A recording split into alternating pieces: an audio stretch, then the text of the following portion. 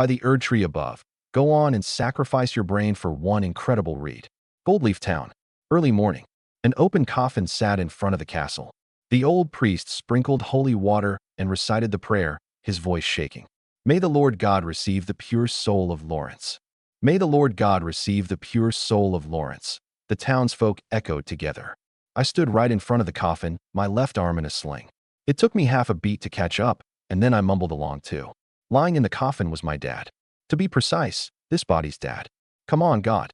I already got reincarnated. Can't you at least let me have a decent time? Both parents dead from the start, no one to lean on, and a pack of orcs squatting right next door. How am I supposed to play this game? A thin, bony hand landed on my shoulder. It was the old steward, Bellman. Aaron, the Lord's passing is final now. But you are the heir. You are the new Lord of Goldleaf Town. The people, they need your strength. I forced out a bitter smile. I'm okay. I just need some time. The meeting about the orcs is set for later. Go rest first. I'll handle the burial. He patted my shoulder and hobbled off on his cane. I looked up at the sky, gray and dull. Honestly, I got killed by a heartless boss and a crow-stresser working together. In my last life, I was playing Elden Ring, and the final boss Maquella carved me up like ground meat. I couldn't accept it, so I wanted to look up a guide. My greedy boss forced me to work overtime, and I ended up walking home late at night. I crossed the road staring at my phone, and a cargo truck flattened me like a speed bump. And then my soul jumped bodies and landed in this hellhole. A shiver ran through me. The fracture in my left arm ached faintly. The final moment before this body's original owner died came flooding into my head, unbidden. A monster nearly 3 meters tall, holding a giant cleaver, smashed through 5 or 6 armored soldiers and split the old lord in two with one swing. Then it whipped around and drove the original owner's memories straight to their end. That thing, even with an AK, I wouldn't feel confident. Are you kidding me? In my head, I sent greetings to the ancestors of the truck driver, the heartless boss, Hidetaka Miyazaki, and that crow-stresser Maquella, one by one. After the cursing, all that was left was emptiness. Fine. I just hope all those novels I read in my past life turn out to be useful. I went to the castle's back courtyard. The 2 things I'd ordered done yesterday should be ready. 2 servants rushed over immediately. My lord, the stones you had us burn are done. They came out white. And that, the dung, we've piled it up too. Making cement and stacking manure fertilizer. 2 tricks I learned from novels in my past life. Not that I had any confidence. Even now I'm not sure water here boils at 100 degrees. Don't even get me started on the periodic table. But hey, just in case. I fished out a few whitish stones and tossed them on the ground, took a water ladle, and poured it right over them. 1 second, 2 seconds, 3 seconds. No white steam, no bubbling, no reaction. Stone dead. I should have seen this coming. I deflated like a punctured ball. The original owner's memories surfaced. Blacksmiths in this world don't use blast furnaces or bellows to smelt or at all. They just stuff firewood into a forge set with flame stones and windsong stones. Magic. This world runs on magic. My lord, are you all right? I'm fine. You 2 can go. I waved them off, turned, and walked away, muttering, magic is great. I need to learn magic. I don't even remember how I got back to my room. The second I hit the covers, I was out cold. My dreams were a mess. My office worker memories and the Baron heir's memories flickered back and forth. Then a single line detonated right in my ear. Even if broken, please, you must. The voice was terrifyingly loud, more relentless than my phone alarm from my past life, as if sleeping 1 more second would get me crushed by something. I shot upright and wiped away a cold sweat. That damn voice again. I glared at the flower pot on my nightstand. In the pot, a sprout the size of a fingernail had just broken through the soil. This thing had been a seed. The moment I opened my eyes in this world, it appeared out of nowhere in my hand. By novel logic, this should be my cheat, my golden ticket. And the result? I planted it, watered it, dripped my blood on it, chanted over it, tried everything I could. It just sprouted, and then nothing. Lord Seed, please hurry up and grow. Those orcs, I've got nothing for them. Knock, knock, knock. Someone rapped on the door, and a young girl's voice slipped through. My lord, Steward Bellman asked you to come to the meeting hall. He says it's important. Understood. I'll be right there. I straightened my clothes and headed out. At the door, I couldn't help myself.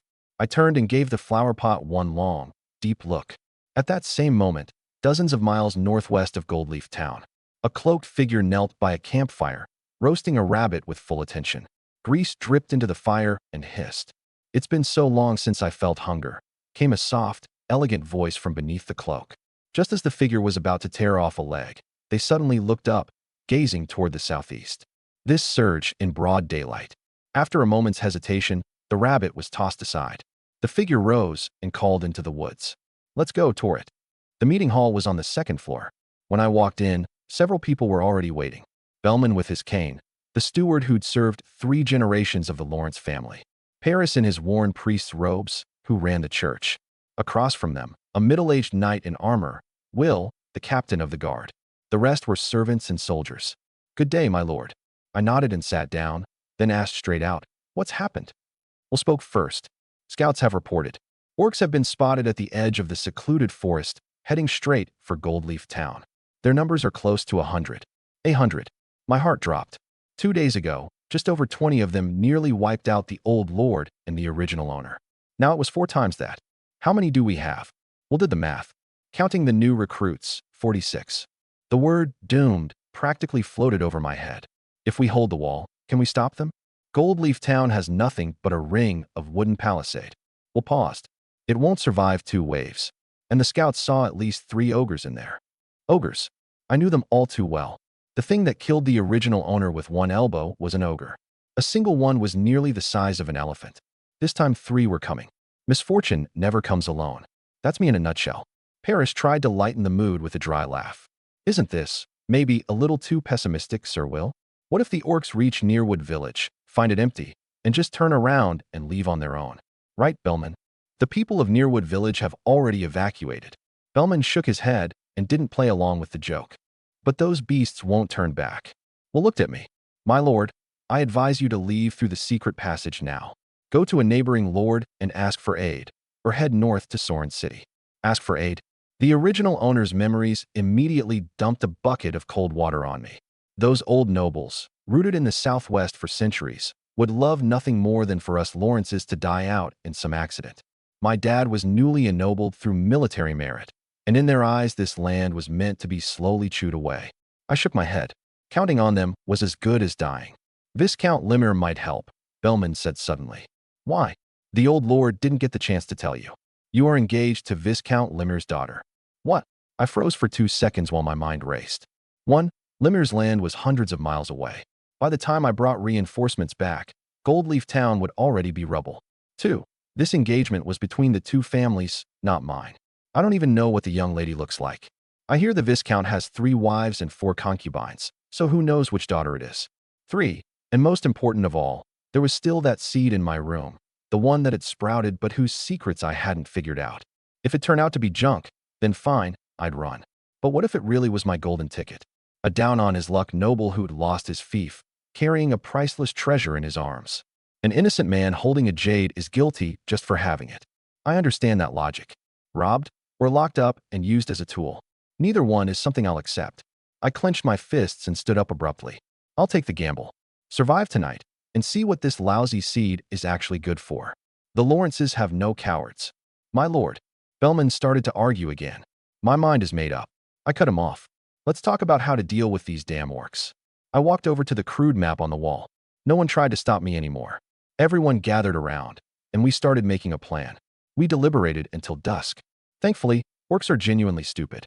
Otherwise, with all our disadvantages, there'd be no plan to make at all. For example, digging pits and burying wooden spikes at the base of the wall facing the secluded forest. Any real person would never step in them. But orcs have a flaw. Once there are enough of them, they charge in a frenzy, thinking only about the thrill of the kill. Their bloodlust spikes, and their already low intelligence drops even further as a group.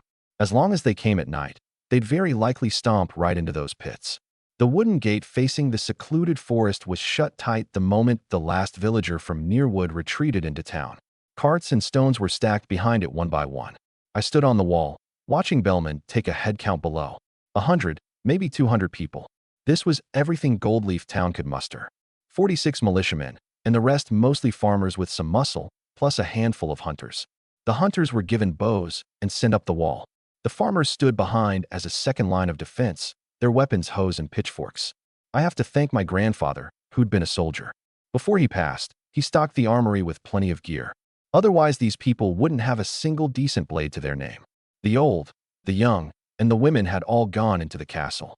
Bellman gathered the ones staying to fight in the open ground below the wall. My turn. A lord with his arm in a sling is useless in a fight, but he's good for morale. And morale was exactly what this thrown-together crowd needed most right now. I looked across their faces. Some terrified, some blank. I ran through all those pre-battle speeches I'd seen on TV in my past life. I took a deep breath and let my voice sink as low as I could. On the wall, I was giving it everything to rally the people. And in the castle room, on the surface of that budding sprout, a faint layer of golden light was quietly rising, as if it had just tasted some extraordinary nourishment. It was growing. Nightfall. Torches lined the wall. Everyone gripped their weapons and waited. Shook, the blacksmith's apprentice, clutched the iron hammer his master had given him and huddled under the eaves, trembling hard. He couldn't tell if it was the cold or the fear. When the shaking got bad, he'd look up at the wall, where the Lord stood shoulder to shoulder with Sir Will. Strange. Just seeing the Lord's back, thinner than his own, yet held perfectly straight, made his heart settle a little. As long as the Lord was still up front holding the line, then things hadn't reached the worst yet. Dong, dong, dong. The church bell suddenly rang out. Shook jolted and snapped upright. That bell meant only one thing. The orcs had arrived. Loose arrows. Will's roar exploded across the wall. Shook started shaking again.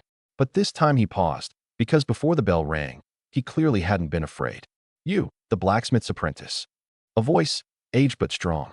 It was Bellman. Carry these jars up to the wall. He didn't have time to think. His body moved first. The moment he stepped onto the wall, he froze. At the edge of the firelight, ugly gray monsters came charging out one after another, howling, hurling themselves at the wall like they'd gone mad. But the first few in the lead were shot into pincushions by the hunter's arrows before they could even close the distance, collapsing with wails. Shook blinked. Maybe it wasn't so terrifying after all. On the other side of the wall, Bellman leaned in close to me and lowered his voice. The fire oil's been rushed out. The quality isn't good. As long as it works. I stared out past the wall, not daring to even blink. This many. It was definitely more than 100. Sweat rolled down.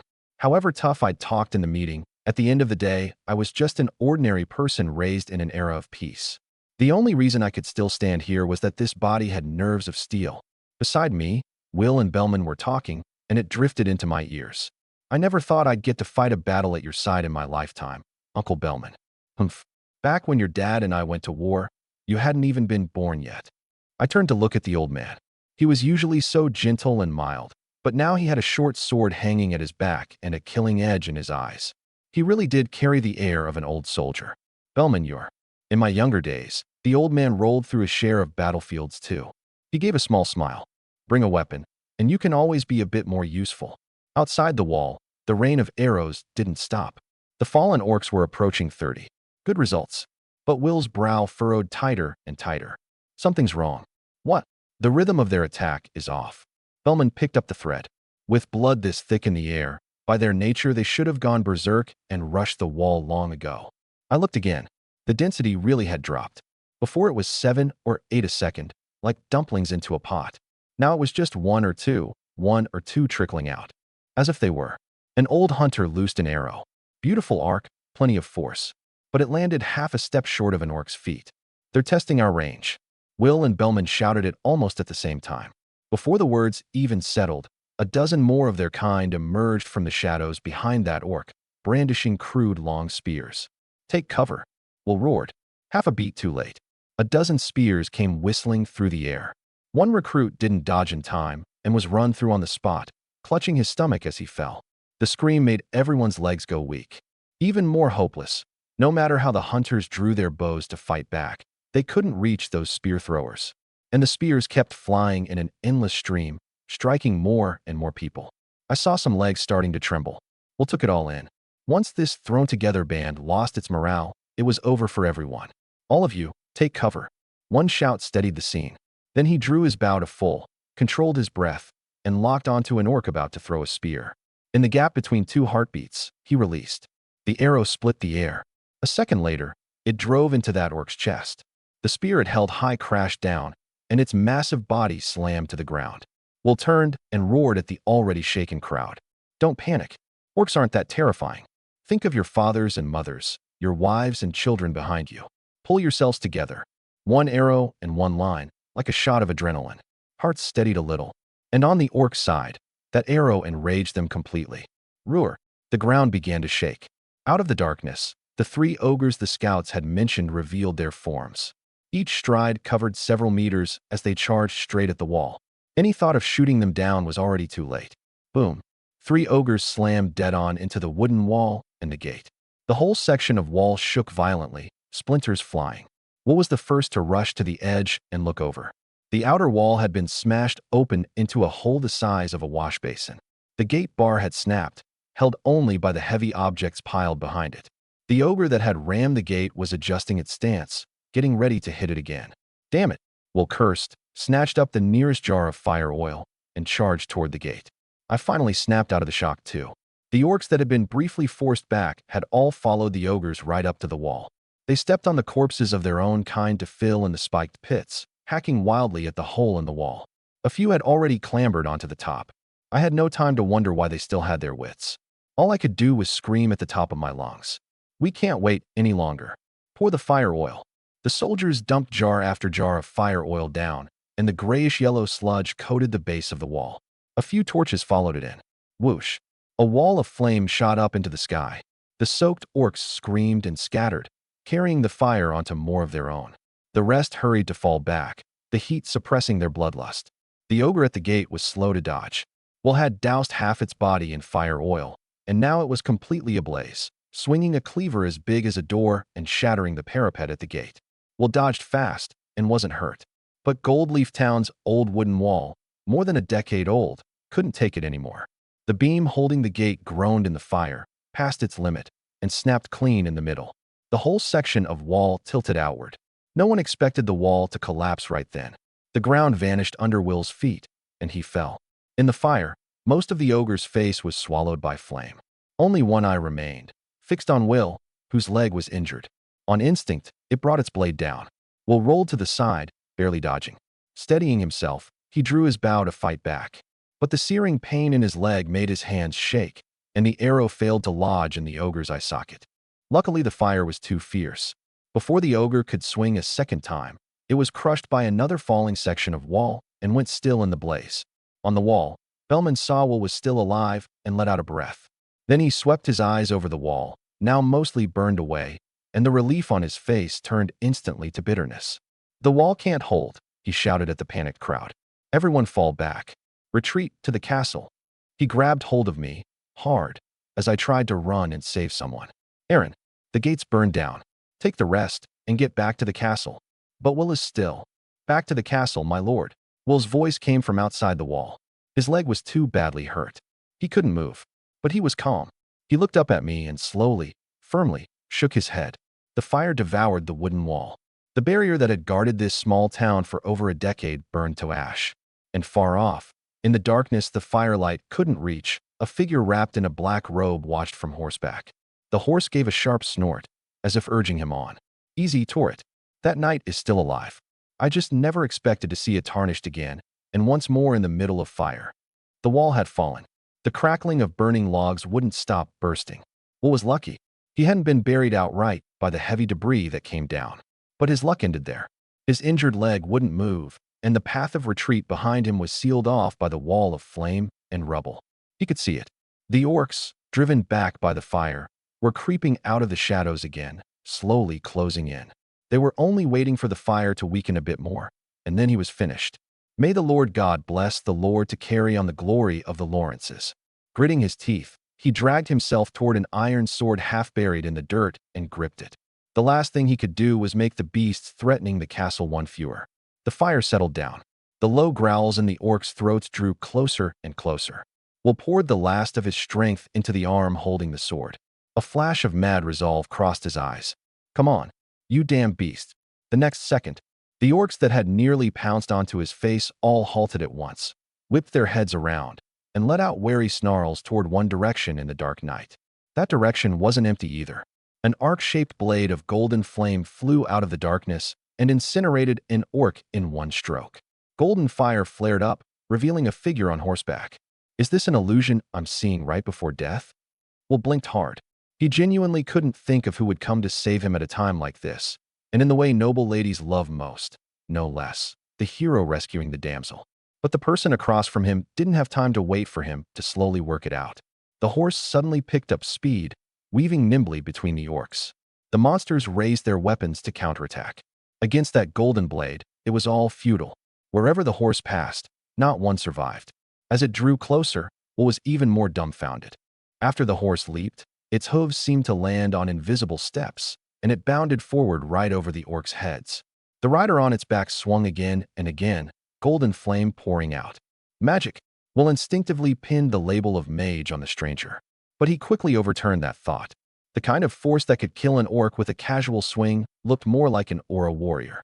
The rider arrived before him. By the firelight, Will saw clearly. A very young woman, her left eye closed, her face calm and composed. Roar! Roar! Before the two could exchange a word, two violent roars erupted in the distance. Will's heart clenched. The clustered orcs were already dead to the last, but at the edge of the firelight, two ogres came charging in a frenzy, as if driven by something invisible. The young woman heard the commotion, yet she kept that same unruffled look, pulled the reins, turned her horse around, and rode straight to meet them. The distance closed in an instant. Both ogres' eyes glowed a strange red. They swung their weapons at the same time, bringing down a force that could split mountains and shatter stone. Dodge quickly! Will panicked. He knew all too well how terrifying ogres were, let alone these two with their abnormally red eyes. Bang! Club and giant hammer both smashed into the same spot. A chunk of ground caved in, and dirt shot up several feet. What? Will stared hard at the figure that had leaped into midair, his pupils shrinking. That horse had turned into a wisp of spectral smoke and scattered. Before he could recover, the young woman had already vaulted off an ogre's arm into the air, delivering two slashes. Slash! Slash! Two blades of pure gold light cut through the ogres like a knife through tofu. Two ugly heads the size of barrels tumbled to the ground, black blood spraying several meters high. Will had completely lost the ability to speak. Everything tonight was far beyond decades of understanding, and the shock was so great he forgot the pain in his leg. The one piece of good news he could be sure of was that Goldleaf Town, it seemed, had been saved. That thought became the last straw that broke him. This middle-aged knight, stretched to his limit, rolled his eyes back and passed out. Beside him, the spectral smoke quietly gathered, and the gray-white colt took shape again. Confirming the knight was still breathing, it gave a light snort. The young woman sheathed her blade. Just as everything seemed to have settled, her turning motion suddenly paused, and she abruptly drew her blade again. Who's there? The golden blade flew sideways, sweeping a patch of shrubbery completely clean. Did I see wrong? She stared at the empty bushes, a little uncertain. After all, she'd only been in this world 3 days. She hadn't fully grasped the magic of this place either. Still, she walked over and checked carefully. Among the neatly severed branches, she picked up a torn scrap of cloth. She said nothing. She tucked the cloth away. She had more important things to attend to. Over at the wall, the outcome was decided. Inside the castle, it was a different scene. The first-floor hall had been temporarily converted into a treatment area. Paris and the church apprentices worked desperately to save the wounded, faint prayer lights streaming from their hands one strand after another. Around the edges, Bellman was doing his best to calm the crowd, barely holding together an order on the verge of collapse. The old, the young, and the women didn't know what had happened up on the wall, but the return of the guards had already announced the worst outcome. Weeping, screaming, panic spreading like a plague. Just as this grief and dread neared its peak, a voice came from the second-floor stairway, overriding the clamor below. Open the gate. Lower the drawbridge. Everyone recognized it. It was their young lord, the voice of Aaron Lawrence. The crowd erupted, pairs of frightened, uncomprehending eyes all turning up to the second floor. My lord, you can't be joking? The soldier guarding the gate went pale, his voice trembling. Bellman and Paris both paused in their work, turning together to look at the young man who had taken over the family estate only days ago. It's over. My voice was full of exhaustion, but certain. The orcs have been driven back. You're not joking? Bellman was the first to react, hurrying up the stairs on his cane. I didn't explain. I just led him to the window and pointed at the still-burning wall. A few hundred meters out, plain as day in the firelight, the orcs that had still numbered many were all down, and the two conspicuous ogres had lost their heads. On the road closer in, a figure wrapped in a dark cloak was walking slowly, leading a horse. Across the horse's back lay an unconscious person. Is that Will? It's Will. I nodded, but my brow furrowed. My gaze had settled on that horse. I kept feeling that horse looked familiar, like I'd seen it somewhere. But my head was too much of a mess to untangle that faint, elusive sense of déjà vu. My lord, do you know that person? Bellman was sharp. I shook my head. Must be my eyes playing tricks. The gate opened inward. The drawbridge came down. Bellman and I stood at the gate to receive the visitor. Whatever else, the person had saved the town. That was a fact. By any measure of feeling or reason, I as lord had to show sufficient gratitude. The figure drew closer and closer. I couldn't help looking at that horse again. The thought I'd forced down came bubbling back up. Impossible. It couldn't be. The world I'd crossed into clearly wasn't that place. Besides, if it really were that horse, this would be even more absurd than my own reincarnation. It just looked alike. In a world of swords and magic. So what if a horse has a horn? Bards claim they've seen dragons too. That's how I talked myself down. Across from me, the mysterious person let go of the reins and reached up to pull back the hood. A head of pink-brown hair and a face wearing a complicated expression came into view. An elegant voice slipped out from between thin lips. Long time no see, tarnished who crossed the sea of fog. Long time no see, tarnished who crossed the sea of fog. The moment that line hit my ears, my mind went blank. I'd been fully prepared for the other party to name an outrageous price, and I told myself I could carve out a place in this life, even without a cheat. But the instant she pulled back her hood and revealed that face, all my plans and bold declarations were smashed to pieces. Melina? At the silent castle gate, only my cracked voice shout remained. It's me. Melina shrank her neck back a little, startled by my extreme volume, and looked me up and down. You've changed a great deal in appearance. Bellman, quick, hit me. I whipped my head around. The old steward's mind was already a boiling mess. His eyes darted back and forth between the girl and his short-circuiting lord. My lord, this. Never mind. I'll do it myself. I raised my hand and slapped myself. My face stung with a burning pain. Not an illusion. She was real. Do you have any idea what these 3 days have been like for me? 1,000 words, and in the end all I could squeeze out was that one line. The night grew deep. After a passionate, emotional explanation loaded with unfamiliar words, I finally got Bellman and the others to grudgingly accept that this girl who'd saved the domain was a long-lost old acquaintance of the Lord, even though there were plenty of holes in the story. Bellman went off to arrange for the townsfolk to return home, tally the losses, and put out the remaining fires. Paris continued treating the wounded, and Will, whom Melina had brought back, was handed over to him too. As for me, I led Melina back to my room. You're saying this thing can grow into an Erd tree someday? I pointed at the flower pot by the bed, disbelief all over my face. Even with her vouching for it, I couldn't equate this fingernail-sized thing with that sacred, sky-piercing tree. I lifted the flower pot for a closer look. The seed really had grown a bit. Before it was a bean sprout. Now it was like a little blade of grass, about like a tiny leaf sprouting from a cartoon character's head. Tarnished. Melina watched my whole routine and couldn't help speaking up. Just call me Aaron for now. All right, Aaron. She paused. Could you put the Erd tree down first? Oh, right. I hurriedly set the flower pot back. But looking at her, my eyes still held that same disbelief.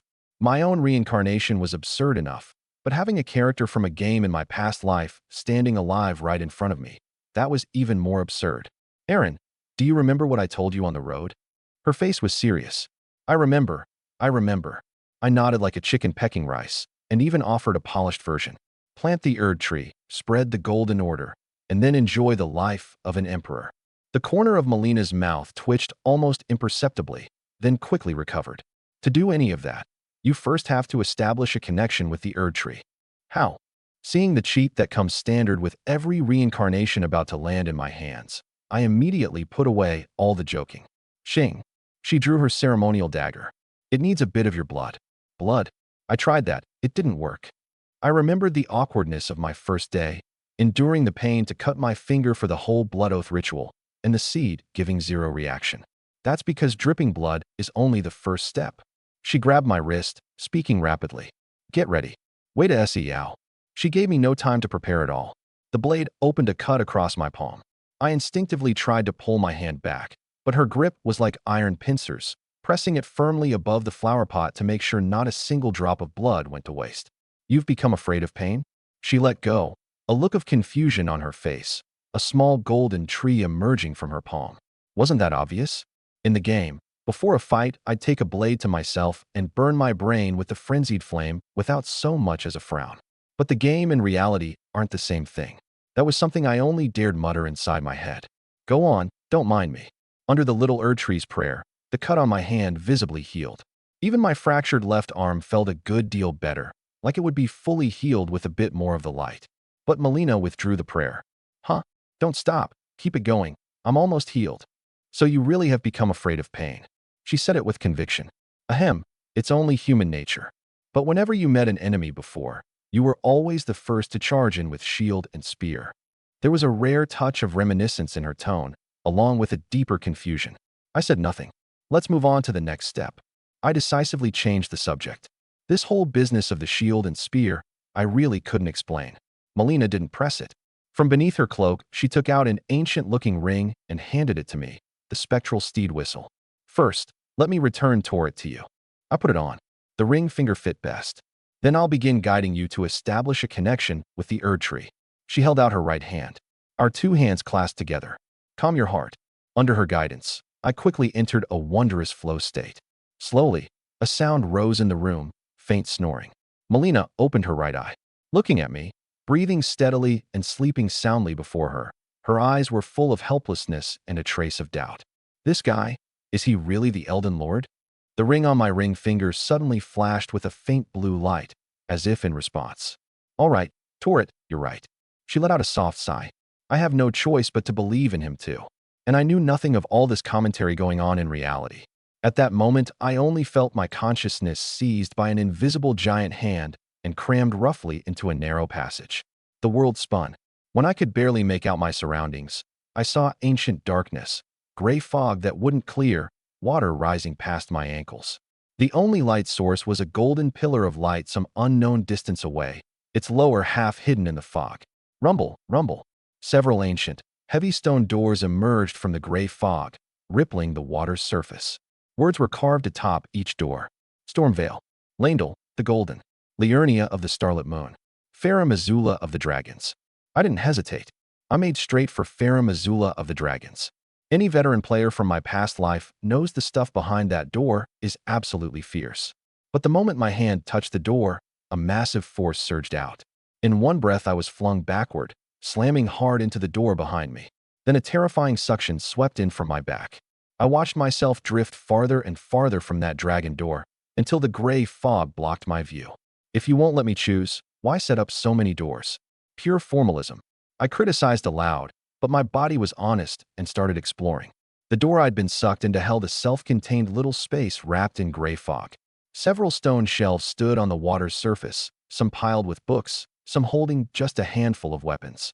I pulled out a book. Grafting, from beginner to master. What the heck is this? I shoved it back and pulled out another. The complete guide to beautifying and maintaining your grafts. This door is Stormvale, right? I moved to the next shelf, and this time it was much more normal. Training manual, Godric Knight. Sovereign Army Weapon Forging Techniques. Ash of War, Stormblade. After a quick run-through, I filtered out the useful parts. Training manuals and Ash of War books, mostly related to Limgrave and the Stormline. Godric Knight, Caden Sell's Word, Banished Knight, Stormblade. Looking at the weapon rack, it was pretty bare, just two. The Skeletal Greatsword and the Serpent Hunter Spear. I recognized them at a glance.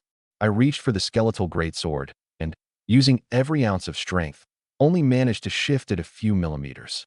Fine, both of these are beyond me right now. I let go. Now I had a red on the strength of my cheat. For words, promising for the future. So next, it was time to head back to reality and deal with the mess of running the domain. The thought had barely formed when I realized a problem. How do I get out? The instant that question surfaced, a sense of crisis suddenly crashed down. The hairs on my body stood on end, as if I'd been locked onto by something terrifying. The next second, a heavy blow struck the back of my head. My eyes rolled back, and my consciousness was ripped out of the space. The second after I vanished, the gray fog blanketing the space quietly dispersed. Those golden pillars of light lit up as if electrified, their brightness shooting up several levels. And in the spot where I'd just been standing, a blob of jelly that seemed to hold a sea of stars inside its body was quietly stuffing a sword back into itself. Through its semi-transparent body, you could see marks on that blade, where it had been struck with force. At the same time, several stars inside the jelly slowly lit up. One of them was especially dazzling, as if breaking through some kind of barrier. Knocked out cold, I entered a pure white world before I completely lost consciousness. In a daze, I saw a red-haired man walking toward me. No, wait, it seemed to be a golden-haired woman. Her face was obscured by some kind of power, impossible to make out. But her voice was exceptionally clear. Even if the guidance is long broken, please become the Elden Lord. I couldn't remember anything after that. I only felt warm, as if something had entered my body. When I opened my eyes again, it was already the next morning. Sunlight streamed in. I stretched hugely, every bone in my body feeling wonderfully at ease. Only after enjoying the stretch did I notice Melina standing quietly by the bed, as if she'd kept watch all night. Warmth rose in my heart, and I opened my mouth. Mel, whoa, whoa, whoa. A cold blade pressed against my neck. Melina, it's Melina. I switched course at lightning speed. Only then did she put the blade away. Try and see if you can enter the Erdtree space. I calmed my mind and focused. My consciousness smoothly entered the gray fog space, then withdrew, all of it smooth, with no knock on the head this time. Strange.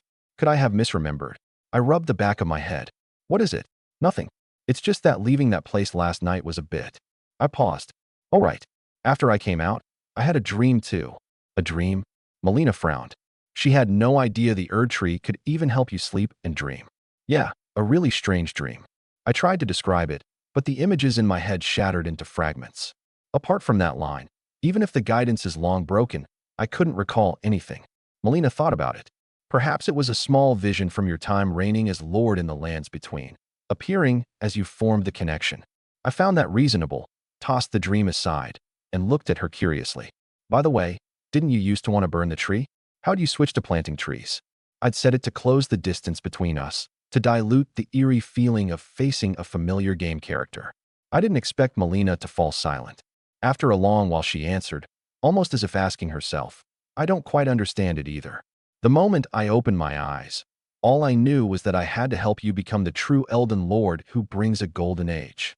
Seeing her about to sink into self-doubt, I hurried to divert her attention. Mel. A hand tapped my head at a speed faster than my reflexes. Please, don't call me that just yet. Fine. I rubbed my head. Anything else you need to tell me? Once you've established a connection with the Erdtree, the Golden Order laws will spread through this world by relying on it. Melina said, the laws can bless the surrounding area, letting the land grow the produce of the lands between, and letting living beings adapt better to the abilities of the lands between. And you're already firmly bound to the Erdtree. As long as it keeps growing, your power won't stop. So you're saying I can get stronger just by lying around? My eyes lit up. Don't get happy too soon. She poured a bucket of cold water on me.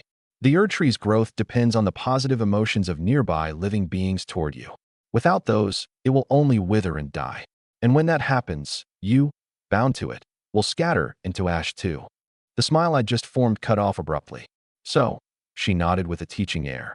If you don't want to die young, you'd best hurry up and find a way to make it grow. She turned her hand over, took out a scrap of black cloth from beneath her cloak, and her expression turned serious. There's one more thing. Last night when I was dealing with those creatures, I found this in a patch of shrubbery. After you fell asleep, I followed the surge again. The trail cut off completely at the edge of the forest to the southeast. I took the scrap of cloth. The rough texture of the fabric. This was definitely not something a creature like an orc could make. Any other clues? She thought for a moment. Those two ogres suddenly went berserk near the end of the fight. There was a similar surge on them at the time. My pupils shrank. A thought instinctively surfaced. The orc's attack on the domain had someone pushing it from behind. My first reaction was those few neighbors who'd long been superficially friendly with the Lawrences while secretly at odds, combined with the forest to the southeast. I closed my eyes and laid out the terrain map I'd noted during yesterday's meeting. The Lawrence barony sat right in the center. 100 li to the southwest was the secluded forest, that enormous woodland. Several hundred li to the north was the nearest city, Soren City. In between were two baronies about the same size as ours and a few villages under the direct rule of the royal family. And that long, narrow forest to the southeast was shaped like a shuttle laid on its side. One end pointed toward Goldleaf Town, the other connected to a town called Scarly. Scarly belonged to the Limmer family. Viscount Limmer, I grew deeply suspicious of this surname Bellman had just mentioned yesterday. Granted, the two other lords near the forest were far from above suspicion, but I just felt something was off about this Viscount, even without a shred of evidence. This isn't just because I heard about the engagement yesterday and now I've got a grudge against the guy, is it? I muttered to myself, tucking the scrap of cloth away. Once the domain's cleanup was done, I'd investigate. At that same moment, some distance from the castle, having just finished checking the granary, Bellman was hurrying back to the castle with a stack of ledgers when he ran into Paris, who was ambling over from the church side. "Oh, Bellman, off to see the Lord first thing in the morning?" Paris was all smiles, showing not a trace of someone who'd just survived a crisis. Why aren't you watching the wounded at the church instead of wandering out here again?" Bellman tapped his cane, his brow furrowing out of habit. "Are you the only one with real business to report?" Paris said, righteous as ever. "Did something happen at the church?" Bellman's heart tightened, but looking at the old fellow's manner, he relaxed again. Friends for decades, this old companion was loose in his ways, but he still knew what mattered. "Sirwell has woken up." Paris tossed it out leisurely. "He's awake? How is he? Did he say anything?" Bellman stepped forward. "Say? What could he say?" "Well, didn't mention that Lady Melina? He was the first to make contact with her." "Ah, that."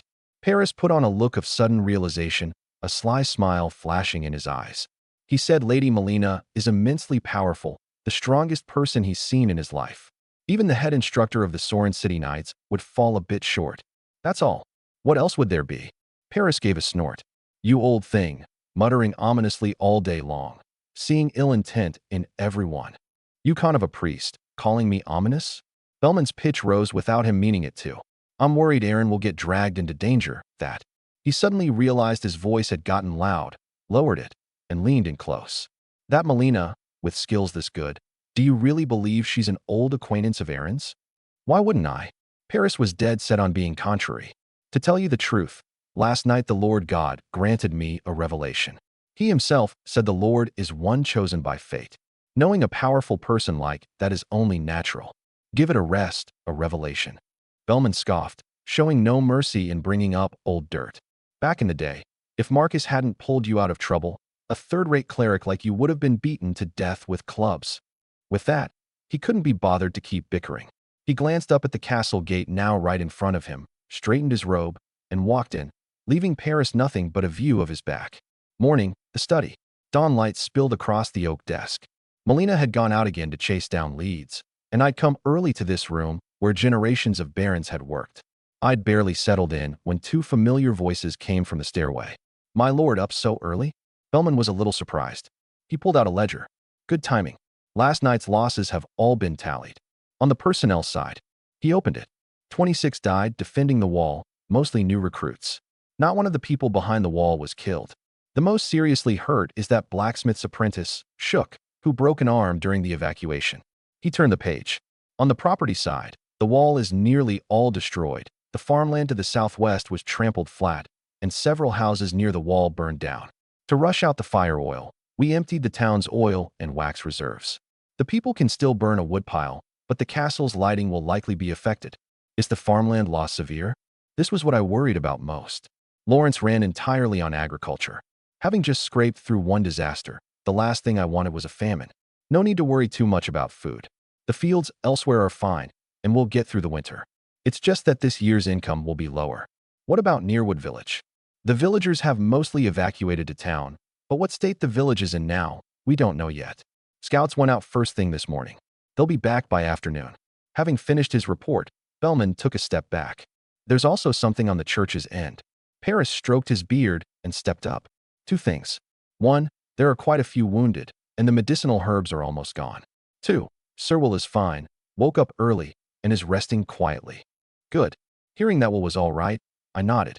"Let him rest for now. After the scouts return, have everyone come to the meeting hall." "Yes, my lord." The two old retainers took their leave. Bellman left the loss inventory, and I sent Paris off to fetch the castle's stock of medicinal herbs. Honestly, these losses had me feeling grateful from the bottom of my heart. Having bet my life on it, this was the best outcome I could have hoped for. If we're talking real credit, the greatest share belonged to Melina. If not for her descending like a god with a divine blade, last night, I'd most likely have lost everything. I furrowed my brow and looked out the window to the southeast. I hope this trip turns up something. After spacing out for a bit, I shook my head and opened the ledger.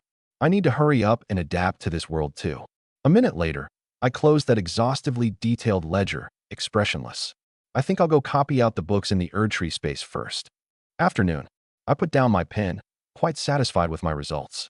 I'd nearly exhausted everything I'd ever learned just to condense the long-winded, dry sentences in those books into plain human language. You ask what happens if I miss some key information? That's what Melina's for. She's a proper registered resident of the lands between. If she understands it, she can teach others. Just as I was thinking that, the window behind me was pushed open with a bang. Melina, can't you use the front door? I guessed who it was in a second. I've already had a room prepared for you. All right. She spat out just those two words, then continued. I made another round. Still no leads. Not a single trace left behind. I'm used to myself. Out of the corner of my eye, I noticed she was holding a bundle of grass. What's that? Herba, a plant from the lands between. She set the grass on the desk. I had a vague impression of it. In the game, this stuff was the raw material for quite a few moss remedies.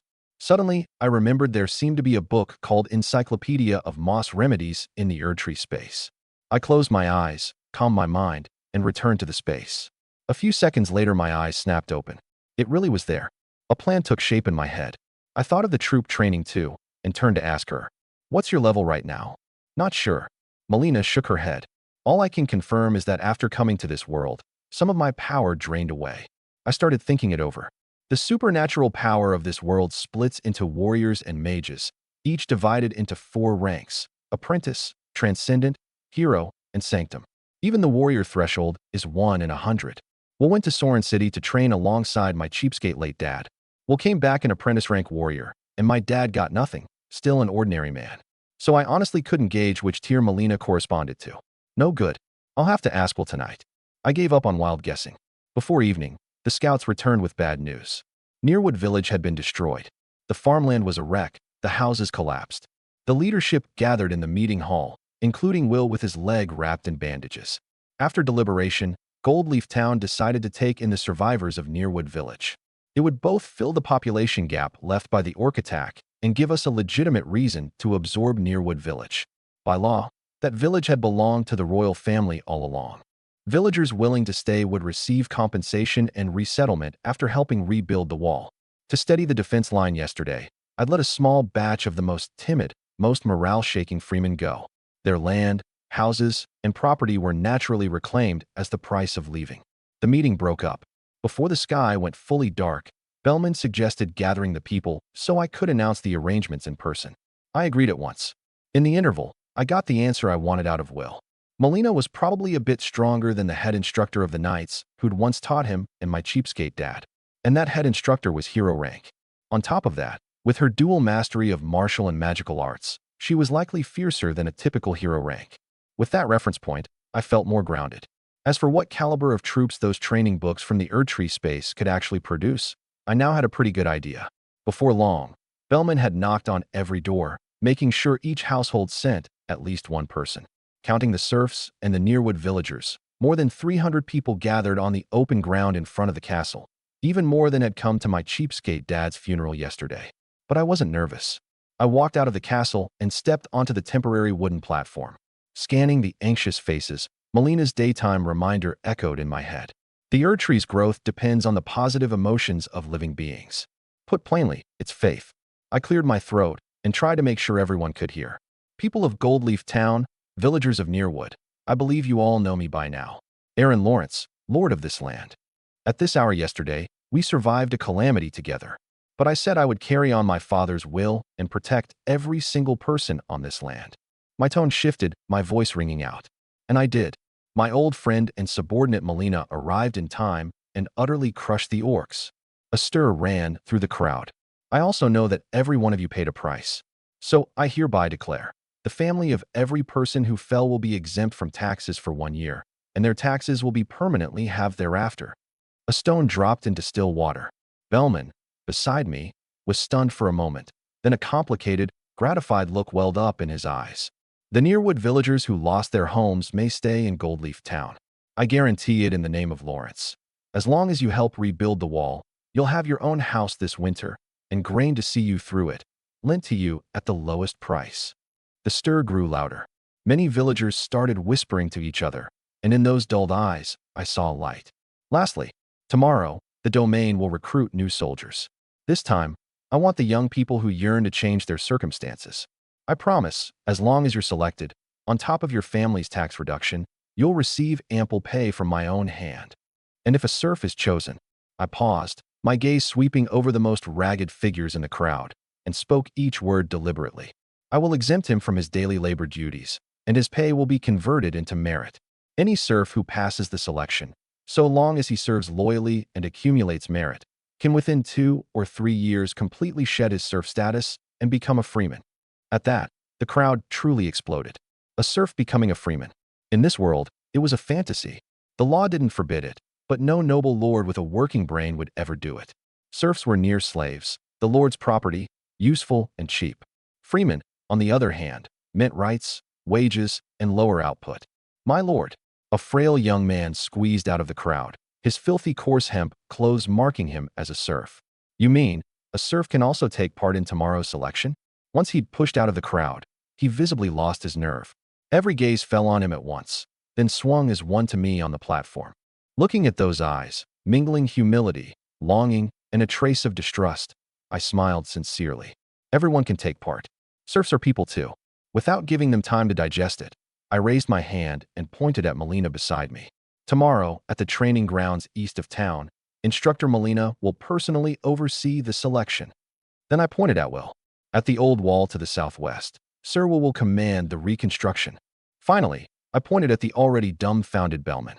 In a few days, the domain's brand new decrees will be announced. The old rules are all void. From now on, every person of Goldleaf Town must abide by the new decrees. Having made the announcement, I didn't care what they thought. I turned and went back into the castle. The moment I left, with no lord to anchor the scene, the 300+ people instantly erupted, the clamor nearly overturning the darkening sky. The few soldiers keeping order, struck by an outrageous claim like a serf becoming a freeman, could barely hold the line. In the end, it was Melina unleashing a burst of hero-rank pressure that finally cooled the scene down. Another half hour passed before Bellman and the others, having exhausted themselves dispersing the crowd, made it back to the meeting hall. My lord, Bellman leaned on his cane, his voice actually trembling. Those things you just said, did you mean all of them? Of course. I nodded calmly. It's too insane. Every wrinkle on his face bunched together. Once word gets out, those few neighboring lords, no, every noble in the whole kingdom will think you've gone mad. I know. Then why would you? He anxiously stepped half a pace forward. Bellman. I cut him off, gentle but firm. The domain surviving this time is a rebirth. I want to make some changes. But you can't change it like this. His face was caught somewhere between crying and laughing. The second point we agreed on together. The first, the tax reduction, is only 20-some households. No harm. And it even displays your benevolence. But a serf becoming a freeman? A freeman's children are still freemen. Are we going to be all freemen here from now on? Pull work your land. If we hire freemen, the future tax revenue will be a catastrophe. I understood his concern. The very nature of serfdom dictated that anywhere in the world, any lord wanted more useful serfs and fewer disobedient freemen. In most domains, the ratio of serfs to freemen was 2-to-1, and the more ruthless ones were even more extreme. Lawrence was different. The first Baron rose from a commoner military background, sympathized with the lower class, and had always kept the ratio at 1-to-2, doing his best to keep freemen from going bankrupt and falling into serfdom. The intentions were good, but it also left the Lawrence family perpetually short on funds. Of course, that was by noble standards. To commoners, even that bit of wealth was hopelessly out of reach. But as a modern person who knew a bit of history, I understood clearly. Commoners struggling in the mire don't care in the slightest who their master is. They only care whether they can eat their fill tomorrow, whether they can survive the cold winter. People like that couldn't satisfy the conditions for the tree's growth. So, both for my cheat to grow strong and for that bit of modern person conviction in my heart, I couldn't keep perpetuating the rotten ways of this world's nobility. I paused, then stopped keeping them in suspense. And what if I told you that not only will Lawrence not go bankrupt, it'll make a killing? Bellman's whole chest full of grief and remonstrance was plugged up by that sentence. He froze, then reflexively asked, "Are you feeling all right?" The corner of my mouth twitched. I laid the copied-out papers on the desk. That stack of papers instantly seized the attention of everyone in the meeting hall. And here is my plan for tomorrow's recruitment and the domain's future. I spread the papers out on the desk one by one. Will's eye caught a title at a glance, and he couldn't help stepping up to pick one up. It was the Storm Army Training Outline. I'd broken apart the individual training of the exile soldiers and the small unit coordination of the Godric soldiers and recombined them, covering physical conditioning, ash of war techniques, tactics, magic channeling, and military discipline. Aside from the discipline, which I'd added along the lines of my past life's Chinese army, everything else was copied straight from the books in the Erdtree space. But as we'll read on, his face changed. This is impossible. He looked up sharply. You want ordinary soldiers to cultivate magic power? What? Paris, watching from the side, cried out, rushing up 2 steps at a time to snatch the paper away, still hollering, Sir Will, you mustn't strain your eye. The word stuck. Once he saw the contents, the leisure on his face was completely replaced by shock. My lord, could you have hurt your head last night as well? I'd anticipated this reaction. Having soldiers set foot in a mage's domain did sound like a delusion in this world. But I wasn't flustered. Melina had said the Erdtree blesses its surroundings, letting living beings adapt to the power of the lands between. These training methods would eventually take effect. I'd originally planned to wait until the Erdtree grew a bit more and its blessing was strong enough before rolling them out. But that bundle of herba in the afternoon had changed my mind. The moment, perhaps, had already come. You needn't worry about the recruit training. Instructor Melina will handle putting it into practice. I gave Melina a look. I'll make sure the training goes smoothly. She caught my meaning, meeting Paris's suspicion and Will's lingering shock. I don't doubt Lady Melina's power, but my lord, you're an ordinary man, and I'm afraid you may have some, about supernatural power. Will wanted to say misunderstanding. Then his mind snagged, and he recalled her fight last night, and the words caught in his throat. Fine, I'll do as you say. Bellman took the papers and read them through, but the worry on his face only grew. I had Melina show off on the spot. The effect was excellent. She cut a boulder in 2 with 1 stroke and casually conjured up a spell for good measure. Bellman and Paris exchanged a glance and, in tacit agreement, shut their mouths. The hurdle of recruit training, I'd more or less bluffed my way past. But the core problem still wasn't solved. Even if the training methods are real, Bellman said, coming out of his shock and dragging the topic back to the start, losing a large batch of serfs still won't preserve the tax revenue. First, the training methods are real. I corrected him. Second, that's exactly the second part one want to talk about. Look at this. Bellman took it, half believing, half doubting, his expression growing stranger the more he read. These remedies, I've never heard of them. And the materials to make them, the domain produces none of them. Buying from outside, the manpower and money. Who says we produce none? The corner of my mouth curled up. I pulled out that bundle of herba. Have you ever seen this grass in the domain before? He took it and examined it closely, rubbing the leaves, smelling it, and finally shook his head. Indeed, I haven't seen it. He compared it against the paper again in a low voice. Supple stems and leaves like long ovals, a clean, cool fragrance. This is herba. Paris leaned in and judged, drawing on years of experience with medicinal herbs. By the description, it certainly is. Strange, in all these years I never once noticed it. Gradually, 3 pairs of eyes shifted to me in unison, then darted back and forth between me and Melina. Uncomfortable under the stairs, Melina dropped a line.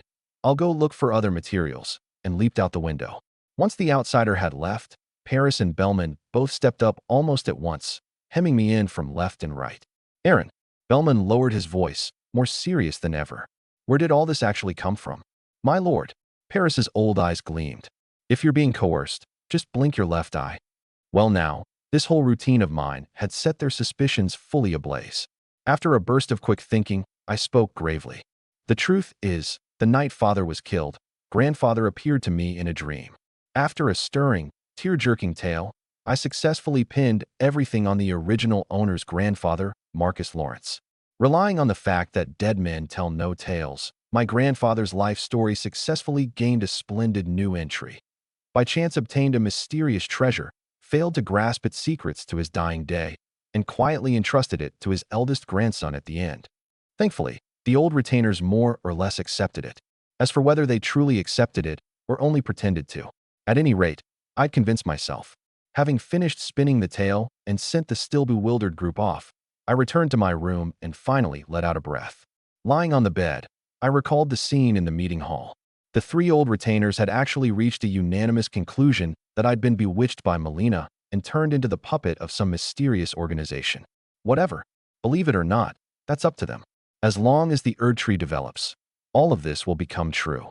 At that same moment, deep in an unknown forest, a young man with eerily pale skin knelt prostrate on the ground, forehead pressed to the mud. Councilman, this was an accident. Who could have known a hero rank would turn up in that barony? That doesn't concern me. In the direction he bowed, a figure entirely wrapped in black robes let out a hoarse, low voice. All I know is that you drove the orcs on your own initiative, left a trail, and were nearly caught. The black robe raised its right hand, and a single obscure murmur. Behind and to the side of the young man, a companion nailed upside down to a tree suddenly convulsed, a wretched scream forced from his throat. Councilman, why don't you just wipe out that barony yourself? I hear you've already reached sanctum. Ha ha ha. The young man was deaf to his companion's screams, his head bowed lower, yet his tone held not a shred of fear. Tillith's ears really are sharp. The black robe's tone held no ripple. The upside-down man's body gave a violent shudder and lost its breath. Several wisps of gray-white, silken vapor flowed from his orifices, all of it vanishing into the darkness beneath the black robe's hood. The elf has caught on. The black robe was slowly turning illusory. Tell Tillith, one who can't keep her dogs in line invites disaster. The councilman is right. I'll be sure to relay it. The young man responded with a smile that didn't reach his eyes. Only after the black shadow had completely vanished did he leisurely rise. Brushing the mud and dead leaves off his clothes, he tugged at a tear in his robe, his tone turning shrill and coldly sinister. You low-born woman, I'll definitely arg. Halfway through the vicious words, his whole body suddenly convulsed. His limbs were bent into impossible angles by an immense force, gray-white matter faintly seeping from his orifices.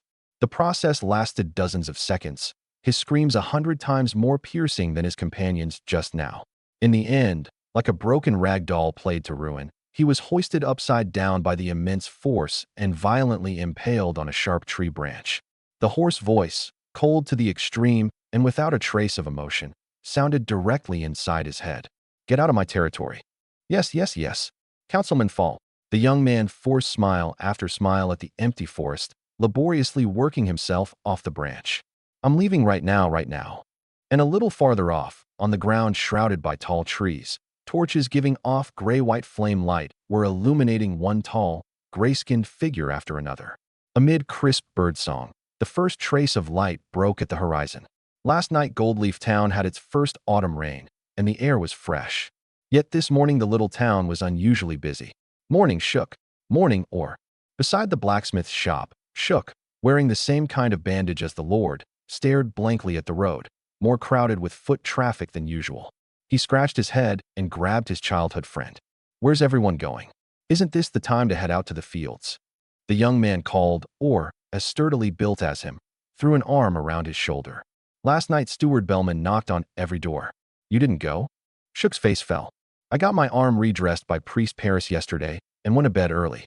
My master hauled me out before dawn to mind the shop. Then you missed the whole show. What in the world happened? Last night the Lord announced a new soldier selection. Get picked, and there's money in it. Orr's brows danced. What? Shook's eyes went wide. Wasn't serving as the Lord's soldier a duty? There was money too. And get this time even serfs can enter. Get picked, and you can become a freeman. What? Shook's mouth dropped open even wider. Orr patted his shoulder and set off eastward toward the training grounds. My dad told me to go try out too. Can't chat any longer. East of town, the training grounds. Call it a training grounds, but it was really just a patch of grass trampled bare, ringed with a wooden fence. Normally, it was only Sir Will drilling people when he found the time. But the impact of yesterday's new rule was too great. Many set down their work and hurried over to see whether that stunning provision would really be carried out. Or rather, to see whether the Lord would set a condition so harsh it was impossible. Though the Lawrences had treated their people fairly well for generations, deep-rooted notions still kept them from believing such a good thing could exist in this world. Half an hour after sunrise, the outer edge of the grounds was packed with onlookers. The buzz of discussion filled the air, and the crowd clearly split into two blocks. The larger one, about 80%, were freemen in neat clothes and decent spirits. The smaller one were serfs, grimy and afraid to meet anyone's eye. Look at the state of those people. Soldiers? Not likely, someone jeered. You can't say for sure. Look at that one over there, built like an ox. Another immediately countered. Mid-discussion, someone at the edge of the crowd shouted, Steward Bellman is here. Everyone whipped their heads around. Sure enough, it was Bellman, followed by Paris and several old soldiers keeping order, and the mysterious instructor Melina was there too. Bellman walked to the center of the grounds and cleared his throat. You all know what the Lord said last night, so I won't repeat it. I'll only state the three most important points. 1. Everyone may take part, but only 30 will remain in the end. 2. The results are decided by Instructor Melina, recorded by Father Paris. 3. Everything the Lord promised last night is fully in effect, and serfs also have the chance to become freemen. With that, he nodded to Melina, handed the grounds over to this close friend of the Lord, and left first. He also had to deal with the Nearwood villagers who were staying on the southwest side. Every gaze converged on Melina. She merely stirred her magic slightly. Those who wished to compete, enter the grounds. An enormous voice, wildly out of proportion with her frame, erupted from the center of the field, though her tone hadn't risen in the slightest. The onlookers fell silent, their awe of this instructor deepening a notch. The scene stayed eerily quiet for a dozen or so seconds. Only after two young men were the first to climb over the fence did the rest follow one after another. With someone leading the way, the small grounds quickly filled. Paris, standing at the back with paper and pen, hesitated at the count nearing 100. Lady Melina, that's already over 100 people, and you didn't have any equipment prepared. How will you select? Melina swept her gaze over the crowd, pausing on the two young men who'd led the way, and nodded politely. There's no need to worry, Father. If Lady Melina is confident, then it's fine. This old man is just here to count. Paris smiled. By the time no one else entered, the competitors were pushing 150. The lure of pay and freeman status was truly hard to resist. Everyone's ready. Melina's voice rang out again. The people in the field were as bewildered as those outside it, yet all instinctively tensed their bodies. Paris, watching leisurely from the back, felt his heart inexplicably skip, and an ominous premonition rose in him. The next second, whoosh, a current of air laced with golden magic burst from Melina, instantly blanketing the entire field. Prayer, rejection, magic specialized version. Grass clippings and gravel flew everywhere. Within a few breaths, a large swath of the 100+ people toppled. Lady Melina, the church is out of medicine. Paris tugged at his beard. They're unharmed, just knocked out. They'll wake shortly. Melina responded, but a flicker of pleasant surprise rose in her heart. By her estimate, after the first release of rejection, only 30 should have remained standing. Yet now there were fully double that. That meant the fusion of the Golden Order laws with this world was going more smoothly than she'd thought. Quite a few people were already adapting, imperceptibly. A thought stirred, and she quietly increased her magic output. A few more breaths, and under her deliberate control, only 30 remained standing. The current dispersed, and the crowd hadn't yet recovered their wits. Melina spoke. The 30 still standing, you pass. With that, she walked straight toward the only two who could still stand. What are your names? Ami. One in Freeman's clothing was still dazed, pointing at himself. My name's Or. Melina nodded and looked at the second. This young man, covered in patches, was in far worse shape, staying upright on willpower alone, his legs trembling hard. Everyone calls me Taidan. Before the words were even out, he lost his footing and started to collapse. Or, standing beside him as if nothing were wrong, was quick-eyed and quick-handed, catching him before Melina could. Hey, brother. You okay? Melina watched this quietly, reached out, and patted the young serf on the shoulder. Very good, Taidan. From this moment on, you are a freeman. Her voice wasn't loud, but those around heard it clearly. Or especially, right beside him, exclaimed on the spot, Brother Taidan, you're a freeman now. The onlookers, who'd just recovered from that grand, sweeping selection, were set ablaze by this shout. Amazement, envy, doubt, excitement. The wave of discussion nearly overturned the training grounds. Melina furrowed her brow slightly, disliking such noise. She drew up her magic. The Lord instructed that those who perform excellently in the selection, if serfs, are immediately turned to freemen, and those already freemen may draw a month's pay in advance. She looked at the two young men propping each other up. You two heard as well. Find Father Paris shortly to register and collect your reward. With that she turned and walked off. She truly wasn't good at handling scenes like this. Called out by name, Paris was stunned. Registering them was no problem, but why collect the reward from him too? Shouldn't that be Bellman and the Lord? By the time he came to his senses, Melina was long gone. That young fellow named or had already sidled up to him, an embarrassed smile on his face. Bellman, oh Bellman, I really fell into your trap, coming to watch over Lady Melina on your behalf. Paris cursed his old friend's lack of loyalty inwardly, or rubbed his hands together, his face full of expectation. So, Father Paris, could I ask exactly how much this month's pay is? At the southwest corner of the town, beside the ruins of the old wall, Will sat on a bench, cradling a thin booklet and reading closely, turning page after page, letting out an occasional hum. He found the contents both novel and agreeable. Captain Will, the Nearwood people have arrived, and there are a lot of them. Will reluctantly closed the booklet the Lord called a project plan and corrected his subordinate. We're overseers now. Stop calling me captain. Standing to look at the 100-odd people on the open ground, he was taken aback. Isn't this practically all of Nearwood Village? He promptly sent a numerate old soldier to count. While waiting, Bellman hurried over on his cane. Seeing the old steward arrive, the habitually stern look on Will's face visibly relaxed. You're finally here. He could command battles and had no trouble as an overseer, but handling administration and deciding whether to keep this many villagers, he had no clue. Bellman understood perfectly and silently walked to his side to wait for the count together. Before long, the old soldier reported back. Men, women, old, and young, 125 in all. It seems the Lord's decree had an outstanding effect, Bellman remarked, turning his head. Will only smiled. Steward Bellman, you'd best settle the villagers first, so I can assign tasks. You really are just like your father. Bellman shot him a look, stepped forward, and planted his cane on the ground. Since everyone chose to come here today, you must have already made up your minds. So I'll only reiterate one thing.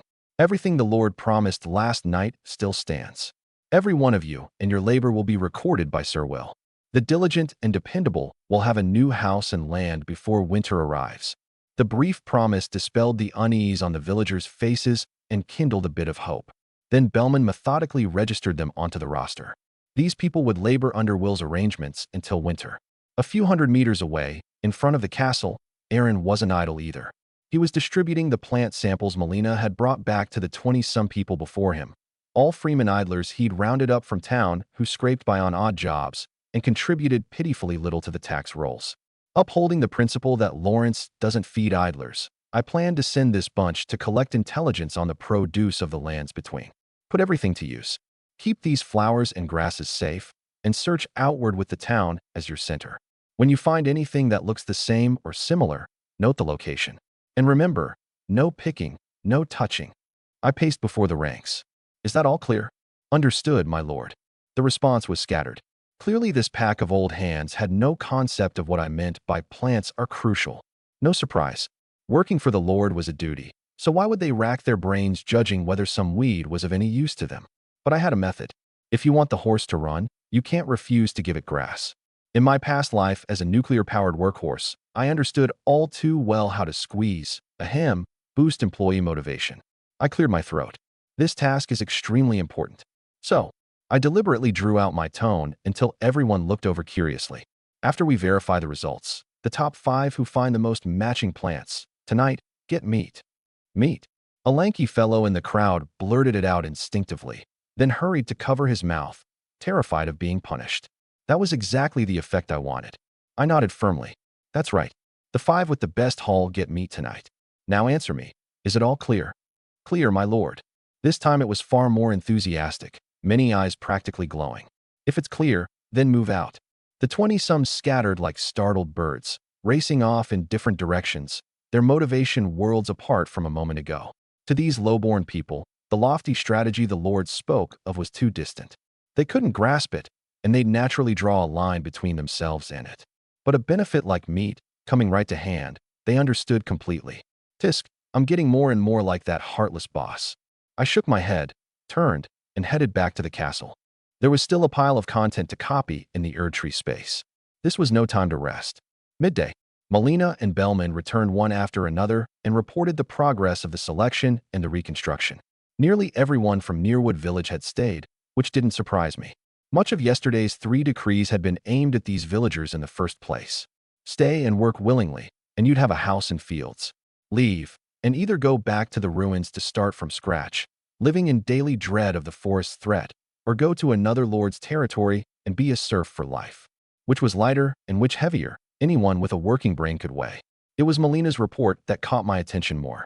That someone could withstand her pressure, I hadn't expected at all. even if that pressure was specially tuned for the selection.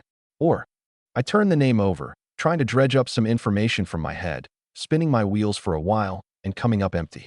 This was where the importance of a household registry showed itself. But the domain had never done one, so I couldn't even look up the records. I quietly moved the registry up my agenda, leaned back in my chair, and let my thoughts drift. Though this place was a world of swords and magic, capable of achievements unimaginable in my past life, at its root it was still that medieval feudal system. This development, somewhat deformed in the eyes of a modern person like me, had produced a strange phenomenon. Take agriculture. The system and technology were backward, efficiency low. Yet with magic making great force and flying bricks possible, the actual output was more than you'd think. As long as the church's traveling priest came every few years to cast a few prayers, there was no need for fallow fields, and output could hold at a decent level. Magic is great. I need to learn magic. I sighed this way once again, but this time my thinking had changed. Since copying my past life's technology wholesale would fail to take, given the world's different underlying logic, then I might as well go native. Besides, technology falling short didn't mean science did. Things at the level of ideas were universal anywhere. Ask me to analyze magic right now, and I couldn't.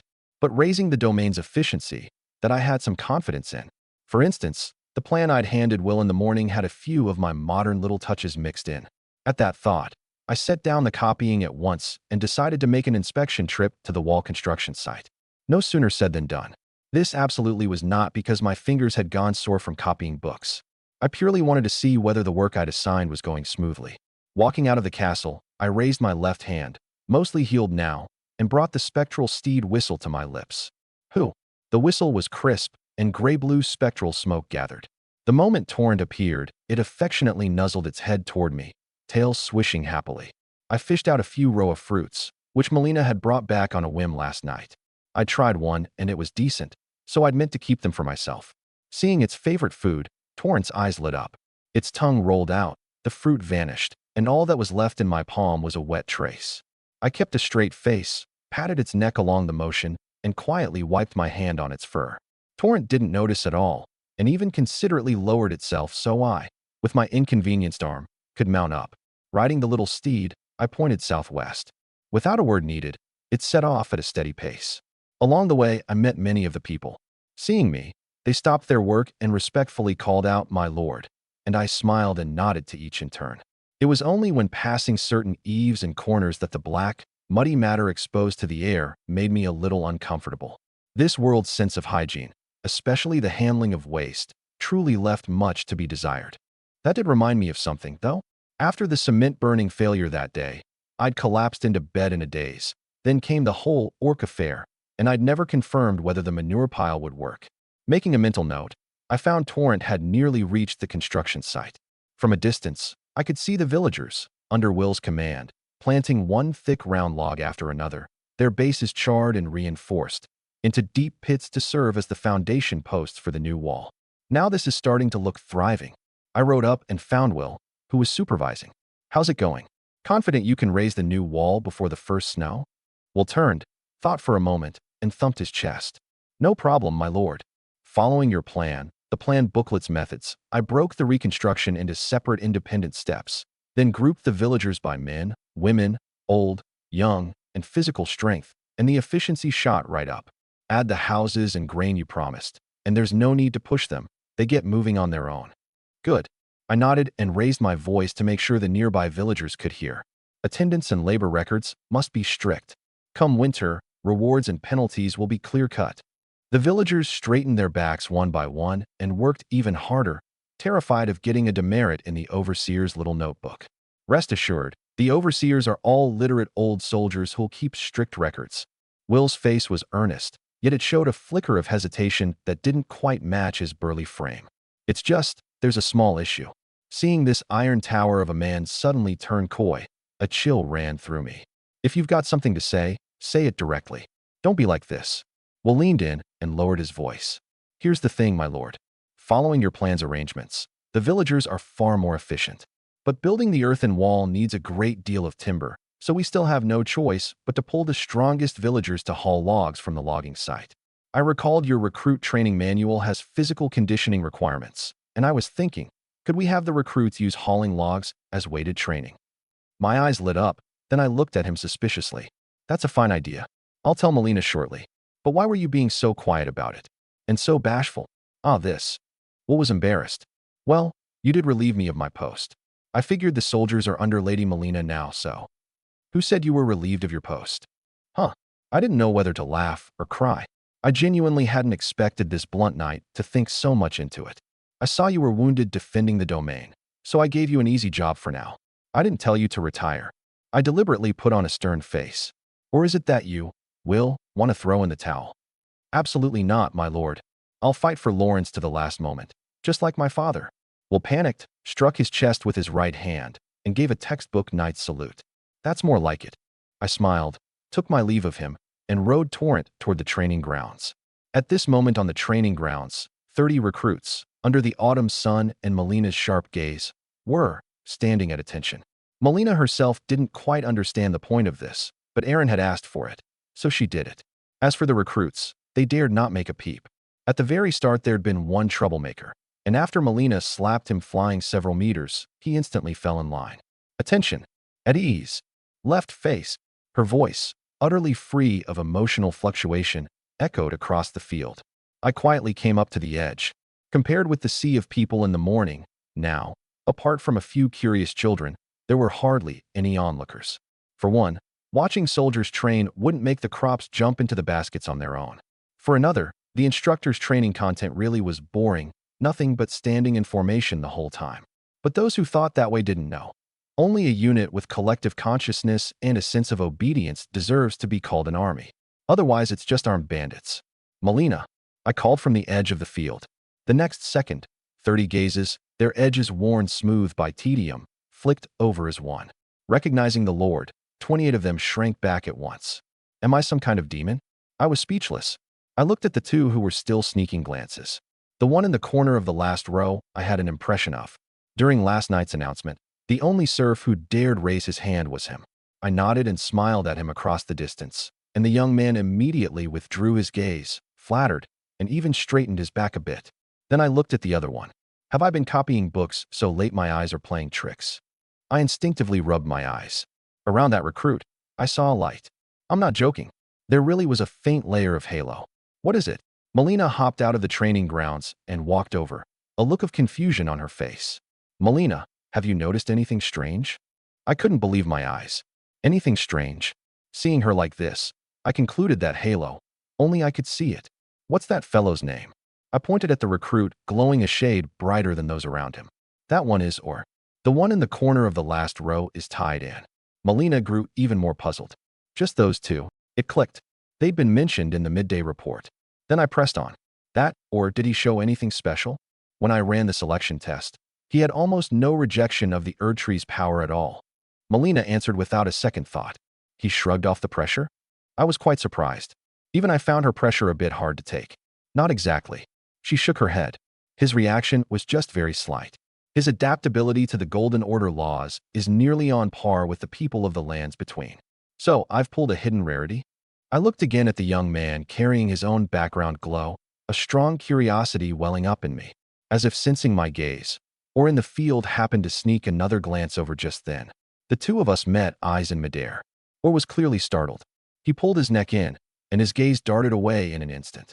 On the wild southwest of Anston, a plain caravan crept along the middle of the dirt road. 3 canopied wagons, and that was all. In the lead wagon, a well-dressed, careworn middle-aged man had his eyes shut tight, fingers interlocked, praying devoutly to the divine. O Lord God, you must let the people of Goldleaf Town rest in peace, especially Baron Lawrence. Whatever you do, don't let him. Steward Finard, Goldleaf Town is in sight. The driver's voice came through. Finard stopped praying and opened his eyes in despair. Damn you, Haroon. He forced the name out through his teeth. But once the rage burned off, the spine he'd tried to straighten collapsed in the end. Thinking of his wife and children left back in Scarly, he understood. Even though this was plainly a pit dug by his colleague Haroon, a man not worth the price of a blood slave sold to the Livenso Alliance, he had no choice but to shut his eyes and leap in, bewitching the Viscount into unilaterally tearing up an engagement with another noble, and then, damn it, sending a messenger to deliver the news after the fact. How was this any different from sending him to his death? Odds were that even if Baron Lawrence hanged him in Goldleaf Town, Viscount Limmer wouldn't so much as furrow his brow. And that Baron Lawrence. Fenard was truly at his wit's end. Couldn't you have just died a proper, heroic death under the Orc siege? How are you so hard to kill? Having cursed every noble in the world inside his heart, and separately woven a little story pairing Haroon's entire family with the Orcs, the caravan was close enough to Goldleaf Town. Oh, Jenny. Papa's sorry. Papa may not be coming back. Boo-hoo. A tear slid from the corner of his eye. Fenard took a last look at the little cloth doll his daughter had given him, and his face took on the look of a man marching to his death. He drew aside the wagon curtain, his faintly reddened eyes turning toward this town that had lost its lord 4 days ago and been attacked by Orcs 2 days ago. Unlike the crumbling walls and reek of blood he'd imagined, if you ignored the scattered charred timber and the faint dark red traces on the muddy ground, the town before him could actually be called full of life. Could the rumors be false? Was it just a pack of beasts that attacked Goldleaf Town? A guess sprang up in Fenard. Then he quickly dismissed it himself. If it were merely a beast attack, and yet a dozen-odd freeman households were allowed to leave the domain for elsewhere, then the succeeding Baron Lawrence had to be an idiot whose brains had been gnawed out by a boar. But that was a good thing. If he was an idiot, maybe he wouldn't get hanged after all. Carrying both hope and dread, the caravan halted outside the town. Fenard took out the Viscount's letter and handed it to a patrolling soldier to convey on his behalf. High in the castle, Aaron had been gazing out the window for some time. The caravan wasn't fast, and out on the open wilds it was especially conspicuous. The scouts had reported it early. On getting the news, he pulled straight back from the training grounds. The caravan flew no flag or crest, so for now he had no idea who the visitors were and could only wait obediently. Before long, the letter reached his hands. After ordering the caravan let in, he broke the wax seal stamped with Viscount Limmer's crest. The contents were simple.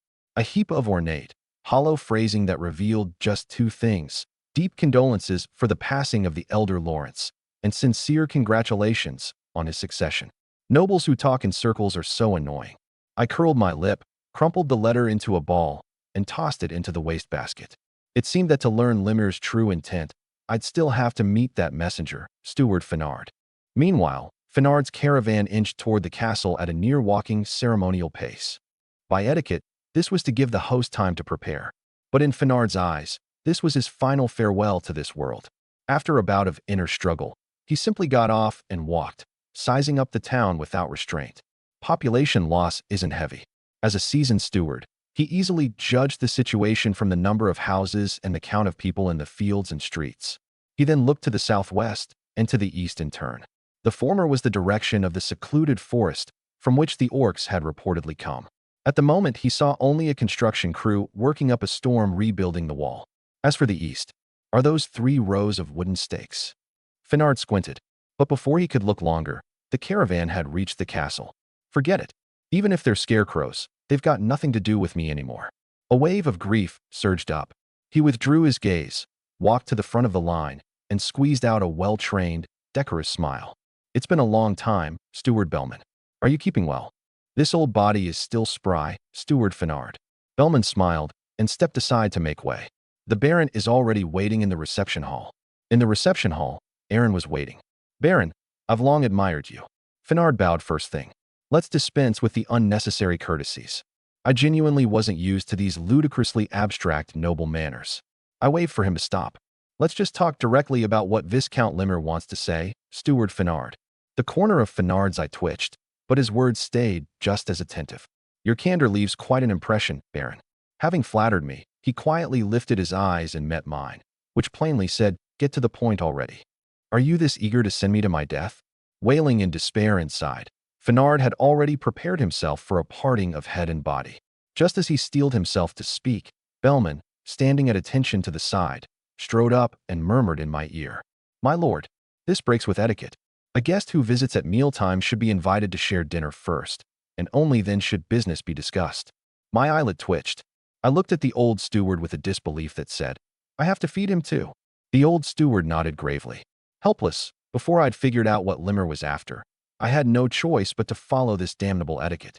All right, Steward Fenard, it happens to be mealtime. Let's discuss all this after we eat. Hearing this, Fenard's heart, which had climbed into his throat ready to throw caution to the wind at any moment, was pressed back down into his chest. Eat a good meal before dying. That didn't seem too late either. Ordinarily, going out to represent his master and mooching dinner off various nobles was a perk for stewards like him. After all, they couldn't afford such fine meat and fish on their own. On the long dining table, things that swam in rivers, flew in the sky, and ran on the ground, paired with seasonal vegetables, did look tempting. I sat down first and made a pleased gesture to Fenard. After that, the two of us ate in silence, and soon the only sound in the hall was the clinking of utensils. Fenard cut off a small piece of meat and put it in his mouth. The meat was tender, the seasoning apt, standard noble kitchen fare, and probably not poisoned. But he stole a glance at the head of the table and found the young baron focused on tackling a rack of ribs, eating roughly, with no intention whatsoever of opening any topic. This meal suddenly didn't seem so delicious anymore. By rights, at a time like this the host should chat with him about this and that, or at the very least ask after the Viscount. But what was going on with today's host? Could Lemire have already laid it bare in the letter? Impossible. How could a matter like that be put in writing? Yet why was the baron behaving so strangely? Countless terrifying guesses raced wildly through his head, and he could barely breathe. A bead of sweat the size of a soybean slid from his temple and dropped onto the plate with a plink. Fenard felt his heart was about to stop and dared not look up at all. He could only glimpse from the corner of his eye Bellman walking to the baron again. And beyond his line of sight, Bellman was quietly imparting etiquette. "My lord, you should chat with the guest. Anything at all will do. Look, Steward Fenard likely thinks you're displeased with him. He's gotten so nervous." I was shocked for a second time. I questioned Bellman with an expression that said, "I have to make small talk with him too?" The latter, still gravely, nodded. This time, I wasn't going to listen to Bellman anymore. To hell with noble etiquette. I'd had enough of all this ceremony. Swallowing my last bite, I pulled over a napkin and wiped my mouth. It looks like Steward Fenard's appetite isn't good either. Why don't we discuss some real business? Just then footsteps came from the doorway. Will stood like an iron tower by the door, waiting for me to finish my current affairs before reporting. Melina walked straight to my side and handed me a paper, murmuring, "The people you sent out this morning are back. The marked locations are basically accurate." I verified them. Delight rose in me, and my mood soared. I glanced at the barely touched dishes on the table and waved a broad hand. "Bellman, pack these up. I promised today that the 5 with the richest haul could eat meat." "My lord, this." Bellman hesitated, glancing at Fenard, hinting that the envoy hadn't yet left the table. I paid it no mind and patted Fenard's stiff shoulder. "It looks like Steward Fenard has no appetite either, right?" Indeed, the baron is quite right." Fenard's voice was dry. He'd already read the subtext in these words. Outside was probably long surrounded by soldiers. He set down his knife and fork, his face wearing the numbness of a man resigned to his fate. The dinnerware was quickly cleared away, the long table emptied, the atmosphere abruptly turning still and formal. "So then, Steward Fenard." I leaned forward slightly and smiled formulaically. "Let's talk directly about what message Viscount Lemire had you bring." Fenard glanced at while blocking the doorway, then caught sight of the mysterious female knight quietly shifting to the window. He drew a deep breath, as if bidding the world farewell. "Baron Lawrence, then I'll speak plainly. This visit, in truth, is for one thing, regarding the engagement between you and Lady Isa." Every gaze in the hall converged on him at once, and even Melina, who couldn't be bothered to care about anything, tilted her head slightly. "It's this engagement. Viscount Lemire hopes it can be terminated." Having said it, his whole body seemed drained, and he slumped against the chair back, awaiting doom's descent. Sure enough, Bellman erupted first. "Fenard, do you know what you're saying?" The old steward's hair and beard bristled. "This is a naked insult to Lawrence. How dare Lemire?" Seeing him about to swing his cane at Fenard's face, I quickly had will restrain the old man. Then I glanced at Fenard, who looked ready to die, and started calculating in my mind. The broken engagement didn't stir much feeling in me personally. I'd never even laid eyes on this Isa.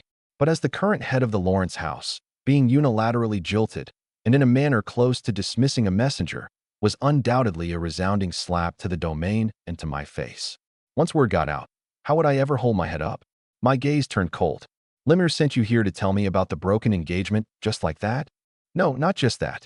As if seeking a dignified way to die, Fenard hurried to explain. "The Viscount is well aware how abrupt this is, and specially prepared 3 wagons of compensation, which came with me." He paused, his voice lower, carrying a desperate frankness. Of course, I know this can't make up for the damage to your reputation. Baron, kill me if you must. I only beg that you send someone to inform the Viscount that I did not fail my duty. Compensation? Without a flicker, I gave Will by the door a look. He caught on and slipped away. Over the next few minutes, the hall held only Bellman's furious panting and his endless regards to the entire Limmer household, up and down. It wasn't until Will returned and leaned in to report the weight of the compensation that he barely quieted down. My lord, the 3 wagons hold silver coins, cloth, and medicinal herbs, worth at least over 50,000 silver in total. 50,000. I'd meant to ride my thin flame of anger and deliver the line. The wheel turns, 30 years east of the river, 30 years west. Don't scorn a young man for being poor. But before the cold, hard number of 50,000 silver, that bit of anger was instantly doused.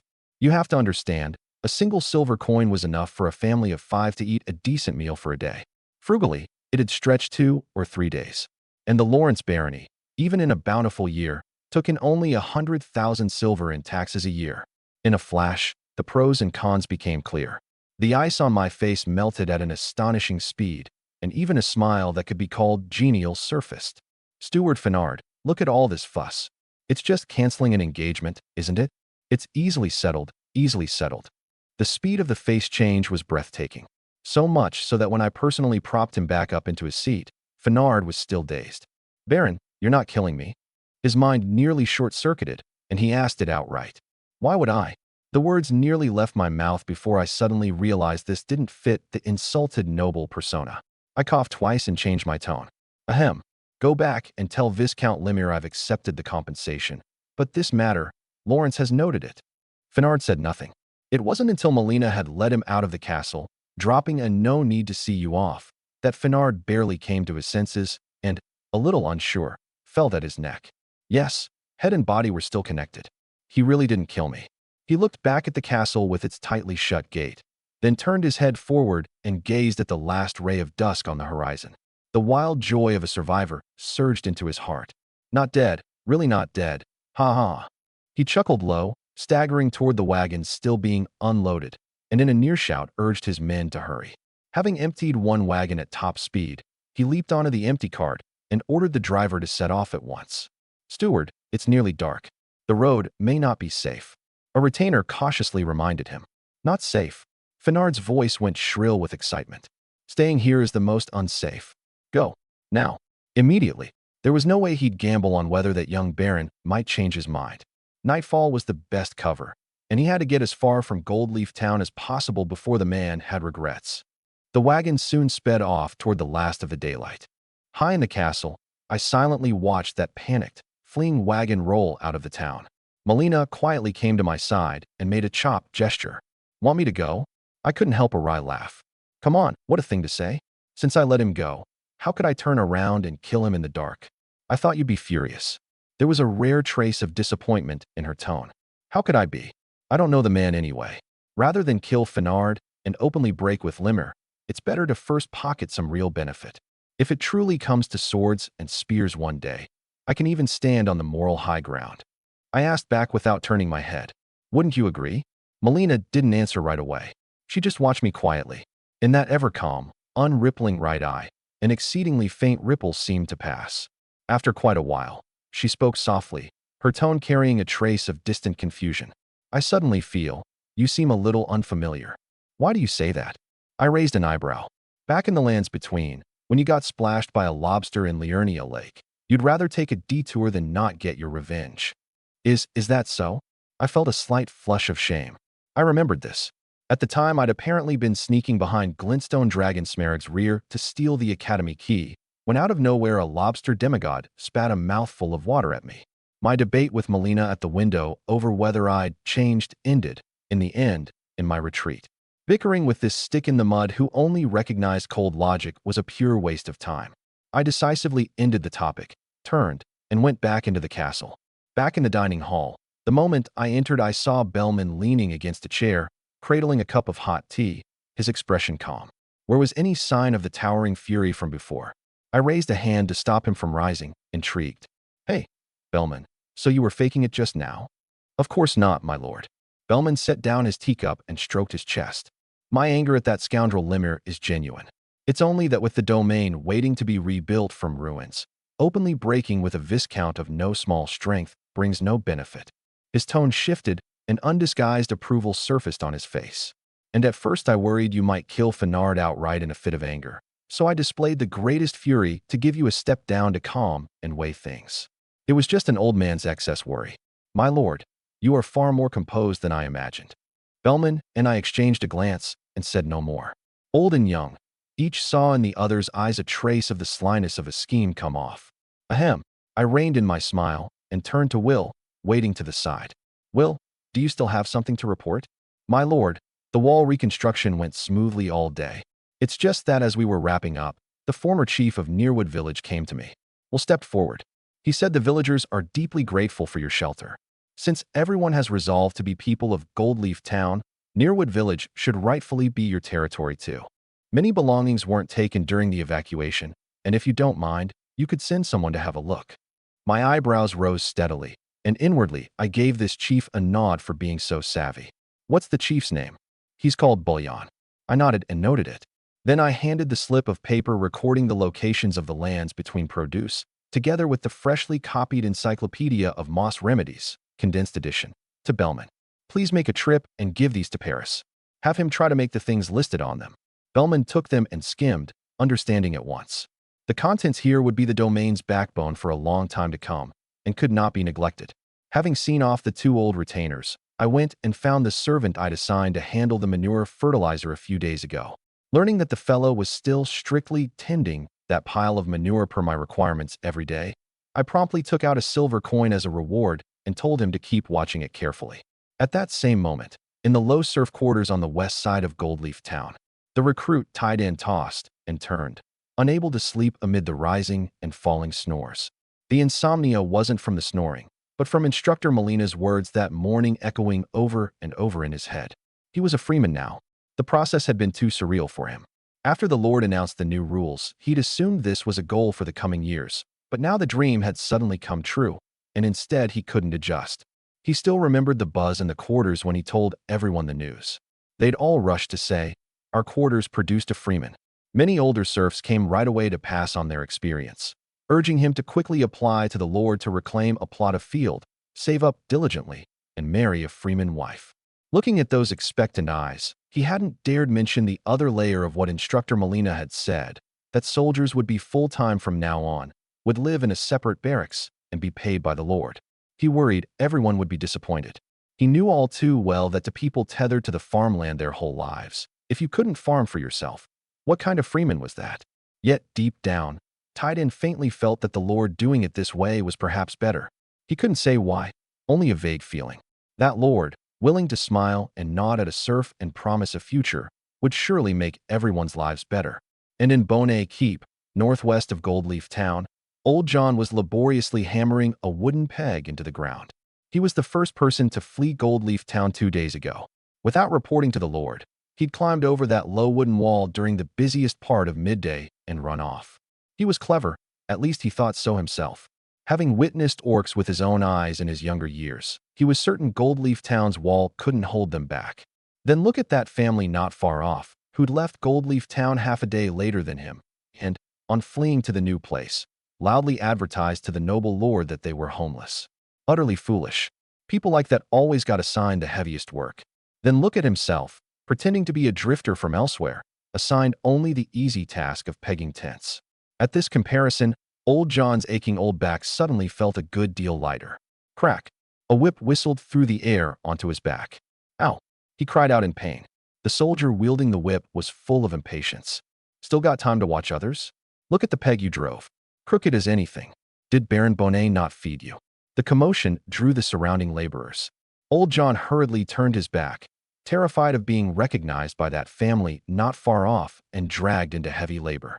Luckily, the overseer wielding the whip over there inadvertently bailed him out. What are you all looking at? You newcomers still think you're freemen? Whoosh crack. The whip cracked. The Baron kindly took you in and turned you from displaced wild men into serfs with a place to shelter from wind and rain. That's your good fortune. Work harder, all of you, and repay the Baron's kindness sooner. As he spoke, Another lash struck old John. Especially you. You slippery old opportunist. I've been watching you a long time. Yes, yes, yes, my lord. I'll redo it right away. Old John frantically pulled out the peg and, forcing down the burning on his back, swung the iron hammer even harder. Not far off, the patrolling Baron Bonnet took the scene in. These lowly things just need a good beating, he remarked idly, the frown pulling at the fat covering his whole face. Then he turned his head, the corner of his mouth curling up, occupying another chunk of the already scant space left on his face. Forgive the spectacle, my worthy nephew Vance. These wild men always take time to break in at first. Beside him, a golden-haired, blue-eyed young man let a flash of distaste cross his eyes. Baron, let's continue discussing the matter of Lady Vire instead. Bonnet's mung-bean-sized eyes narrowed into slits, keenly noticing that flicker of something off, and he cheerfully changed course. Of course, my worthy nephew. Your affair with Vaya is what matters most. Come, let's discuss it inside the castle. I'll still be counting on you to put in a few good words for me before Count Soren. That business venture of the Count's, I'd so love to get in on it, huh? After leaving Goldleaf Town, Finard practically pressed his dagger to the driver's back, forcing him to whip the horses on. It wasn't until they jolted their way out of Lawrence territory that his trembling hand finally moved away from the driver's back. Even so, he insisted on traveling through the night. This wasn't only for his own little life, but for the benefit that came after. He had to return to Scarly at top speed and, with first-hand intelligence on Goldleaf Town and Baron Lawrence, plus the trifling merit of this errand, recover his footing before the Viscount. And Haroun, that belly full of foul schemes who'd climbed up on flattery, would receive his return from Finard.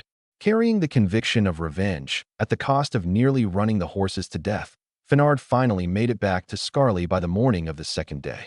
He strode into the castle and headed straight for the study. Knock, knock, knock. Who is it? A coarse, aged voice came from within. Viscount, it's me, Finard. The voice inside clearly paused, then turned eager. Come in. Viscount, I've returned. Finard bowed slightly to the gray-haired George Lemire behind the desk, speaking respectfully. Even seeing Haroun at the Viscount's side, his expression didn't change in the slightest. How did it go? The elderly, slightly portly Viscount's tone carried concern for how things had developed, of course. Goldleaf Town's buildings are basically intact, the population loss isn't heavy, and Baron Lawrence accepted your compensation as well. A smile came to the Viscount's face at once. But he also said, this matter, Lawrence has noted it. The smile stiffened slightly, then quickly recovered. Only reasonable. Lemire was indeed in the wrong here. He paused, then his tone shifted. Still, settling it with under 100,000 silver is a fair bargain. Having tallied the gains and losses, he said to Finard, Finard, you did well in this. Go to the accounts office and collect half a year's wages. Yes, my lord. Finard bowed again, and as he lowered his head, a flicker of hesitation crossed his eyes.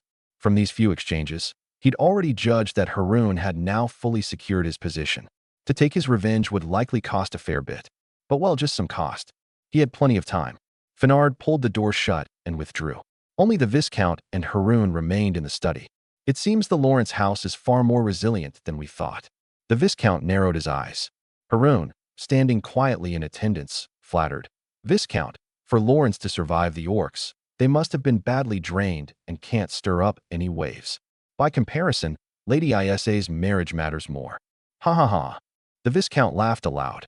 The thought of that promising young man about to become his son-in-law left nothing but joy in his heart. Lawrence surviving the orc attack was fine, of course, but compared with that young hero rank rumored to be a duke's illegitimate son, Lawrence was just a country bumpkin. And a few hundred li away, the Lawrence heir sneered at as a country bumpkin by Viscount Lemire was leading 30 green recruits along the dirt road toward Nearwood Village. The fancy name for it, field conditioning drill.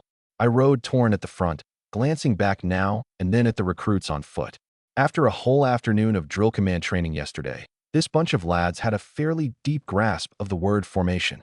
Even trailing the Lord on the road, they kept two abreast, front and back aligned.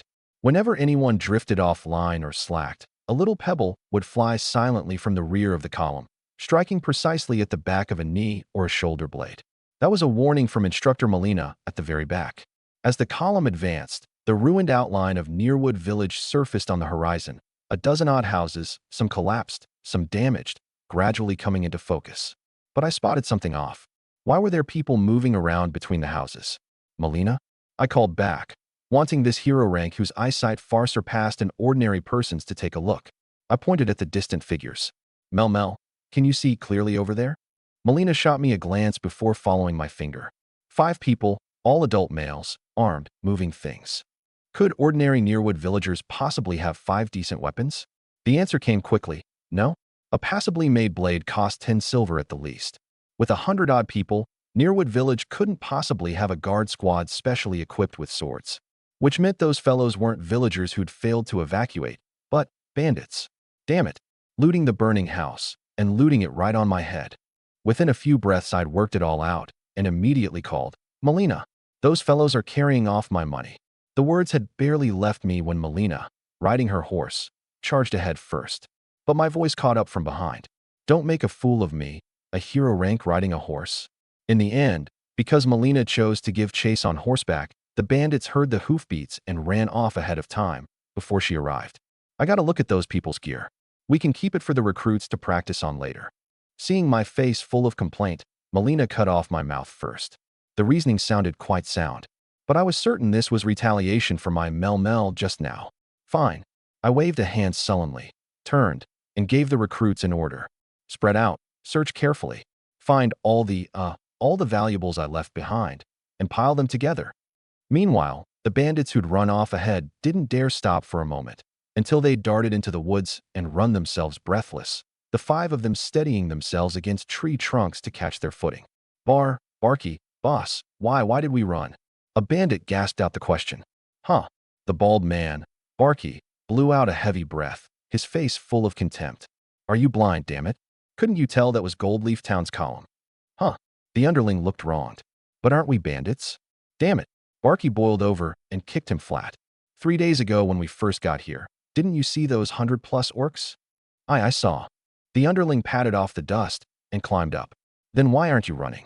Barky, angrier still, kicked him down again. Someone who can deal with over 100 orcs would kill us like an afterthought. Then what do we do? The underling panicked. Will they come after us? Barky ignored him and shut his eyes in thought. After a long while, he opened them. Move. Back to camp, grab our things, and go. This place can't be stayed in. Moving again. Another bandit made a bitter face. We just found this den a few days ago. Then where to, boss? That new bunch up north is too fierce. Can't go back. Barky stroked his smooth chin, calculation gleaming in his eyes. East. I hear Viscount Limmer over that way is filthy rich. We're sure to bag a haul. Plan set. Barky waved a hand, and, leading his 4 still-shaken underlings, swiftly vanished into the depths of the woods. As they walked, sunlight filtered through the leaves onto his bald head, reflecting a faint halo. My lord, you're back. Will, checking a record ledger, saw me return with the column and stepped up at once. Made a trip, gained a little. I answered briefly, my gaze sweeping to the wall construction site. Per my project plan, this rebuilt wall was no longer purely a wood structure. It used thick logs with simple mortise and tenon joints to form a framework and outer face, filled inside with rammed clay and gravel. It neither drained manpower and money like the popular stone masonry walls, nor was as flimsy as the previous wooden one. Confirming the progress was going smoothly, I stepped up to Will and said in a low voice, after work wraps up, use these 2 days' records to pick the best performing group. Tonight, on top of the fixed ration of black bread and vegetable soup, each of them gets an extra portion of meat. Will looked hesitant. My lord, after dividing the labor by your method, the workers' pace and drive are already very high. There's no need to spend more resources on incentives. I smiled faintly. This blunt knight was still too earnest. I understood clearly that in the first few days the villagers would indeed work hard, out of unfamiliarity with the environment plus the incentive of the second policy. But over time, once the initial excitement faded, when someone discovered that slacking off a little now and then wouldn't bring immediate punishment, the laziness inherent in human nature would quietly rear its head. Worst case, these villagers, all from the same place, would cover for each other. This was entirely foreseeable. In my past life, I'd covered for plenty of co-workers slacking off. So introducing continuous, visible incentives to create healthy competition was quite necessary. I leaned to Will's ear and laid out my intent in detail. Will was stunned at first, seeming to digest the logic. Then his eyes widened slightly, and he looked at me with a gaze mixing surprise and admiration. My lord. He lowered his voice, unable to hide his excitement. So having me strictly mix the groups by sex, age, and strength from the start wasn't only for reasonable labor division. It was for this step? I nodded noncommittally. Periodically giving the best performing group a substantial reward would set an example and spark the competitive drive of the other groups. And the mixed grouping ensured each group's composition was complex, drawn from different families, ruling out any chance of villagers privately agreeing to take turns winning. Because someone would always feel their family put in more and got less, discontent would breed from within, dissolving any collusion. As for whether anyone would just lie flat and coast, even less possible. Coasting required the means to sustain basic survival.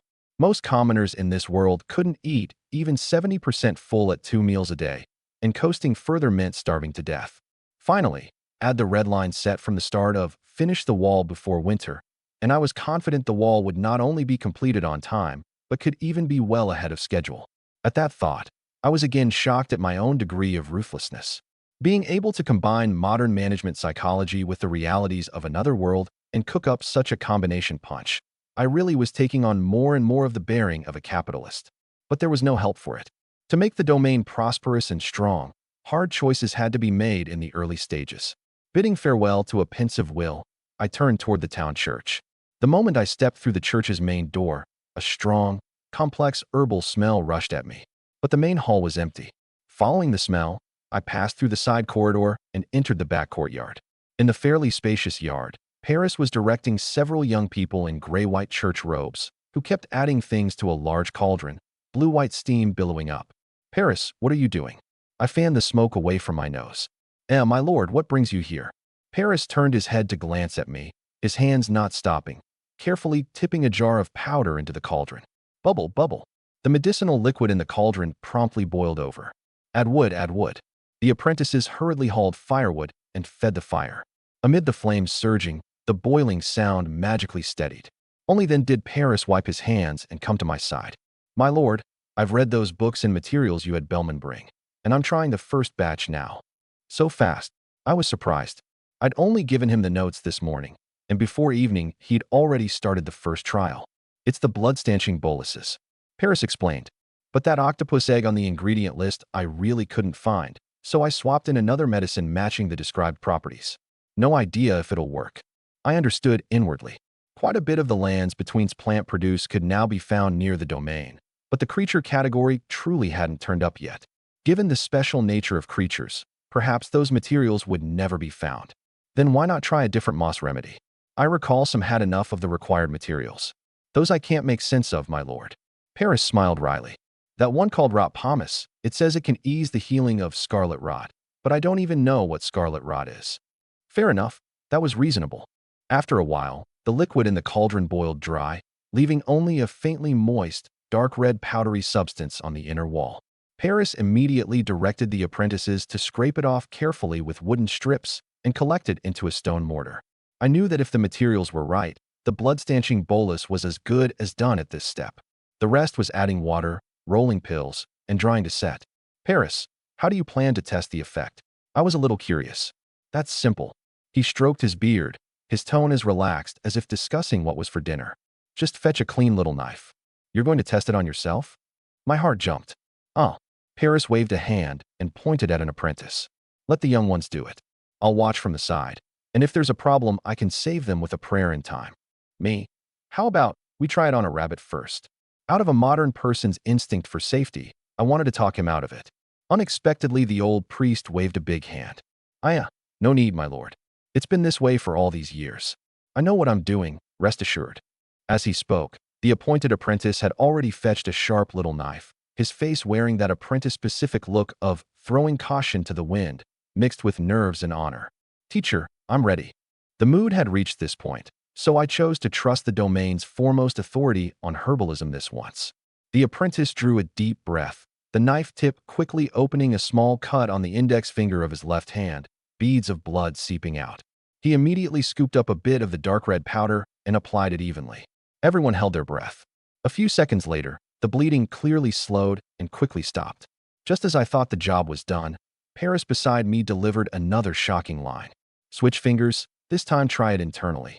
Me? I looked at him in disbelief. This old priest really needed a good reining in. His experimental procedure was far too unregulated. But the apprentice had already complied, cutting his finger, catching a bit of water, mixing in the powder, and swallowing it down. At the same time, Paris flipped open the sacred text he carried and chanted brief, arcane syllables, faint white light gathering in his palm. 1 second, the apprentice showed no adverse reaction. 2 seconds, the blood at his fingertip gradually stopped. It seems the effect of internal and external use is about the same. Paris confirmed once more, dispersed the white light, and pulled out a little notebook to record it. Having finished writing, he turned to me with a smile. "See, my lord, like I said, it's been this way for all these years." Me, having witnessed Paris's purely empiricist procedure with my own eyes, I resolved after the painful lesson that the domain's various standards had to be drawn up fast, or sooner or later there'd be a big mess. Leaning back in my chair, I dug out Paris's blood-stanching bolus test report. According to the report, the medicine's blood-stanching effect on various wounds was quite good, nearly rivaling the healing prayers of a transcendent rank priest. The one drawback: healing prayers not only fully closed wounds but also dispelled disease, whereas the blood-stanching bolus mainly targeted stopping blood, was a bit weak on subsequent recovery, and curing illness was out of the question. In treating severe wounds, it still couldn't replace divine arts. But that was already nitpicking.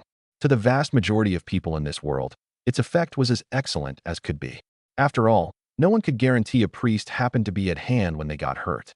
Setting down this stack, I picked up another, the weapon and armor blueprints copied from the Erdtree space. The Sovereign Army straight sword, military spear, round shield, light crossbow, heavy crossbow, and the Sovereign Army armor.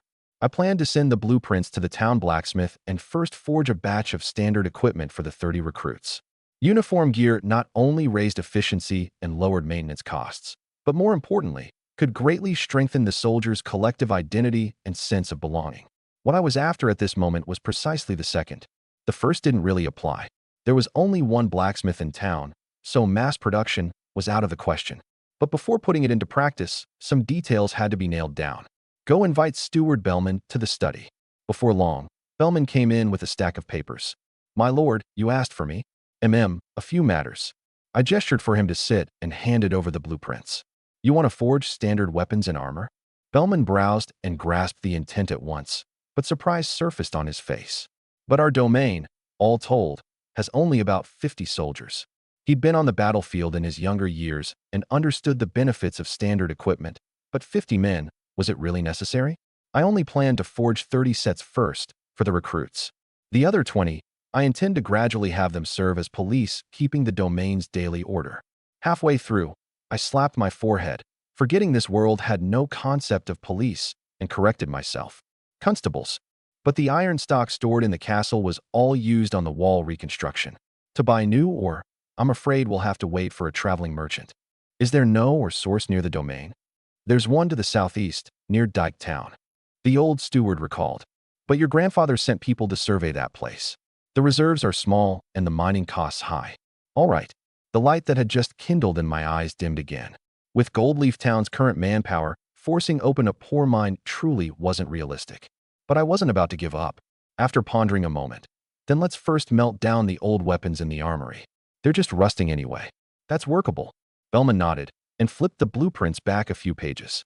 "But this equipment covers everything from weapons and shields to armor. Just melting those old weapons probably won't be quite, and crossbows."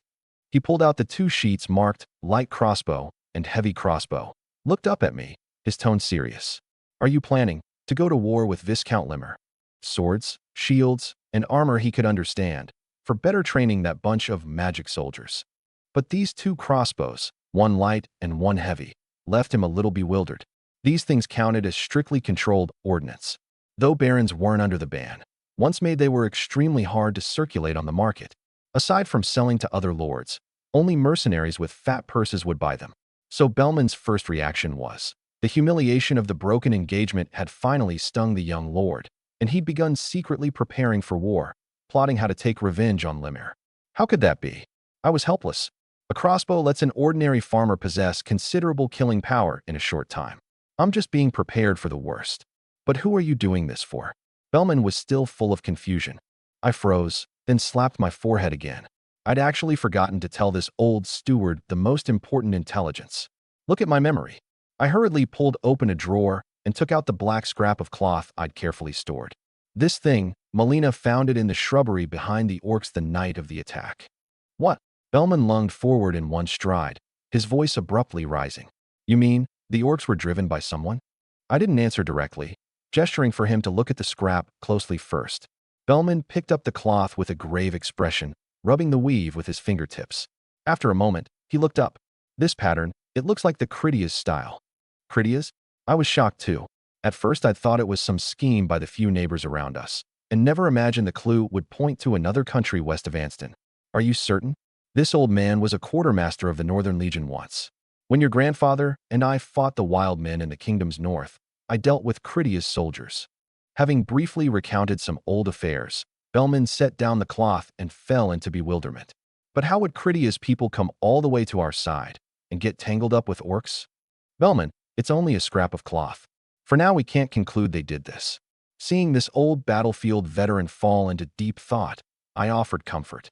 Before getting enough clues, rather than panic and throw ourselves into disarray, it was better to prepare in advance.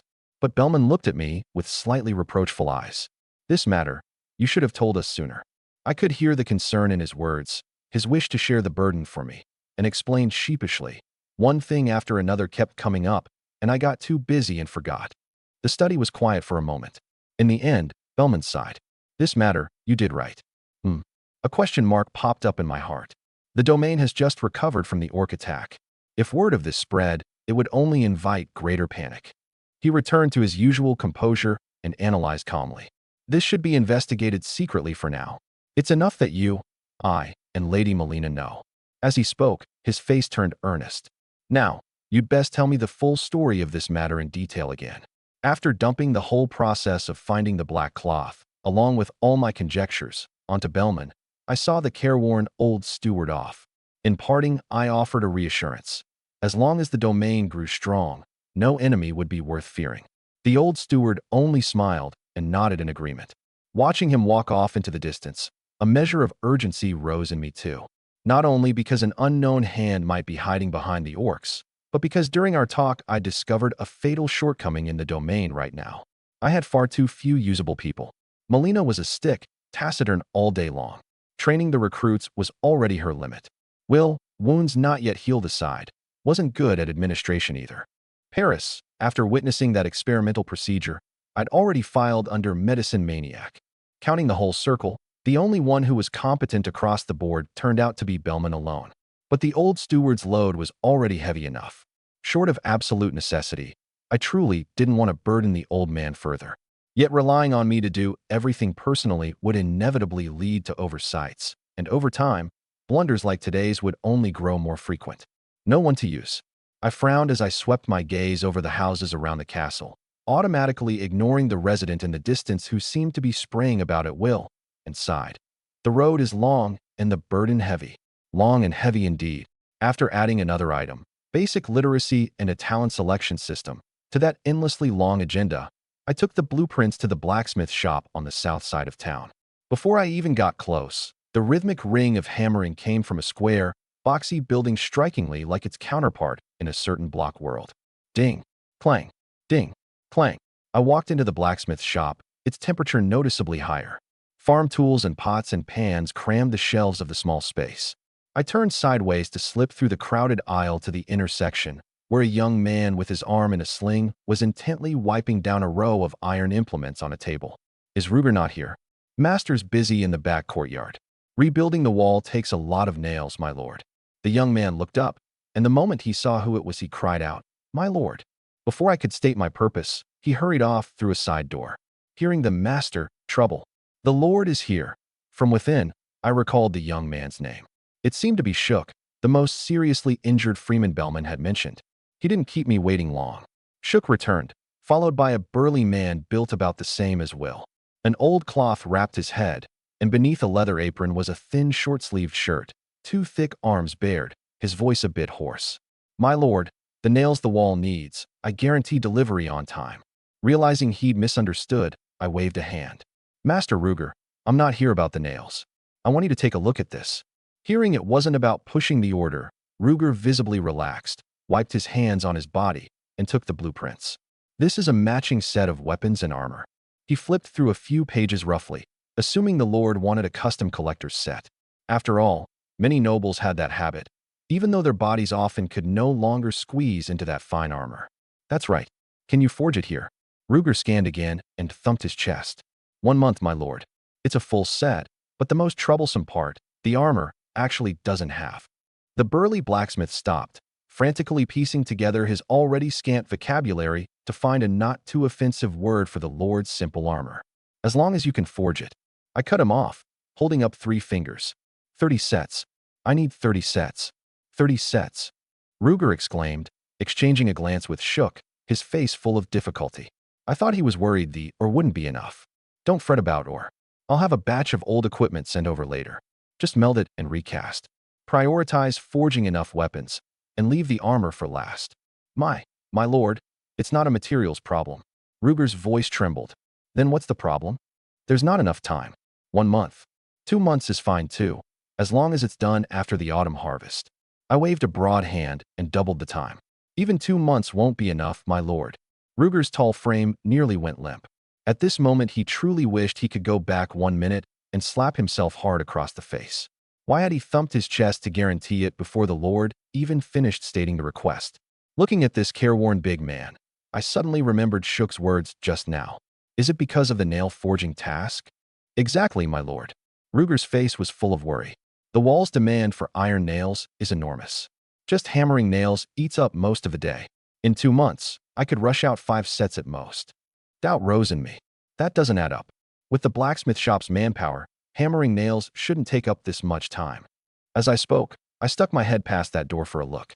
My lord, it's because. Speak plainly. My lord, before, the shop had 5 apprentices besides me. But a few days ago, with the orc affair, you let some freemen leave, and 1 family of 3 brothers happened to all be my apprentices, so. At this point, Ruger dared not continue, looking at me tremblingly. So it was my pot to carry after all. I felt a bit speechless inside, not having expected to get whacked in the head by my own boomerang. After pondering a moment, I glanced at Shook, who wore the same kind of sling as me. So you're saying, right now it's just you and 1 other apprentice working in the shop? That's right, my lord. Then what if I had Shook join the forging too? Ruger glanced at Shook, and though he didn't understand why the Lord raised this hypothetical, he still gave his judgment. Shook's skills are passable. He can fully take over the nail hammering from me. If I can rush your weapons full-time, 20 sets in 2 months is no problem. And what if we only forge swords and shields, and drop the leg and arm pieces from the armor? As I spoke, I quietly withdrew the light crossbow and heavy crossbow blueprints. Then 30 sets in 2 months can be done. Ruger thought it over. I nodded. Then it's entrusted to you, Master Ruger. With that, ignoring the shock on his face, I beckoned to Shook. Shook, come with me for now. He'll be back tonight and can take over the nail hammering. Having led Shook out of the blacksmith shop, the 2 of us walked one ahead of the other toward the training grounds to the east. I led the way in front, sorting out my to-do list in my head, while Shook followed silently behind, not daring to speak up rashly. On the training grounds, Melina stood before the ranks with a wooden sword. Attention! The level words were louder than ever. A neat stamping of feet followed at once. The few days of drill command training had begun to show results. Good. No formation drills today. Suppressed delight spread among the recruits at once. These fellows, nearly broken by attention, at ease, and eyes left eyes right, had long noticed the wooden sword in Melina's hand. Over these days they all knew this instructor's power was terrifying, so they brimmed with anticipation for the combat training to come. These thoughts, practically written on their faces, were of course perfectly clear to Melina. Today, I'll teach you a war skill. The recruits secretly exchanged glances. The term war skill was a bit unfamiliar to them. Luckily, Melina had no habit of holding out for suspense. She let out a soft breath, told everyone to watch closely, and raised the wooden sword. A visible white current gathered and coiled along the blade, forming a membrane of energy wrapping the wooden sword. Then she aimed at a wooden post prepared in advance and struck with one swing. The current on the sword shot out, transforming into a slash made of energy. Whoosh! The slash tore the air apart at an astonishing speed, instantly punching through the post, its remaining force undiminished as it plowed a shallow furrow several meters long into the ground. dispersing only slowly dozens of meters away. The recruits' gazes chased the slash into the distance, then snapped back, fixing hard on the post. That post, thick as a man's waist, had been split cleanly in two down its length, the cut smoother than a saw's work. Instructor Molina, are you going to teach us magic? Under the intense visual impact, one recruit forgot discipline and shouted out, his voice trembling with excitement and awe. Though the others didn't speak up directly, they couldn't help murmuring among themselves. They'd assumed they'd be lucky just to learn one of those advanced sword techniques the bards called master counter, and never imagined they'd be learning the power of knight lords and mage lords. How could they not be thrilled? However, under Molina's gaze sweeping over them with heavy threat, the commotion quickly subsided. That fellow who'd shouted the question even clapped a hand over his mouth, realizing he was probably in for a world of suffering. This is a war skill, not magic. Seeing the scene quiet down some, Molina explained. A war skill works by directly mobilizing the body's magic, flowing it through the muscles and bones along fixed paths to trigger different effects. Recalling the concepts of the lands between, she continued instilling it. Magic, on the other hand, requires using spiritual force as a brush and internal magic as ink, constructing a complex spell model in the outside world, leveraging natural magic to form a spell of great power. Not caring whether the recruits followed, she summed up briefly. In short, a war skill is a war skill, and magic is magic. The two cannot be lumped together. Looking at the row of blank faces, she added, "It's fine if you don't understand. I was only demonstrating the effect just now. For you to learn a war skill, we still have to start from the most basic breathing method." Having dumped out all the basics, Molina returned to her cold, sparse state, and, through the most direct action, began teaching the magic breathing method. Not far off, I watched quietly with Shook, planning to go over once she'd finished the initial teaching. While waiting, I watched Molina's teaching method of directly getting hands-on, forcibly driving magic to take over the recruit's breathing, and sucked in a cold breath. Shaking my head, I recalled the method she'd proposed earlier when we discussed how to speed up teaching efficiency, modifying the breathing method of the local Aura Knights. Now it seemed, whoever invented the breathing method was a damn genius.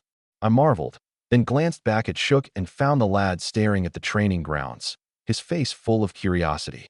Want to consider switching careers and becoming a soldier? Idle anyway, I asked offhandedly. But Shook looked flattered, waving his hands wildly, an honest embarrassment flashing across his face. No, my lord. I still prefer blacksmithing. All right. I asked no more, mainly because from this angle, Shook had a big sun blazing behind his back, a bit blinding. Looking at the training grounds again, Molina had already crudely taught the breathing method once through. Remember this breathing rhythm, and use your body to feel the natural magic around you. Having said her piece, she turned and walked toward me, strolling over brazenly. I clearly hadn't escaped her perception. What happened? She glanced at Shook behind me. Come on, can't I come find you if nothing's happened? Molina turned to leave at once. Real business. Real business. I hurriedly called her back. The blacksmith shop is forging armor for the soldiers and is short-handed. I want to heal this lad's arm so the shop can speed up. Hearing it was about the domain's development, Molina agreed without a second thought. But before casting the prayer, she shot me a glance. I'm just tagging along, I said, face unflushed, heart unracing. Soon, Molina again released prayer, miniature Erdtree. Compared with that time she'd had me offer blood to bond as master, this was far more potent. A small tree formed of golden light broke through the soil, standing a full half-person tall. Shook was startled by the sudden holy sight and instinctively took half a step back, but I pressed his shoulder. What are you running for? This is specifically to heal your hand. Sure enough, Shook felt waves of warmth spread through his body under the golden glow, the stiff, blocked sensation at the fracture rapidly fading. He dared not move again and stood obediently in the light. And so a somewhat peculiar scene appeared on the training grounds. 30 recruits sat cross-legged on the ground, straining to sense the natural magic, while their lord and instructor, with a blacksmith's apprentice in tow, crouched beside a glowing little tree as if warming themselves by a fire. Time slipped slowly by. I could feel my fractured left arm had been reborn, that slow itch of healing gone. I removed the sling, flexed, rotated, made a fist. All was as normal. Over a week into this crossing, and I'd finally gone back to being a whole person. Just then, a voice came from the ranks collectively, communing with heaven and earth. Instructor Molina, I turned my head. It was that hidden rarity. Or, speak. Melina walked to his side. I can feel it. The magic. Or's eyes were shut, full of excitement. What's the next step to absorb this magic? Adjust your state. Breathe slowly. Melina was terse, yet a flicker of nearly imperceptible surprise crossed her eyes. She hadn't expected anyone to reach this degree on the very first day. Or did as told, his expression focused. After a long while, he suddenly opened his eyes, and his first words were, I did it. I did it. He sprang up in excitement, unable to contain the wild joy on his face. But seeing me there too, his movements stiffened for a moment, as if triggering some kind of underlying code, feet snapping together, chest thrust out, and he gave a rather textbook salute. My lord. I raised an eyebrow, signaled him to end the salute, and looked at Melina with a gaze full of I appoint by merit smugness. Her stint as instructor was paying off.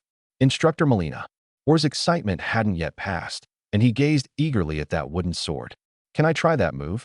After most people have refined out their magic, I'll teach it all together. Melina refused without a second thought. Or's expression instantly wilted. Let him try. My interest was piqued, and I approved the application. Melina looked at me helplessly. I'll only demonstrate once more. She raised the wooden sword again and performed another vacuum slash, splitting a spare post in two. Or watched quite intently, then raised the sword and gathered force with a passable form. A gust of wind blew past. Me. That's a natural breeze. Melina said, unclear who it was for.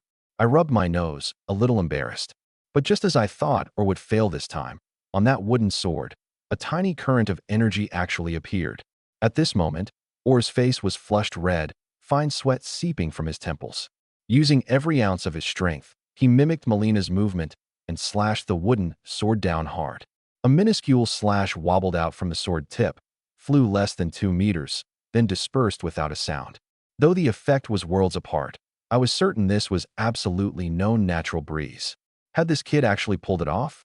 I looked at Or in astonished doubt. How did you do that? Hearing the Lord ask him personally, Or grinned, baring a big tooth, one hand scratching the back of his head. My lord, I can't really explain it either. I just feel like I can do it, like I learned it somewhere before. Me. I felt this goofy-looking kid was humble bragging. Knight, Lawrence Castle. Ever since witnessing the birth of a prodigy with my own eyes that afternoon, I'd fallen into deep thought. The registration system enforced in the domain, inherited from Anston tradition, was quite crude in my view. But over these days, I'd come to know more or less about the backgrounds of those 30 recruits. Or, a child of an ordinary farmer's family. His parents were farmers, his grandparents were farmers, and tracing back a few more generations, they'd probably all scratched a living from the fields. Yet such a lad of utterly ordinary background could grasp the basics of the breathing method within a single day, and even release a war skill. It wasn't that I didn't believe a phoenix could rise from a chicken coop.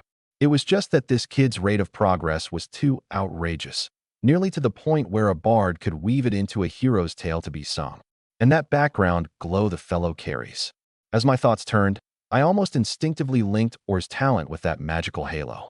I rose from the chair, speculating on just what that halo, seen so far only on Or, could be, but I never arrived at a defensible conclusion. Inadvertently, my gaze fell on the Erdtree seedling on the bedside table. Could it be your doing? Looking at the sapling, now grown to the size of a finger, I threw out a hypothesis, then dismissed it myself. No good, still just wild guessing. After a long silence, I gave that plain, unremarkable little sapling a deep look and chose to keep clocking in. As for Or's side, I'd let Melina keep an eye on him for now. Sitting back down at the desk, I pulled over a sheet of blank paper and dipped the quill in the ink. Everything ready, I split off a portion of my mind and sank into the Erdtree space. The scene within was unchanged, the ancient stone shelves standing silently over the shallow water. I'd already read through most of the book section's collection. Even setting aside those readings on the culture and history of the lands between, what remained was enough to keep me busy. Handwriting was too slow, and even abbreviating some of the content didn't speed it up much. I took down a copy of The Making of Cured Meats and Jerky from the shelf, turned to the folded page, and read in the space while writing and sketching in reality. Once in the zone, time flew. I resolved to finish copying this book before sleeping tonight, so I didn't rest and instead threw myself in harder. And beyond my field of view, a lump of jelly, black on the outside and holding many points of light within, was quietly sliding out from the gray mist that blocked me like a wall of air. The jelly moved lightly, making not the slightest sound, and didn't approach at once. It only hid in the distance, quietly observing me. An hour passed. I was still reading beside the shelf. 2 hours passed. The rustle of turning pages continued. The jelly seemed a bit unable to hold back and slipped with a squelch under the shallow water that could barely cover an ankle. Curiously, this shallow water, only ankle deep, showed not a trace when the jelly, about the size of a house cat, submerged. It left only a faint ripple on the surface, spreading from the edge of the gray mist all the way to behind a certain stone shelf. My hand writing on the paper paused. The consciousness body in the space just now seemed to have caught some movement, but when I steered the consciousness body to turn and check, all was as normal. No good. I've got to speed up. My eyes are blurring. I set down paper and pen, rubbed my temples, and buried myself in the work again. On one side of the stone shelf, I grew more focused. On the water's surface on the other side, unnoticed, a round little head poked out. No features, no hair, its only trait a single yellow star dead center. Having confirmed that me across the way hadn't noticed it, the jelly propped its whole body up out of the water. Without the slightest hesitation, it stuck out a little black hand, pulled a gray-covered history of the horned scent of the lands between from the shelf, and stuffed it into its body, then produced from within a same color scheme legend of the Storm King of the lands between and put it back in place. But when putting it back, because it fell a bit short in height, the edge of the book knocked against the shelf, making a small sound. A somewhat dazed voice came from the other side of the shelf, followed by the sound of footsteps splashing through water. A head poked over, tired eyes sweeping behind the stone shelf. Not good. My mind really is starting to wander. I wrapped the back of my neck, hesitated a moment, then gritted my teeth. Just a little more left, hold on. I pulled my head back, and the rustle of pages and writing resumed, only faster and more urgent than before. I don't know how long passed, but only once the consciousness body of me in the space flickered a few times and dispersed did that round black head dare poke out from the corner. It glanced left and right, confirmed that this space held only itself, and patted its belly. The stars within it all lit up, as if flipping some switch. The gray mist scattered, and the pillars of light grew bright. The jelly wriggled and squirmed away from this region representing storm history. Stormvale rounded the ancient stone gate engraved with Land of Shadow, and came before a stone shelf. It took the history of the horned scent of the lands between out from its body, solemnly found a spot to slot it in, and as it left, its blackened little hand even gave the book a pat. Then the gray mist billowed up again, and the resplendent golden pillar of light dimmed once more. As if here had always been this way, never once changed. Yu-yu-ah-ga. A heavy, bubbly sound came from my throat. I lifted my head in a daze, my cheek still pressed against the unfinished sheet of paper, the quill rolled off to one side. Did I fall asleep copying? I propped myself up off the desktop, glanced back at the bed a few meters away, and, amid the exasperation, gave my own diligence a nod of approval. Smacking my dry lips, I ambled over to the window and glanced at the sun already high overhead. It was time for lunch. 2 simple dishes and a soup down, and I felt like I'd come back to life. Though there was no colorful internet world here, every day passed remarkably full. I'd grown a bit used to it, and even come to like this life a little. Master mouthwash.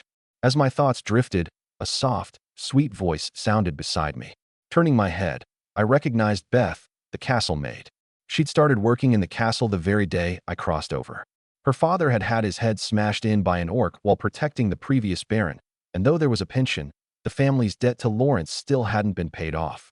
On top of that, on the night of the orc attack, it was she who'd come knock on my door to call me to the meeting, so I had a bit of an impression of this short girl with a childish face, but only that much. As for whether I had any other thoughts, I'd say that, although there probably wasn't anyone in this world who'd tie me up and shock me with electricity, I would absolutely never lay a hand on a minor. Besides, I wasn't some sex-starved creep. Right now my ambitions hadn't even gotten off the ground. I'd best keep the bigger picture in mind. Settle the mind.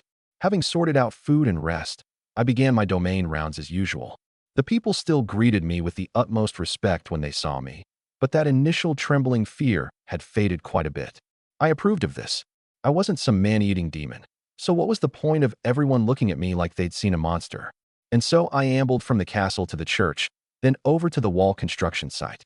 Along the way, I informed Paris of the iron rule that direct human experimentation is strictly forbidden from now on, and briefly exchanged notes with Will on the villagers' performance at the site. Having dealt with those two spots, I headed toward the farmland where the autumn harvest was underway. From a good distance off, I could see the serfs reaping hard. These crops, the locals called them wheat, but their shape was far from the barley and wheat of my memory. If I had to describe it, it was like taking the grain shape of sorghum, moving it to the ear position of corn, then shrinking the whole thing down to the size of rice. Wheat it is, then, when in Rome. I muttered and walked toward Bellman, who stood at the field's edge recording in a ledger. How's it looking, my lord? Bellman looked up. About the same as the earlier estimate. Getting everyone in the domain through winter is no problem. But the surplus grain to sell to the caravan may be considerably less than in previous years. A minor issue. I nodded calmly. The domain isn't short of money for now. Yes. Bellman understood the Lord was referring to that broken engagement compensation and nodded with some helplessness. The Lord was fine in every way. It was just that sometimes he was too optimistic, like that old rascal Paris. At that thought, he shot a wary glance toward the church. Surely the Lord wouldn't be led astray by that flighty fellow? Just then, a young soldier came trotting over from the field paths to the northeast, halted before me, and gave a still clumsy but already recognizable military salute. My lord, Instructor Molina had me inform you that a caravan has arrived outside the town. A caravan had come. Bellman and I exchanged a glance. He immediately closed the ledger and put away his pen and ink. Guided by the recruit, the two of us hurried off to the town's northeast. By then the caravan had spread out into formation. 10 canopied wagons roughly ringed into a large circle, and a banner painted with a golden griffin was hoisted high on a long pole, fluttering gently in the autumn wind. Young Master Aaron, Steward Bellman. Seeing us arrive, a capable-faced, sharp-eyed middle-aged man came warmly to meet us. Bailey, Bellman replied with a smile, then corrected. Now you should address him as Baron Aaron. The caravan leader's expression clearly shifted as he looked around at the state of the town. Seeing how the town looks, I'd assumed those rumors were false. Having remarked on it, he gave me a slight bow. My condolences, Baron. I waved it off. No need for that, Leader Bailey. Let's just have a look at what fine things you've brought from the royal capital this time. As you wish. Bailey said the courteous phrase and raised a hand in signal. At once a subordinate led over 3 wagons parked separately, each with different goods. As usual, a batch of refined iron from Iron Ridge Town, some new gadgets popular in the capital, plus necessities like cloth, seeds, and implements. Bailey spoke while having his men open the wagons. Bellman stepped forward to inspect, nodding again and again. The quality's as excellent as ever. Truly the kingdom's largest merchant guild. You flatter me, Steward Bellman. Bailey smiled and gave a slight bow. Having confirmed last year's ordered goods were all correct, the old steward's tone shifted, carrying a probing note. Come to think of it, though, Bailey, you've arrived nearly a month earlier than in past years. Bailey's expression changed slightly. We are a bit early this year. There's going to be war in the north again. Have the wild men broken through again? Bellman's interest was piqued. That they have. The lords up top want money, so we down below can only set out earlier. Bailey seemed to be weighing his words. And this time, we've come with an additional task. A task. Bellman keenly caught the word and naturally picked up the thread. Bailey glanced at me, ever calm-faced, and lowered his voice further. Orders came from above that this year we're to collect taxes ahead of schedule. But Goldleaf Town paid just last year. Bellman's tone rose despite himself, carrying obvious surprise and displeasure. That's true, yes. Bailey's manner was even more deferential than before, showing a touch of caution, his gaze flicking toward me now and then. But this was the upper house's decision. We're only responsible for carrying it out. By this point I'd fallen into thought too. I knew that Bailey's caravan came from the largest royal merchant guild within Anston, and each of its caravans traveled a fixed route to various noble fiefs every year. It was like a normal caravan trading goods along the way, but also handled the collection of the nobles' taxes, due once every 3 years. Since it's the upper house's decision, we as vassals naturally won't object. I thought it over and cut off Bellman, who looked ready to fire off a few more veiled jabs. Your breadth of mind puts the lords in the capital to shame. Bailey visibly relaxed, a grateful smile immediately spreading across his face, and without hesitation he sided with me and stepped on his own bosses. They couldn't hear it anyway, so he might as well go with the flow and say a few pleasant things to put this border noble at ease. But, Leader Bailey, My tone turned slightly, clearly not buying the flattery. The smile on Bailey's face froze for an instant, then quickly recovered, and inwardly he braced himself. No matter how this noble lord beat down the price, he'd agree. After all, his team was responsible for Baron Lawrence's taxes. Losing a bit of goods profit in Goldleaf Town could be earned back elsewhere, and at worst he'd take a scolding on return. But if the taxes didn't come in, it might well cost him his head. Those implements and the little gadgets from the capital, we don't want any of them this year. And for the rest of the goods, we'll pay only 70% this year. I pointed at that last wagon, meaning to seize this chance to return the things my spendthrift old man had ordered. What new gadgets from the capital? Pure waste of good silver. Done. No problem. Bailey agreed at once, almost without a thought, remarkably readily. I was slightly taken aback and inwardly kicked myself. I should have asked for even less. But the words were out, and it wouldn't do to take them back. A few big beasts, comparable in size to the Shire horses of my past life, hauled two heavily loaded wagons slowly toward the rear of the castle. I returned first and directed the servants to sort the purchased iron stock, cloth, and other goods into the underground storeroom. Bellman stayed behind. There had to be something fishy behind this early tax collection, and he needed to draw more information out of Bailey. Night deepened, and the torches and oil lamps throughout the castle burned especially bright with the newly replenished fuel, filling even the corners rarely visited with warm yellow light. In the study, I waited for Bellman. The moment he came in, a distinct smell of alcohol washed over me. The old steward had clearly had plenty to drink tonight. Bailey's the same as ever. 2 jugs down, and he told all. Bellman's cheeks were flushed, though his steps remained steady. You could still drink that much? I was a bit worried about the old man ruining his health, given his age. It's nothing. Bellman thumped his chest, his voice a few notches louder than usual. Back when we fought the wild men in the north, those who couldn't drink froze to death early. This is nothing. The corner of my mouth twitched. Looking at this old steward, clearly already 5 or 6 parts drunk, yet insisting on toughing it out as fine, I didn't know what to say for a moment. Brew 2 cups of sobering tea. I called out the door. A few minutes later, Beth walked in carrying the tea. You may go now. I waved the girl out, took a cup of Paris-produced sobering tea, and handed it to the old steward. Fortunately, though Bellman's drunkenness was obvious, his mind was clear. He took the cup and gulped down some of the strong tea, steadied himself, and then laid out in full the information he'd drawn from Bailey, combined with his own observations. Originally, after the last Northern War, Anston had built a series of watchforts on the plains bordering the snowfields, specifically to guard against the wild men coming south to raid at will. This hugely costly project had indeed proved quite effective. Under the watchfort's surveillance, for decades the wild men had never once successfully launched a large-scale raid, and could only occasionally send small squads to harass the villages at the very edge. But half a month ago, a wide-ranging blizzard suddenly struck the north. The wild men seemed to have planned it in advance, swiftly moving south under cover of the storm, their assault fierce, breaking through several villages and border market towns in a matter of days. By the time the capital got word, the wild men had nearly reached the doorstep of the Northern Duke's house. Luckily, the Duke had been rooted in the north for many years and reacted quickly, temporarily curbing the offensive, while the capital was hurriedly mustering troops for reinforcement. But fighting a war and moving armies takes money. And when they opened the treasury, well, since the end of the last Northern War, the money in the treasury hadn't grown at all, but had actually shrunk a bit. King Carl's Otto was furious and immediately convened the noble upper house to launch a thorough anti-corruption investigation. But investigation aside, the wild men up north wouldn't wait. After a round of wrangling and haggling, the upper echelons decided to collect taxes ahead of schedule and to raise the tax by 20% over the coming years. Once the resolution was out, the Royal Merchant Guild immediately dispatched every caravan it could mobilize, and even teams already en route, like Bailey's, had Griffin cavalry catch up with orders, speed up the planned itinerary, reach the assigned domains, and collect taxes early at top speed. Then within a set time reach a designated point, converge into large wagon trains, and return straight to the capital along the 4 kingdom highways to the east, west, south, and north. Having finished, Bellman started cursing on the spot. That pack of vermin in the capital. How long has it been since the last Great War? And they dare embezzle to such a degree. How dare they?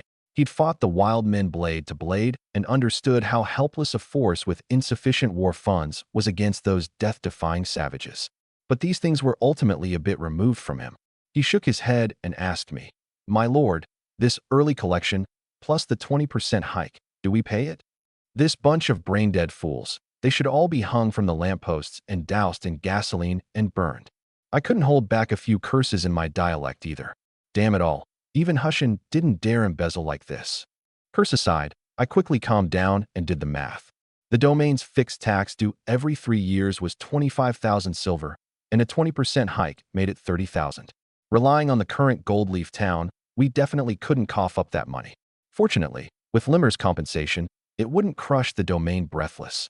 Considering the domain would have more out-of-the-ordinary things in the future, from the bottom of my heart, I didn't want too many eyes beyond my strength taking notice of this place.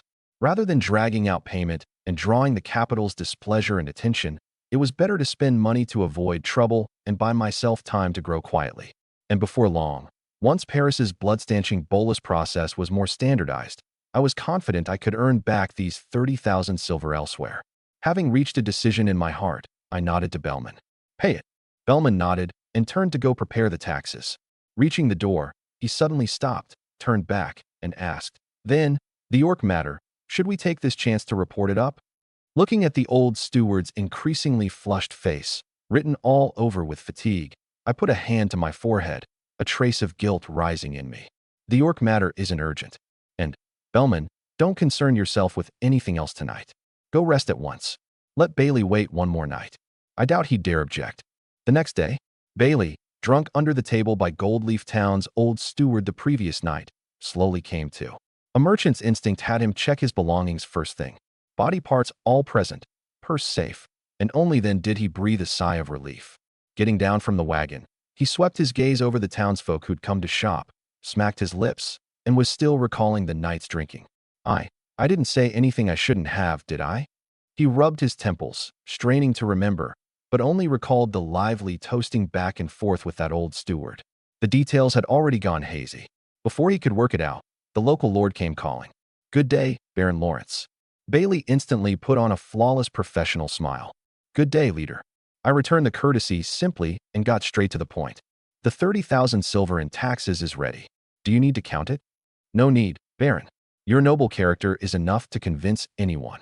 Thinking he could hardly count it right in front of me, Bailey declined and slipped in a bit of flattery. Then he turned into the wagon and took out a badge stamped with a griffin and a 7-pointed star pattern, handing it over. "This is your tax payment certificate for this time." I took it, glanced at the residents who'd consciously kept their distance because of my arrival, and nodded to Bailey. "Then I won't disturb the caravan's business." With that, I turned and headed back to the castle. Seeing me leave, the scattered residents slowly came forward to keep browsing. Bailey found this unremarkable. It was nearly the same scene everywhere, and he'd seen it plenty. Still, about this newly succeeded Baron Lawrence, he did feel a measure of the unusual. He'd been to many places in his life, from the royal capital down to the countryside, and in terms of experience he'd seen even more than some minor lords. Yet he'd never met anyone like this Baron. It wasn't that the Baron acted so rarely. Nobles who disliked pleasantries weren't uncommon either. It was a more subtle sense of otherness he couldn't precisely categorize, yet clearly felt. For someone like Bailey, that was enough to warrant attention. Young, decisive, Bailey silently sketched my portrait in his mind, while also making up his mind. "It seems I'll have to report Baron Lawrence's change of succession when I get back." Unlike the usual stay of a day or two for trading at each stop, this time the Royal Merchant Guild's team carried a special mission. So no sooner had it reached early afternoon than Bailey ordered all trading in Goldleaf Town halted and directed his subordinates to pack up swiftly. Before long, this wagon train flying the Griffin banner set off again, rolling toward the southeast. They had to reach Scarley before the set time. There, all the caravans belonging to the Royal Merchant Guild in the southwest toward east region would gather into one massive team to escort the tax funds together. Southeast of Goldleaf Town. Ever since 300 years ago, when a baron named Dick Raymond established the first camp here, Dyke Town and its surrounding lands had remained under the rule of the Raymond family. Years of careful management should have amassed considerable wealth for this family. Yet at this moment, in the study of the Raymond family castle, the 13th generation Baron, Theodore Raymond, was mired in deep distress over the matter of money. The aged old Baron sat behind a broad desk, elbows propped on it, knuckles pressed against his faintly aching temple, listening to the new steward's report. "Baron, The Royal Merchant Guild's people are firm in their stance. They say the upper house issued a strict order this year. If you insist on delaying payment, they can only report the truth once they return to the capital. The war in the north. The old baron murmured, then looked at the steward. What of news from other quarters? Asked this. The man in the crisp steward's uniform clearly froze, hesitating a moment before answering in a low voice. There's no more, my lord. A barely audible sigh slipped from the old baron's throat. His brow furrowed slightly, revealing a trace of displeasure. Keep digging. Use our eyes and ears in town. Ask the traveling peddlers in the taverns. Or, use your head and think of some other way. Yes, my lord. The steward, as if granted a reprieve, hurriedly bowed and backed out of the study. Only once those somewhat flustered footsteps had faded entirely at the end of the corridor did Theodore lean heavily back into his chair, letting out a heavier, wearier sigh. Compared to his father, he falls far too short. He remarked mildly of the young man who'd not long ago taken over his late father's post, and couldn't help but reflect, living long isn't necessarily all good. He closed his eyes and drew a deep breath. When people grow old, they can't help sinking into memory. He recalled that decades ago, before he'd taken over the family estate from his father, there was no neighbor named Lawrence to the west yet. The situation in the kingdom's north was just as tense as now then, perhaps even worse. He faintly remembered that at the time the king had levied private troops from nobles across the land. With a single conscription order, his elder brother led over 20 family soldiers north, under their father's worried gaze, carrying the conviction of winning honor and glory. Only after the war ended, a new neighbor arrived to the west, Lawrence, but his elder brother never came back. Everyone understood what that meant. Their father was never the same again, and soon died in melancholy, while he took up the burden of head of the Raymond house. So as not to disappoint his departed father, he'd been diligent and conscientious throughout his tenure, doing his utmost to maintain the family's dignity and estate. Day after day, year after year, decades passed. He buried his parents in turn, sent off his sickly children, and even the old steward who'd accompanied him for decades had passed not long ago. A cold draft pierced through the window seam. Cough, cough, cough, cough, cough. A violent cough came from Theodore's throat. An attendant, aware of the old baron's chronic ailment, immediately brought in a bowl of medicinal broth. The mild, bitter liquid slid down his throat, temporarily suppressing the cough. Theodore waved a hand, signaling the attendant to withdraw. He stopped dwelling on those vexing present circumstances and yellowed memories, and instead tried to console himself inwardly. At least his grandchildren were still alive and healthy. At least the new steward was as loyal as his father. At least he could still hold on for the Raymond house a while longer. The Royal Merchant Guild's wagon train, in the end, left Dyke Town carrying the taxes. Like their colleagues headed to Goldleaf Town, they too had to reach Scarley by the set time to assemble. And to the rear of the wagon train, made up of a dozen-odd wagons, on an inconspicuous little hill, a slightly reflective bald head stood quietly. That's the second one. Barky narrowed his eyes, his gaze deep as he watched the wagon train recede toward the southeast. This was the second Royal Merchant Guild team he'd spotted in 2 days. Both had come earlier than usual, and both traveled in more of a hurry than usual. Scarley, what exactly is there? He curled his lip and scratched at his chin, as smooth as the top of his head, with a fingernail, falling into thought. Just then, an underling came scrambling up the mound from below, tugging his throat as he ran. Barky, boss. I found out. The underling dashed up and halted, gasping. I heard from folks at the Dyketown Tavern. This caravan is collecting taxes ahead of schedule. Taxes. Barky's eyes lit up instantly with professional instinct, but the light was quickly doused by reason. Robbing tax funds was tempting, of course, but the Royal Merchant Guild's trains were hardly easy to swallow. Never mind that robbing the Royal Merchant Guild would very likely draw a sweep by a full-strength night order nearby. The train itself was enough to make most wilderness brigands balk. A dozen-odd wagons, a team of nearly 100, almost all veteran soldiers with combat experience, even mixed with a small number of Aura apprentices. And according to rumor, whenever tax funds were escorted, even the smallest train was equipped with multiple transcendent rank fighters, just like a large caravan. A setup like that was already enough to take a barony head-on, so robbing was out of the question. But Barky's brain spun rapidly, sorting the known clues. By past practice, teams that had collected taxes should return the way they came. This time they were not only collecting early, but all converging toward Scarley. Something was off. Barky snorted from his nostrils, a bold plan forming in his mind. For a behemoth like the Royal Merchant Guild to make such a large-scale adjustment without any warning meant only one possibility. Something significant enough to affect the whole board had to have happened behind it.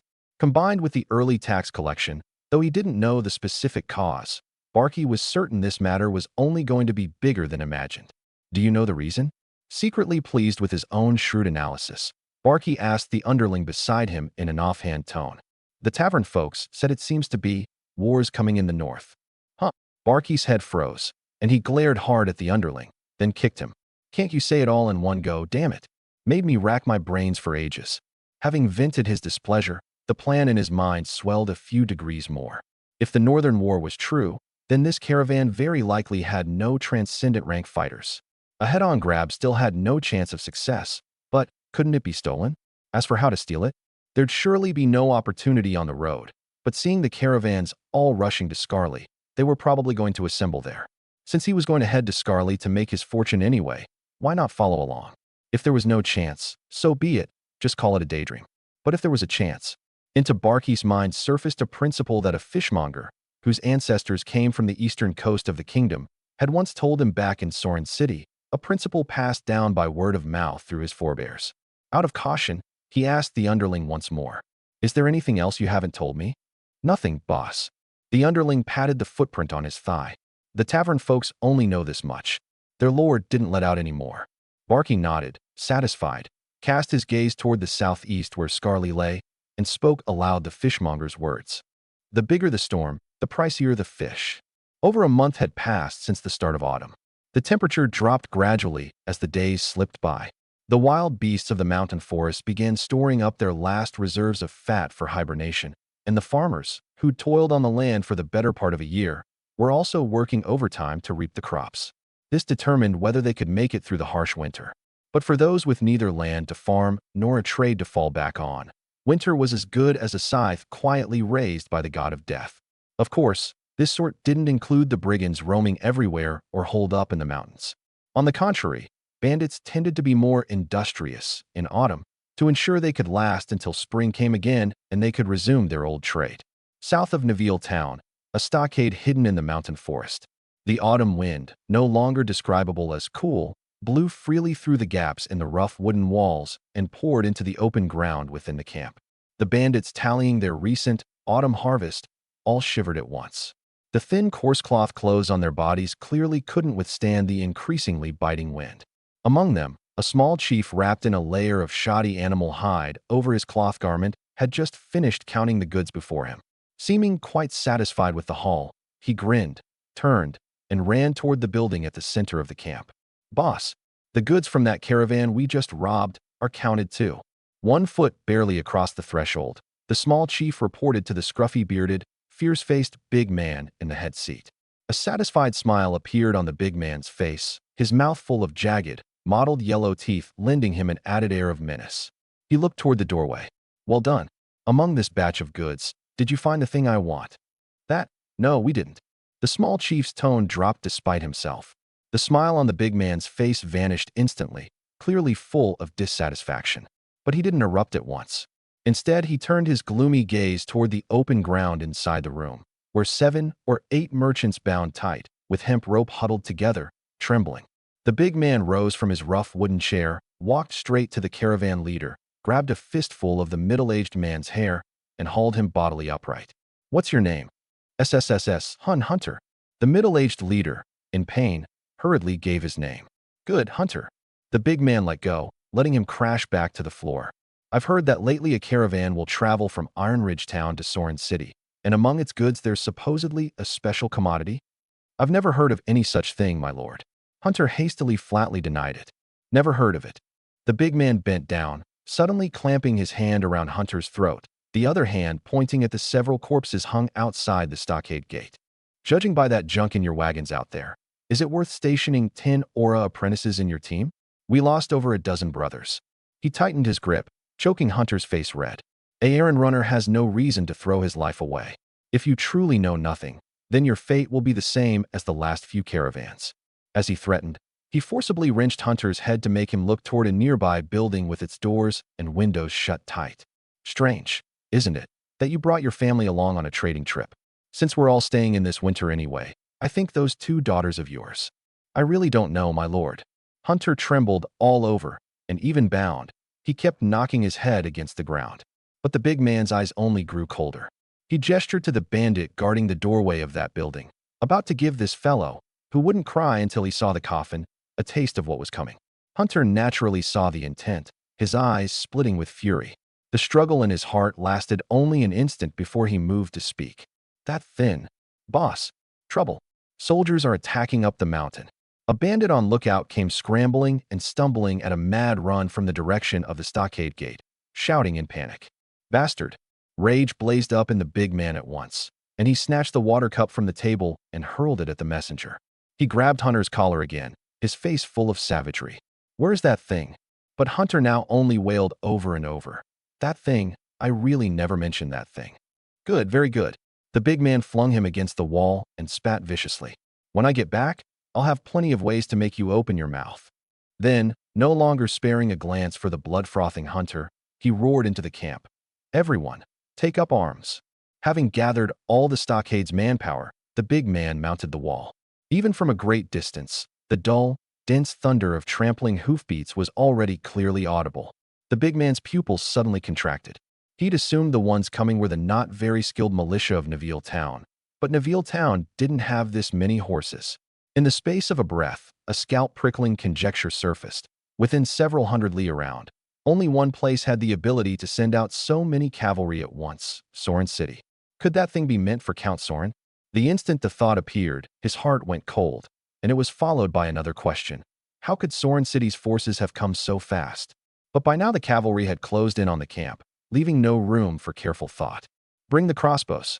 He ordered his men to loose arrows and slow the soldiers charging toward the gate, and his heart settled a little. With this batch of crossbows robbed in earlier years in hand, he could take down even a caravan with 10 Aura apprentices. A troop of cavalry was nothing to fear. Thwip, thwip, thwip. Crossbow bolts shot out from atop the wall. The battle went as he'd expected, and the cavalry charging at the front were promptly shot down, men and horses toppling. Ha ha ha. It's useless even if Soren City soldiers come. Once we pull off this job, we'll flee far away.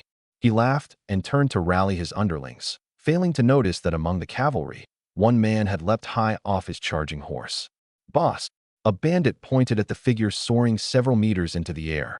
But by the time the big man turned his head, it was already too late.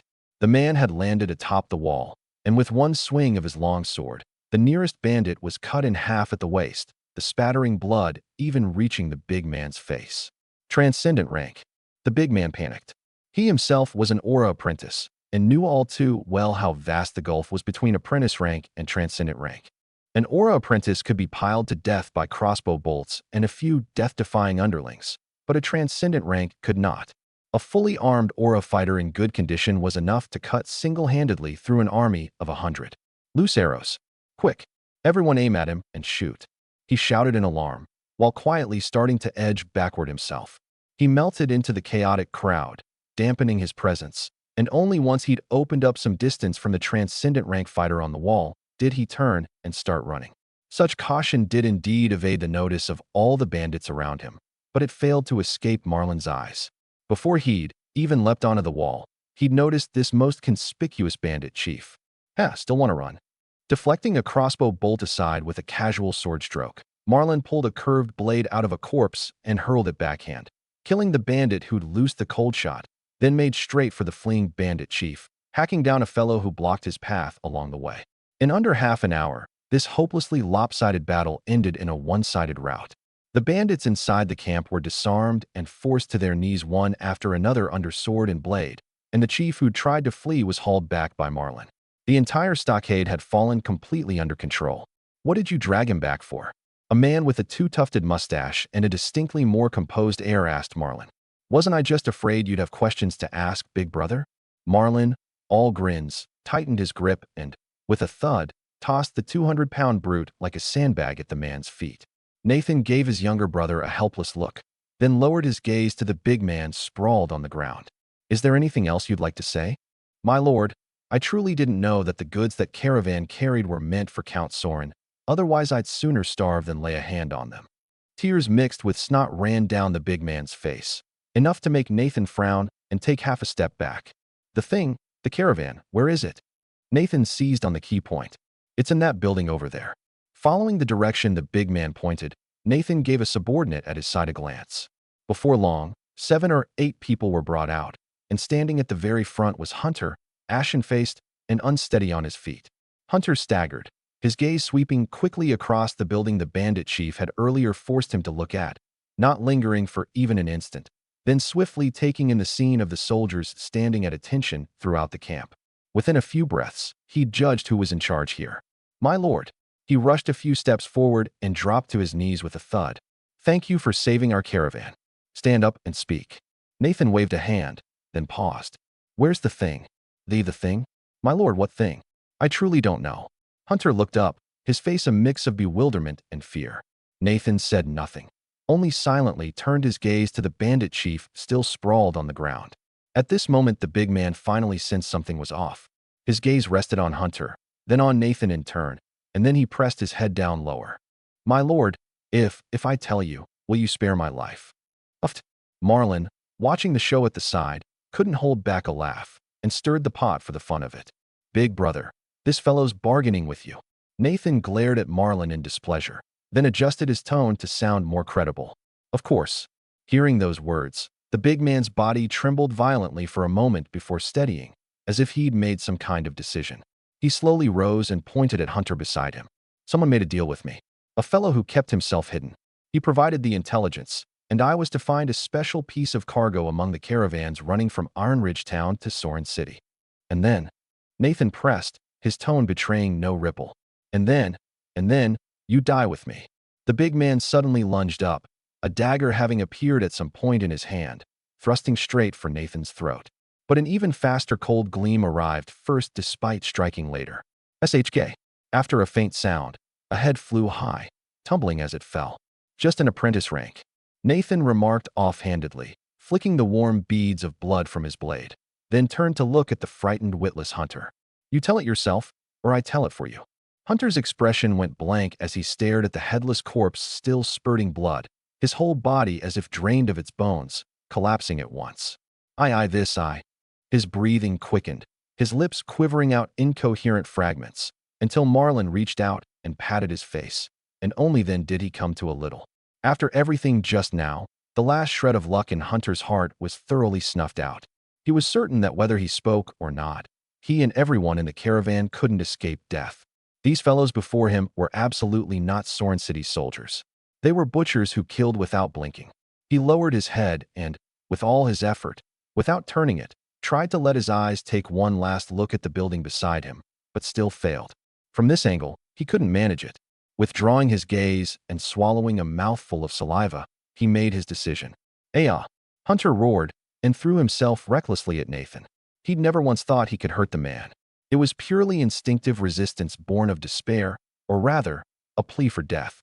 But he couldn't even touch the hem of Nathan's clothes before a sword ran clean through his chest. Ugh. His forward lunge halted abruptly. Hunter looked down at the sword tip piercing his chest, his expression stalling for a moment. "Relax. It'll stop hurting soon." Marlin's voice came close to his ear, but Hunter didn't cry out as Marlin had expected. His blank expression slowly turned into a wretched smile, mixing pain and release. Ugh. Marlin froze, and then a trace of offended displeasure surfaced on his face. "Has this fellow gone mad from the pain?" he muttered, and maliciously, slowly turned the long sword lodged in Hunter's body. NGH. The piercing agony sent spasms through Hunter's whole body, but he clenched his teeth hard, like a dying man fighting for one last breath, forcibly enduring it without a sound. Seeing this, Marlin wanted to twist harder still, but Nathan swung a sword and ended Hunter's suffering ahead of time. "Big brother, that's not a good habit." In the face of Marlin's dissatisfaction, Nathan's tone was flat. Marlin didn't reply, and yanked the sword out forcefully. Hunter's body, losing its support, pitched forward face first. But as if still not satisfied, he gave the corpse another kick, hard enough to send Hunter rolling several times across the ground, dragging a garish trail of blood through the dust. Hunter's gradually cooling body finally came to rest in front of a building. On the verge of death, he used his last strength to turn his eyeballs and glance inside the building. "Stay hidden." Two barely audible breaths of sound squeezed from his throat, and Hunter's eyelids slowly closed. He truly didn't know whether he could hold out against the tortures meant to force him to talk. Couldn't guarantee his love for his two daughters could triumph over his fear of pain. Rather than let this pack of butchers get what they wanted, better to go to his death early and leave that thing to them. Perhaps they could still live. In the last instant before his consciousness scattered entirely, what flashed through his mind was deep regret. He shouldn't have coveted that staggering commission and taken on this deadly job. On the open ground of the camp, Nathan, who'd granted Hunter a release with his own hand, seemed to have lost all interest in this unexpected windfall. He swept a cold gaze over the terror-shattered caravan members and the captured bandits, cleared his throat, and issued a terse order. Leave no one alive. At the command, the sounds of blades hacking and cutting, dying screams, and despairing wails immediately interwove, filling the stockade. Nathan looked at Marlon, still somewhat sulky. I said, that's not a good habit. I know. Last time it was because of this rotten habit of yours that you let that bald one get away. I had you take men to chase him afterward. Did you catch him? No. By the time my men and I got there, he was already gone. Nathan sighed helplessly, his tone easing a little. Our cooperation with the Count right now can't afford the slightest slip, can't show the least trace. If you don't change that temperament of yours, sooner or later it'll bring about. Before he finished, a faint sound reached Nathan's ears. His hand gripped the sword hilt, his sharp eyes sweeping toward the building off to the side. Just as he was about to step over and check, Marlon called him back. Big brother, what about those horses that died? At the same moment Marlon spoke, a gray-black rat scurried out from a hole in that building and swiftly vanished into the weeds on the other side. Nathan's tensed body relaxed slightly, and the hand pressing the sword loosened. A rat's nest, he muttered under his breath, then turned to Marlon. You go bury the few brothers who died first. Those few horses aren't a big deal. When we return the horses later, I'll explain it to the Count. His gaze turned grave as he swept over the camp, fresh from slaughter, the reek of blood not yet dispersed. For now, the task we've been given is this. From the shadows, ensure that the Royal Merchant Guild's people reach Sorin City to assemble without the slightest mishap. We absolutely cannot let the capital turn its eyes this way. Scarly, the Blue Rose Tavern. This establishment, a holding of Viscount Lemire, should by rights have been the liveliest spot in town at night, as usual. But now it was especially deserted because of the Royal Merchant Guild team's occupation. The merchants, carrying the capital's decree, had directly requisitioned this comfortable lodging near the castle. They'd also demanded that Viscount Lemire send men to handle the perimeter defense, without paying so much as a single silver for it. And that enormous tax the Viscount had been ordered to hand over early couldn't be short by even a coin, 100,000 silver, the figure set according to Scarly's scale and prosperity. Unlike the more remote minor nobles, Scarly lay near the southern kingdom highway, making it more likely to intersect with the capital. So, however unwilling Viscount Lemire was in his heart, in the end he basically met the Royal Merchant Guild's demands. 15 light-armored Scarly soldiers were arranged to patrol around this shaped building, but weren't permitted to enter. Outside the door of the room storing the taxes, the guild's own people stood watch. With defenses this tight, unless someone could muster a large force right under Viscount Lemire's nose and attack head-on, the taxes were absolutely safe from mishap. Of this, the various leaders gathered in the first-floor hall drinking and relaxing were firmly convinced. Bailey, I hear that when you reached Lawrence territory and laid it all out, that new baron paid up without any fuss? An older leader, cup in hand, asked with a probing note. Bailey, the one asked, sat in a corner nursing a cup of the Blue Rose's signature vintage. The wine had gone to his head, his cheeks flushed a ruddy red, especially vivid in the lamplight. What are you thinking? Bailey gulped down a mouthful of wine and shook his head. The newly succeeded Baron Lawrence is sharp as they come. He returned 2 wagons of last year's ordered goods right on the spot. The rest he beat all the way down to 70%. Come on, you've got it good. Another leader immediately cut in with a complaint. That one at Blackstone Town is a real skinflint. Not only did he beat me down to 65%, he flatly refused to pay this year's 20% tax hike. This drew immediate sympathy. Right. The one I'm responsible for is the same. And on my end, complaints and grumbling gradually spread under the influence of alcohol. The sudden heavy task and the days of hard riding and travel weariness had let these normally cautious, tight-lipped leaders let their guard down. There was no shortage of boasting and exaggeration in the talk, but the amount of information disclosed was in no way diminished. Of this, Barky, the new waiter standing not far off, was quite certain. He straightened the ill-fitting waiter's uniform and steadied the thick, bushy whiskers stuck to his cheeks, pricking up his ears, straining to catch every worthwhile line of conversation.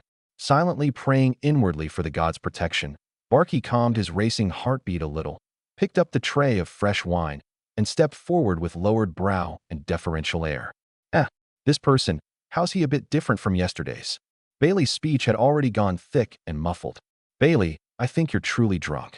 The older leader, his cheeks also flushed, narrowed his eyes and looked Barky over. How is he any different? Same big bald head, same big beard hick. Having said that, he waved a careless hand at Barky. You, help Leader Bailey to the foot of the stairs and hand him off to our people. Yes, my lord. Barky's heart suddenly skipped a beat faster. He'd long made full preparations, and at this moment, the chance he'd been waiting for seemed to have come. To spread the risk, these shrewd leaders kept the ordinary goods and a small portion of the taxes at an open-air camp on the edge of town, while they themselves carried most of the taxes into the Blue Rose. They'd also broken up the taxes they carried, storing them in different rooms, living together with the corresponding leaders. At night, some even went to sleep clutching their money chests. Add the guards controlling the corridors and hallways, and outsiders had no way at all of knowing the exact distribution of the taxes. The defenses could not be called anything but tight. But Barky didn't know which room the taxes were in, and these leaders did. All he had to do was get this drunk fellow back to his room, then hold back a little on his methods, and from then on it'd be a wide sea for the fish to leap and a vast sky for the birds to fly. Forcibly suppressing his excitement, Barky, with faintly trembling hands, propped up the unsteady Bailey, left the noisy first floor, and came to the inner courtyard connecting the buildings on all four sides. No sooner had he reached the foot of the stairs than a guard on watch blocked the way. Just hand Leader Bailey to me. The guard reached out to take the man. Barky's heart leapt instantly into his throat. This step was the most dangerous, most easily exposed link in the whole plan. One hand quietly slid toward his garment pocket, and he put on an ingratiating smile. My lord, the leaders asked me to take Leader Bailey straight up. They said the night order escorting all of you should arrive tomorrow, and they've discussed it with the Viscount. There'll be some wine and meat sent over from the castle at the back door to reward all of you, my lords. Hearing this line, the guard stuck his head out doubtfully to look toward the hall. He saw the leaders still toasting back and forth, some even sprawled on the tables, unable to hold their drink any longer. Fine, take him up and come down quick. Having said this, the guard turned and headed for the back door. Seeing this, Barky secretly let out a breath, his palm clutching the smoke bomb slick with cold sweat. In that instant just now when he'd been stopped, he could have gone with the flow, given up, and made a safe getaway. But in the end, he hadn't withstood the temptation. I hope those few idiots outside can be reliable for once. He muttered under his breath and helped Bailey up the stairs. Meanwhile, at the back door of the Blue Rose Tavern, the few underlings on whom Barky had pinned high hopes were slowly approaching, pushing a small cart giving off the aroma of food. At this moment, they all wore somewhat worn scarly soldier coats gotten from who knew where. Aside from their shifty, furtive bearing and the ill-fitting clothes, at a glance there was no obvious flaw. Their movements weren't furtive. Not far off, the scarly soldiers on perimeter patrol soon spotted them. Captain, no one told us our people would be coming at this hour. And there are a few unfamiliar faces. One soldier looked puzzled. The leading squad captain frowned and beckoned. Come, let's go ask. What are you lot up to? The captain sized up these colleagues, his tone carrying scrutiny. We're here to deliver food. The underling pushing the cart answered a bit nervously. Food. The captain's suspicion deepened. Why wasn't I informed? At that moment, the underling who'd been kicked plenty by Barky in the past had a sudden flash of inspiration, recalling the adapt to circumstances, use your head more, his boss always harped on. He stiffened his neck, lowered his voice, and put on a bit of a you-know-how-it-is tone. Well, the Viscount, you should know too. These are all for the caravan escorts. The captain clearly froze, and before he could speak, a soldier behind him had already cursed under his breath. Damn it all. Normally the dirty, tiring work is all ours, circling this rotten building, and the food's thin gruel and black bread. And now, when food's being delivered, they forget us too. AI. The captain hurriedly cut off his subordinate's complaint. Out of the corner of his eye, he'd already glimpsed a guild guard step out the back door, glance around, and head this way. At this delicate moment, the oft-kicked underling's eyes rolled, and he leaned in closer, dropping his voice even lower. Here's the thing. These are all delivered for eating anyway, and we're all brothers. In a bit I'll say it's for all of you, and everyone eats together. The Viscount won't know. The moment these words were out, the soldiers who'd been complaining just now instantly lit up, feeling these few unfamiliar fellows before them had suddenly become quite a bit more familiar. What are you all doing here? The guild guard who'd gone out to check after talking with Barky earlier walked over, and as he asked, his gaze fell on the cooked food and wine jars on the cart. Viscount Limmer sent us to bring some wine and meat to reward the brothers. The underling pushing the cart answered with the line prepared in advance, his tone straining to seem natural. Word is the night order arrives tomorrow morning, so tonight everyone gets to relax a bit. Hearing this, the guard turned his gaze to the familiar patrol soldiers beside them. Compared with these few unfamiliar faces that had suddenly popped up, he was more inclined to trust the colleagues who'd stood watch alongside him these past days. It's for us. The soldier who'd complained first nodded in response. Seeing the soldier confirm it, the guard relaxed quite a bit. Pull the cart off to the side and keep it quiet. The leaders are still drinking inside. The guard gave the instruction, then turned to head back into the courtyard to notify the others. Though what they guarded was a tavern doubling as an inn, for safety's sake the leaders had kept only a minimum of manpower. Each day only the leaders themselves got to eat anything decent, while the guards subsisted on dry rations and water. On top of that, the escorting night order really would arrive tomorrow, and the local viscount was being so gracious. At that guard's call, most of the remaining men gathered at the back door to enjoy this unexpected treat, leaving only a scattered few to watch near the tax rooms. And so Barky, with the pointers of the hurriedly descending guard, easily helped Bailey back to a room on the 3rd floor. After a few words duped the young guard on the corridor into going downstairs too, he saw no one around, quickly slipped inside with his men, and pulled the door shut behind him. He tossed the mud-drunk Bailey onto the bed and, first thing, looked at the 3 wooden chests in the corner. Professional instinct told him. The silver he'd been longing for was in there. Darting to the chests in one bound, Barky pulled out his tools. In just a few breaths, the not terribly complex latch clicked open. He quickly stowed the tools, took out a prepared linen sack, and carefully pushed the lid open. Ha ha ha ha. Letting out a triumphant chuckle, Barky worked deftly, grabbing fistful after fistful of cold silver coins into the sack, the metal clinking with a faint, pleasant rustle.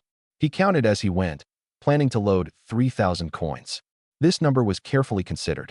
It wouldn't let the weight slow his getaway later, wouldn't invite big trouble, and would still let him live comfortably for a good while. He had no wish to have the life to take the money, but not the life to spend it. But just as he'd counted to about 1,500, a gust of wind swept past his head, and a chill rose up unbidden. Barky's hair stood on end all over. He remembered clearly that the window had been shut when he came in. He turned his head to look. The window had been pushed open a crack at some point, and a figure wrapped head to toe in pitch-black night garb crouched soundlessly on the sill. The other party seemed not to have expected to run into someone else here either. For a moment, the black-clad figure and Barky stared at each other wide-eyed, frozen for a good while. Bailey let out a soft groan from the bed. The black-clad figure and Barky looked at the bed in unison. Bailey had just rolled over. Both let out a breath. But this brief rapport vanished in the blink of an eye. The black-clad figure's gaze returned to Barky, lingering an instant especially on that bulging sack, and turned abruptly cold. The next second, before Barky could get out, "Let's each mind our own," a blackened shoe sole had already printed itself on his chest. Barky couldn't even parry. His whole body was kicked flying and slammed hard into the wall. Damn it! A transcendent rank. Blood leaked from the corner of Barky's mouth as he cursed his rotten luck. On a job this high risk, he'd actually run into a tough customer in the same trade. A flicker of surprise crossed the black-clad figure's eyes too. That kick was enough to shatter a strong man's sternum, and yet this bald thief could still take it? But there was no time to look into it now. The commotion was already considerable, and it had to be settled fast. Grab the money and go. Just as the black-clad figure's eyes turned fierce, ready to deliver the killing blow. Boom. A violent explosion, mixed with the rumbling crash of a collapsing building, instantly seized everyone's attention. The black-clad figure's movement faltered despite itself, and instinctively glanced toward the direction of the great noise. Barky's neck also shrank at the tremor coming from the wall behind him, but his attention was still mostly on the person before him. He'd caught that flicker of hesitation in the black-clad figure at the sound of the blast. An absurd conjecture surfaced in his mind at once. He couldn't help but curse. Damn it all, there's another expert. As the curse left his lips, Barky also realized, right here, right now, was the best moment for Old Man Barky to slip away. Seizing the gap while the black-clad figure was distracted, he pulled from his pocket the hypnotic smoke bomb he'd bought at high price in Soren City, and without a second thought hurled it at the floor, then quickly tossed an antidote into his mouth. 2 whiffs of this smoke would put even a transcendent rank to sleep, and he had no wish to wake from a nap to find himself in a dungeon. Thick smoke filled the entire room in an instant. Using the vision-obscuring haze, Barky snatched up the money sack and bolted out the door, not forgetting to pull it shut behind him so that the black-clad figure would breathe in a couple more lungfuls. Assassins! Thieves! Attack! Shouting loudly, he fled 2 steps at a time, and out of the corner of his eye glimpsed that one of the tavern's buildings had already collapsed, several similarly black-clad fellows darting out of the dust. Inside the room, the mysterious figure who'd first come face to face with Barky began to sway, an exasperated female voice issuing from behind the mask. Where the hell did that bald one come from? But with the sounds of hacking and killing already rising outside, she dared not delay. Forcing down her dizziness, she took out a prepared burlap sack, swept most of the remaining silver from the chests into it in a rush, then leapt out the window and, wobbling, vanished into the night. At the tavern's back door, the guards and soldiers who'd been happily enjoying their late-night snack were startled by the sudden blast. After a brief moment of stupefaction, they all looked toward those few limmer soldiers who'd brought the food. But seeing that the others' faces were even more bewildered than their own, the guards quickly came to their senses and filed back into the courtyard one after another. The soldiers on perimeter patrol also closed in from the tavern's outer side. Before leaving, the captain gave an order to the few still standing frozen in place. "You lot, report to the Viscount at once and call for reinforcements." And just as the few of them were looking at one another, bewildered and at a loss, Barky, a burlap sack of silver on his back, emerged from a corner with a clatter and clank, beckoning to the few dazed underlings. Still standing there like idiots? "We're running." Only at their boss's prompting did the few of them snap out of their daze and hurriedly follow. Deep night. The disturbance at the Blue Rose Tavern was swiftly put down after Scarly's city defense force arrived. The torches in the soldiers' hands lit up the building destroyed by the explosion. A middle-aged knight in chainmail strode quickly to Viscount Limmer, who'd come to the scene in person, and bowed to report. "My lord, the attackers have been subdued. They caused this much commotion using a single blasting scroll." The knight paused, lowering his voice. "But before I could interrogate them, these fellows all took poison and killed themselves. And in one of the third-floor rooms storing taxes, there was very thick, bewitching smoke. The leader in charge of that room is still unconscious." A blasting scroll. Viscount Limmer's expression, originally furious at the attack on the taxes, quickly turned calm. He abruptly realized that this matter was likely not as simple as it appeared on the surface. Attackers like death warriors, a magic scroll, bewitching smoke, none of these were things those lowly brigands could produce. Scarly that night was destined to be sleepless. The autumn moon was more than half gone. Just at the tail end of the busy farming season, an earth-shaking event spread through the kingdom's southwest. That tax money handed up by lords everywhere had, on its way back to the capital, been brazenly robbed at Scarly. Not a furtive theft, but an open, armed seizure. It was said the bandits used a vile drug to fell the leaders in charge of the escort, then blasted open the sturdy walls with a hugely powerful magic scroll. But under the guards' desperate defense, the arrogant bandits hadn't managed to make off with much wealth. Yet to the royal house, and to the king himself in particular, this was no different from a resounding slap to the face. To thoroughly investigate this vicious case, the Third Southern Night Order, which arrived at Scarly the next day, swept every bandit stockade within several hundred li with thunderous force. But the taxes remained missing. In the end, Scarly's master Viscount Limmer, feeling he'd failed the king's grace, voluntarily made up the tens of thousands of silver lost. From then on, this affront to the royal dignity slowly settled amid the increasingly tense war in the north. That, then, is the most reliable sounding of the many versions going around lately. In the study of Lawrence Castle, Bellman folded the coarse paper filled with news and tucked it away, his face written all over with doubt about the story itself. Limmer's really down on his luck this time. Having heard the intelligence the old steward had pieced together, I couldn't help a bit of schadenfreude. But, robbing the taxes the nobles handed up to the royal house, to be that bold, whose subordinate could it possibly be? With this question rising in my mind, I moved the arm propping up my chin off the desk and asked with curiosity, "Can we dig up more details?" Bellman shook his head. "This concerns the royal house's face. Lemire has sealed the news tight. I'm afraid more than half of even these versions going around were deliberately released by them." "All right." I shrugged indifferently. The money was already paid and I had the certificate, so no matter how thoroughly this was investigated, it had not the slightest thing to do with me. Scarly sighed, though, was probably not as simple as just making up the lost taxes. Then, about the bandit suppression order issued from the capital, Bellman steered the topic back at the right moment. I came to my senses and nodded without hesitation. Of course we'll carry it out. For Goldleaf Town, this so-called order to have lords everywhere clear the wilderness of roving brigands actually made no difference whether it existed or not. Clearing out these unstable factors, for the sake of developing the domain better, had long been on my plans. By my reckoning, Ruger's equipment order should be about done too. Having run the domain's recent affairs through my mind, I said to Bellman, "A good chance to test our recruits. Here's the plan. Have a word with Melina shortly and get things settled. Ideally, we set out to suppress the bandits tomorrow." "Yes." Bellman took the order and withdrew from the study first. Southeast of town, thanks to my various material incentives, the villagers of Nearwood Village had completed over 70% of the wall reconstruction. They'd pushed the work from the southwest side around to the southeast side in under 2 months. At the estimated pace, the wall could even be completed within half a month, ahead of winter's arrival. Of this, Will, who supervised at the site every day, was utterly certain. The Lord's wisdom is truly admirable. Just as Will stood beside the site marveling at the ingenuity of this efficient workflow, a rhythmic chant of cadence approached from afar. He knew without looking it had to be the recruits returning from the logging camp with timber. 121, 121, 1, 2, 3, 4. Accompanied by 4 crisp counts, the recruits halted outside the site. Or, promoted to squad leader by Melina for outstanding performance, quickly stepped out of the ranks, walked up before Will, and saluted. "Reporting, Officer Will. The first batch of timber for today has been delivered."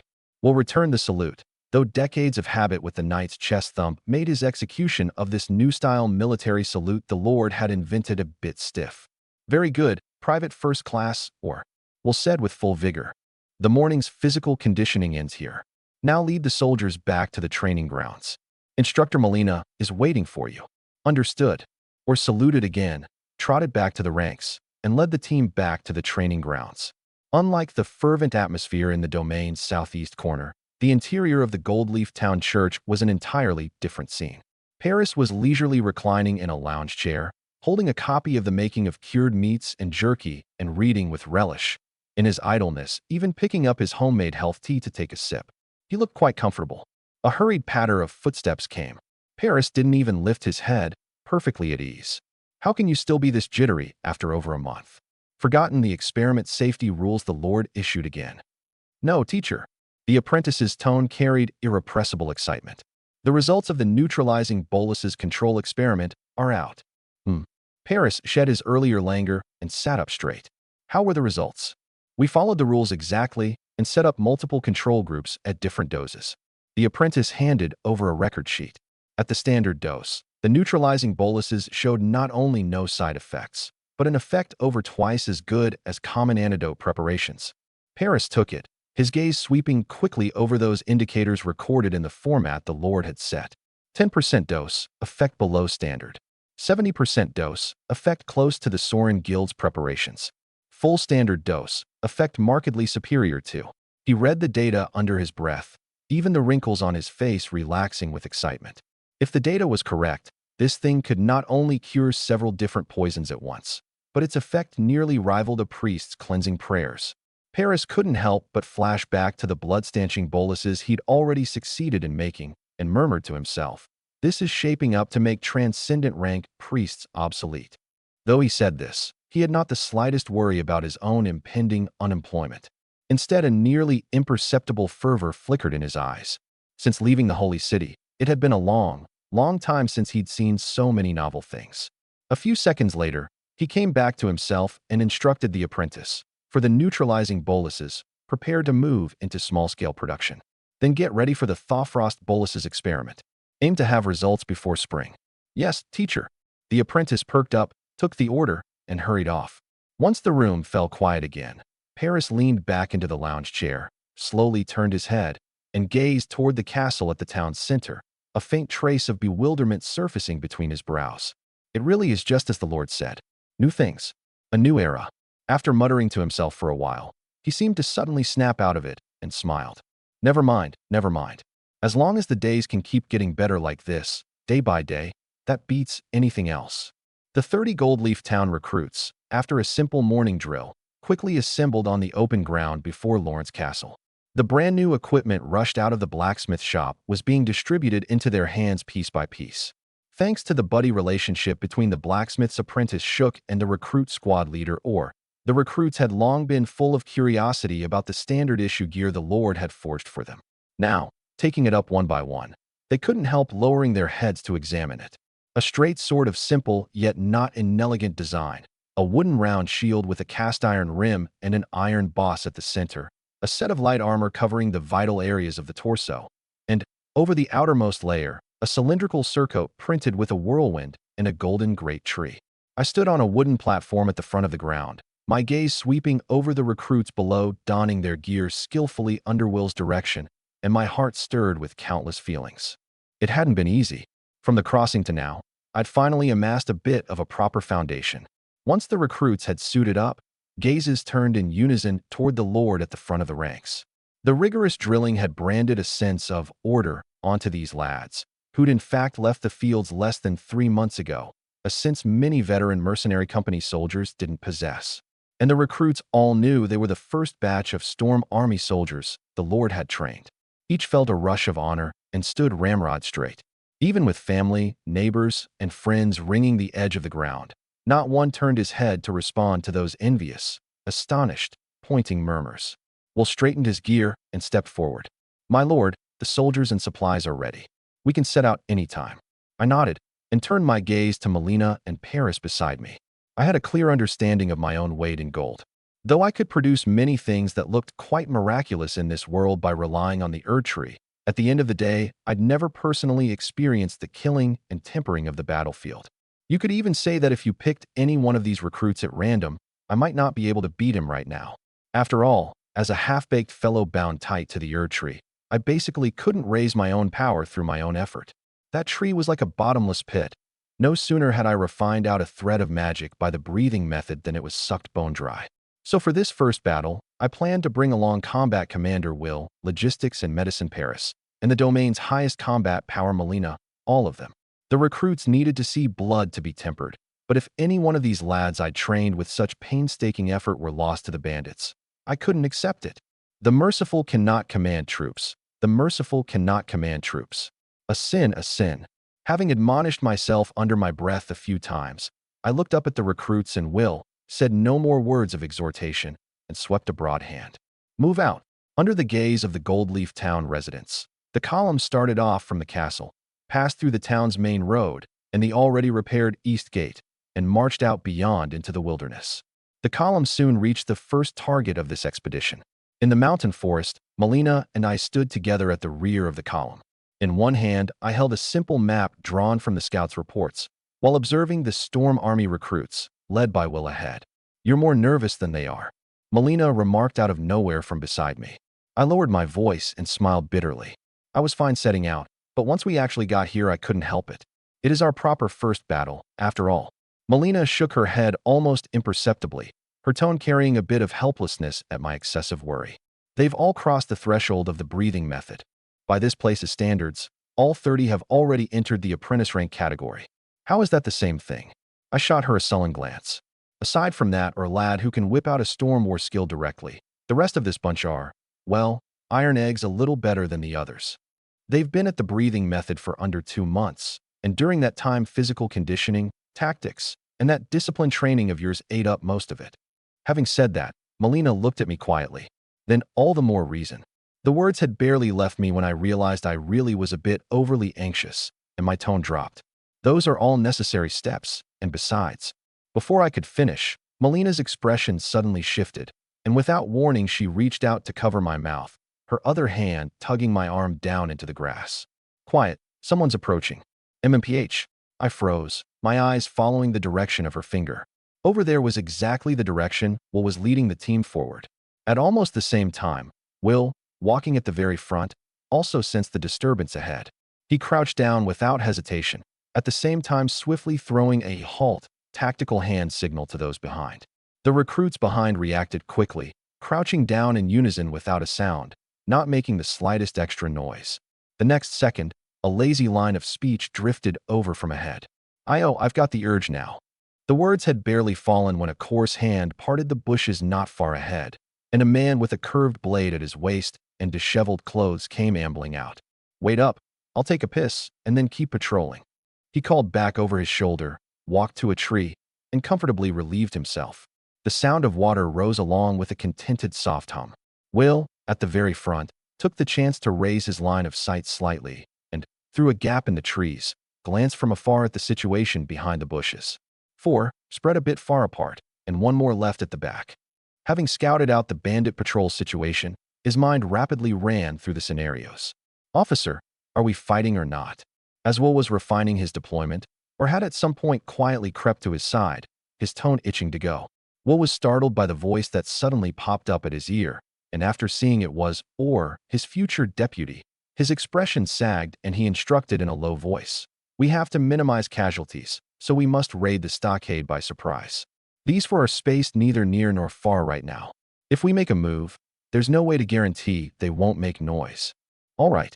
A flicker of disappointment crossed Orr's face, but he still obeyed the order and withdrew. In the end, until that bandit who'd resolved his call of nature buckled his trousers and left, Will still didn't give the order to strike. The benefit this bought, by the time he led his men to the camp's edge and scouted a full circle, they hadn't been detected. "Form up." Will found an optimal position for the raid, took the curved bow from his back, and gave the order in a low voice. At the command, every recruit's heart tightened, knowing the battle was about to break out, and they immediately formed battle arrays in groups of 7, according to the formation drilled over and over daily. I took it all in from behind. As the designer, mover, of the battle array, I knew clearly that this array of 7 sword and shield soldiers before me was not the complete form. By the original design of the Godric soldier formation, the 2 men at the very front should hold tower shields and long spears, and the soldiers behind should also be equipped with light crossbows for suppression before engaging the enemy. Sadly, old blacksmith Ruger had burned out and could only just barely complete part of the weapons and gear, with truly no capacity left to forge more. Just as my thoughts wandered, Will ahead abruptly drew the bow to full and aimed at the bandit on the watchtower. The bowstring thrummed. Whoosh! The sharp sound of tearing air ripped through the brief calm around the stockade and formally raised the curtain on the Storm Army's first real battle.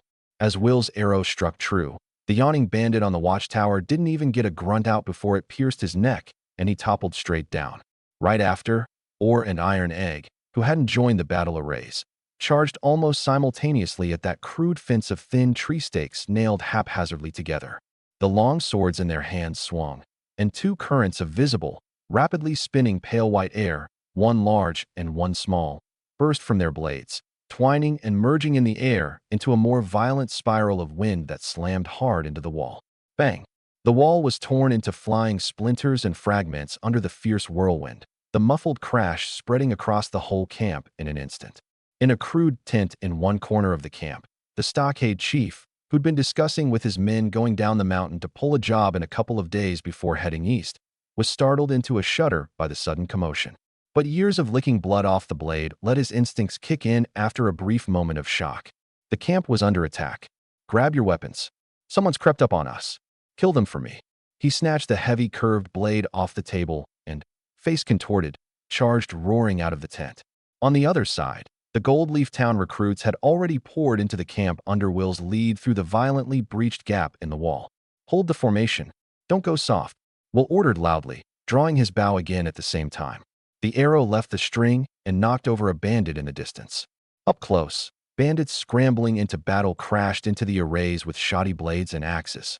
Their curved knives left only shallow scratches on the shields, while the recruits' iron swords in return could easily pierce thin leather armor or coarse cloth and sink into flesh. As the blades pulled free, they drew warm blood that spattered onto the surcoats and cheeks. In this moment, the thick reek of blood lingering at their noses and the wails and screams filling their ears began to intensely assault the recruits' senses. Their breathing grew heavy. Their eyes showed a flash of blankness or emptiness, and every muscle on their bodies either tensed or went slack under the surge of hormones. Will had been through this process. He knew well that this transformation could easily push recruits into two extremes.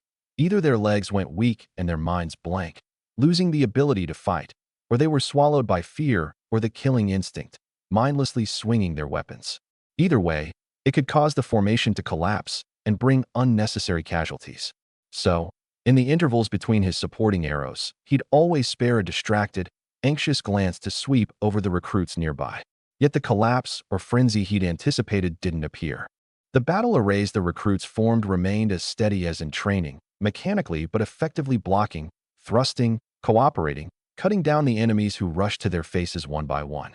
Though he could clearly see that many recruits' faces were indeed written with the near-dazed blankness of first blood, the muscle memory shaped by long, rigorous training, along with the instinct for obedience and cooperation that had been repeatedly emphasized and nearly carved into their subconscious, temporarily took over control of their bodies for now. Block, counter, hold the formation. In this moment, Will could no longer suppress an inexpressible admiration welling up within him. This was utterly different from the surprise he'd felt earlier seeing Aaron's management ingenuities. Precisely because he'd fully received orthodox Night Order training, he knew all too well the Night Order's kind of training, which stressed form and personal valor, could indeed let recruits swing their swords on instinct when they met the shock of battle, but often only after combat had completely ended could recruits slowly return to normal and find themselves again. And now, he'd already noticed that the blankness in some eyes within the arrays was rapidly fading, actively taking over the movements that had been sustained by muscle memory and subconscious. Mind you, the battle hadn't stopped yet. This was simply an unbelievable rate of growth. Will was so shaken inwardly that his hands even slowed half a beat. Just then, a bandit with a face full of coarse flesh, swinging a chopping blade, broke through the flank with a howl and lunged straight at him. Just as Will was about to draw his sword and deal with it, an arc of gathered air current cut across in front of him first, severing both the bandit's hands clean off. Will turned his head to look, and saw her not far off grinning at him with a goofy smile that mixed excitement and a bit of embarrassment.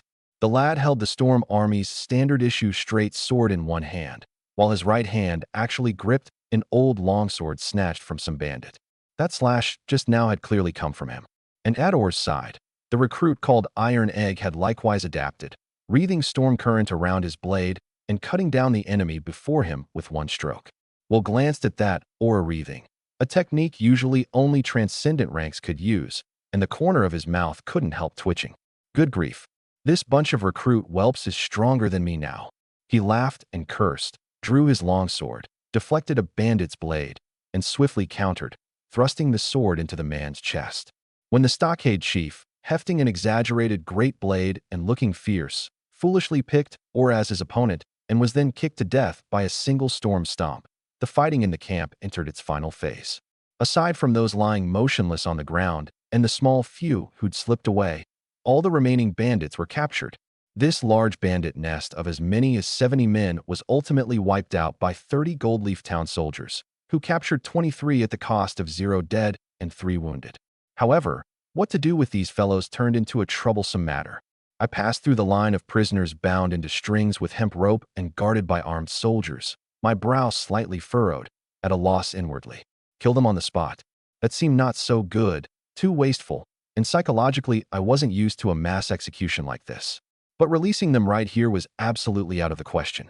Never mind the soldiers' wounds and the wear on the weapons. Just the fact that these fellows would very likely go pledge themselves to another mountain stronghold couldn't be tolerated. Lock them up? With Goldleaf Town's current manpower and finances, building and managing a prison was clearly beyond us. Reform through labor seemed feasible, but at the moment the domain really had no major projects. Turning it over and over, unable to decide, I resolved to consult a professional. I walked to Will's side and asked in a low voice, "Will, by custom, how were prisoners like these bandits handled before?" "Hanged for public display." Will nearly blurted it out. My expression shifted, and I leaned in closer. Wouldn't that be a waste of human resources? This. Will's face immediately turned peculiar, his gaze at me full of astonishment, clearly not quite grasping the phrase, waste of human resources. Seeing this, I added, what I mean is there anywhere we can sell these men for money? So that's it. Will had a sudden realization, his astonishment turning to thought, then dissolving into a wry smile.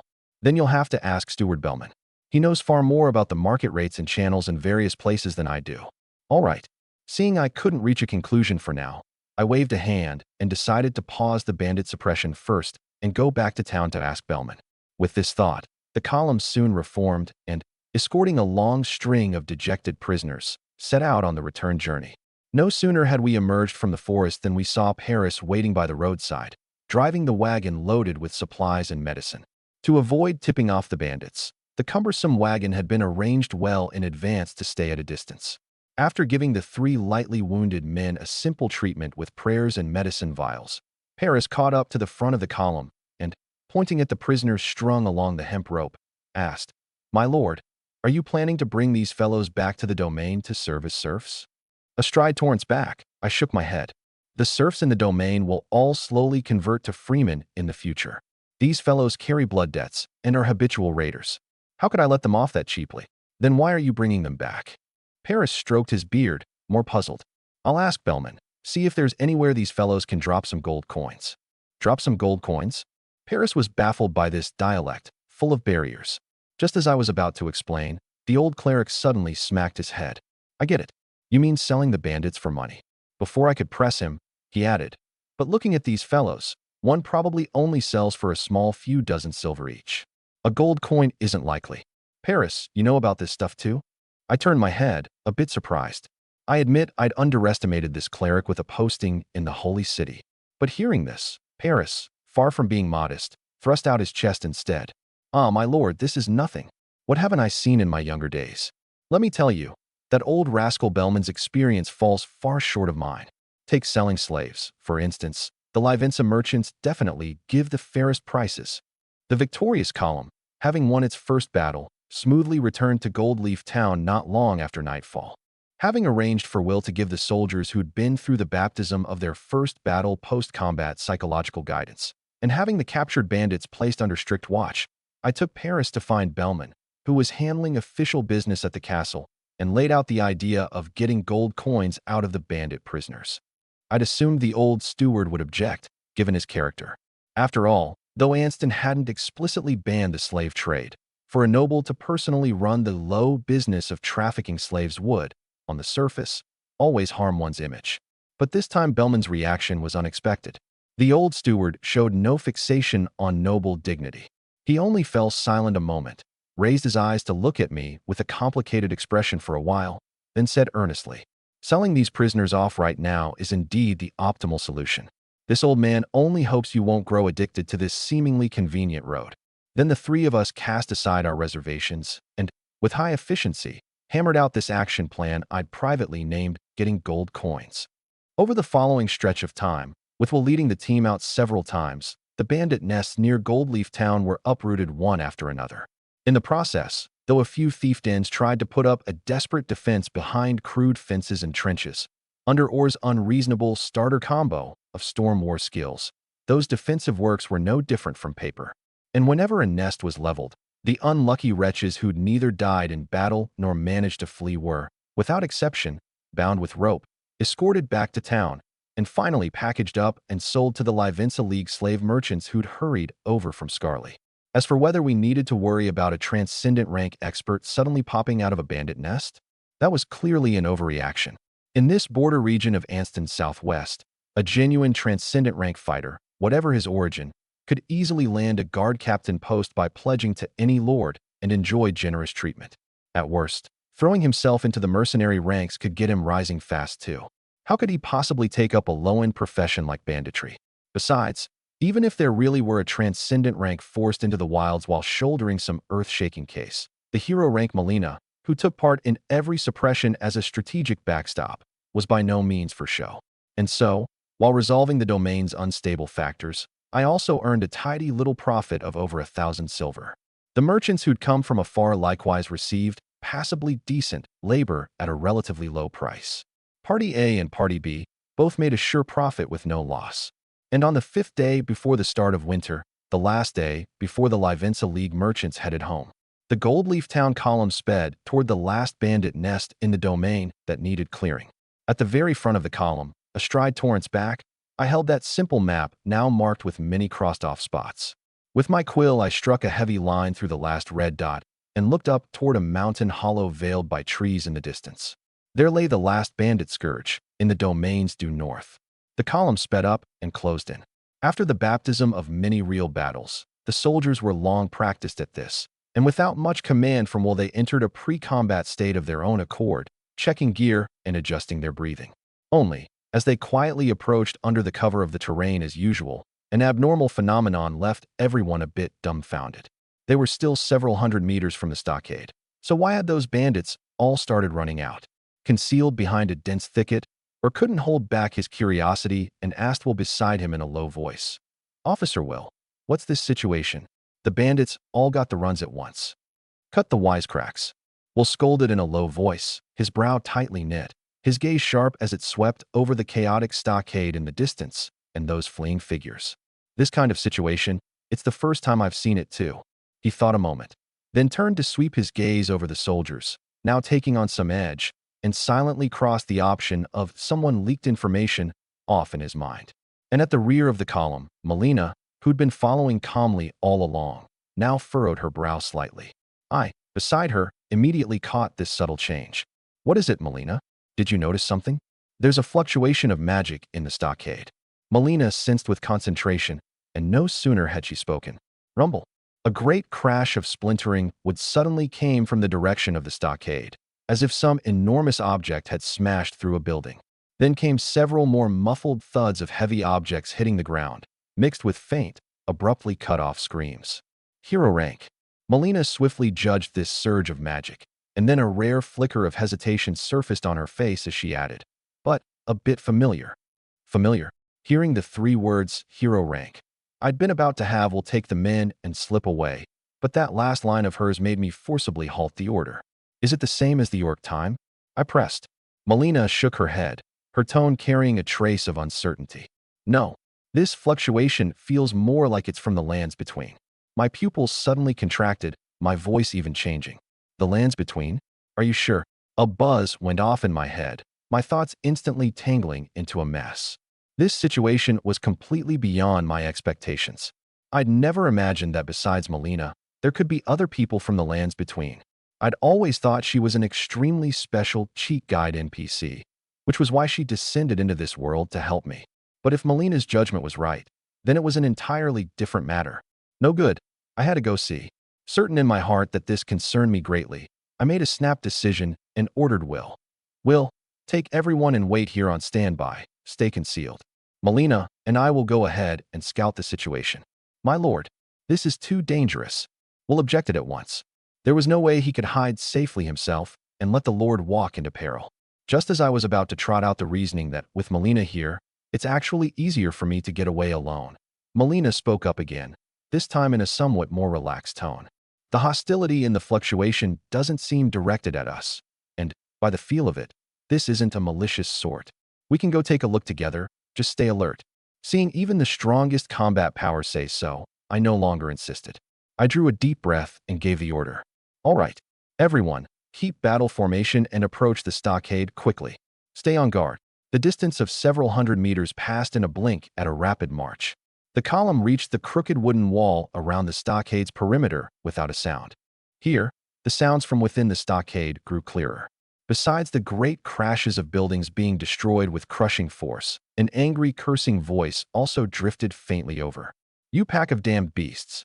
Don't any of you think of running." I paused. This voice, it seemed to be a woman's, and a bit familiar. I turned my head to look at Melina, asking with my eyes, "You know her?"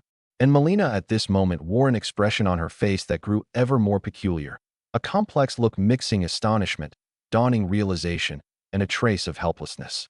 She glanced at me and said softly, "In a moment, you'll know." With that she said no more, only signaling the column to keep advancing carefully. Only when the sounds of fighting and cursing within the stockade had entirely subsided leaving an eerie silence. Did everyone cautiously poke their heads in through a gap in the wall smashed open by great force? The scene inside was shocking. The buildings had been completely destroyed into a floor of broken planks and thatch. Bandit corpses lay scattered every which way in the corners, some not even intact. And on the relatively open flat ground at the stockade's center, the only living people standing were some 7 or 8 ragged women huddled together, trembling. By the look of it, captives the bandits had abducted. I was about to step forward and ask, but no sooner had I taken one step. A voice still carrying lingering fury reached my ears clearly. "Stand right there, don't move." The next second, a long axe came whistling in, carrying storm and thunder. Bang! The battle axe hacked hard into the ground several meters in front of everyone, a violent gust of air kicking up a great spray of mud and grass, thunder plowing a scorched black mark across the ground. As the dust and smoke thinned a little, I and everyone else finally saw the attacker's appearance clearly. She was a tall woman with wheat-colored skin, her physique lithe, powerful, and full of explosive force. She wore no cumbersome full-body heavy armor, only a metal breastplate and vambraces fitted to her form, a hood half covering her face, and in one hand she gripped a battle axe of identical make. Just as the scene stood taut as a drawn bow, Or's voice, so shocked it lost all coherence, rang out across the ground. "My lord, she's using our moves." Or's exclamation reached my ears. Only, having studied from a distance the figure who'd hefted that long-handled battle axe onto her shoulder with one hand, I seemed to recognize who she was. Nephili Lu. At the same moment, Nephili in the distance seemed to recognize us too. She stopped attacking and instead strode toward us. Passing the crater she'd just smashed into the ground with her axe, she casually scooped her weapon back up out of the hole.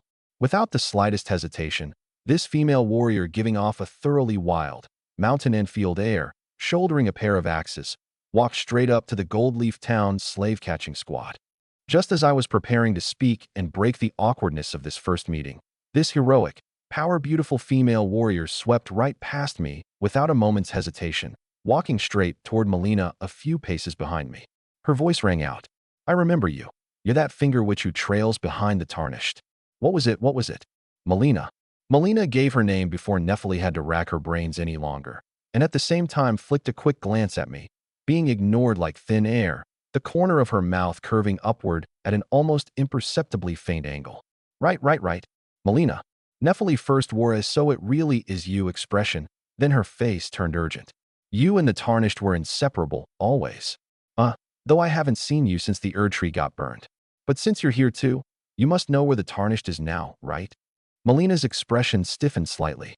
She hadn't expected this old acquaintance from the lands between to bring up the matter of her burning the tree.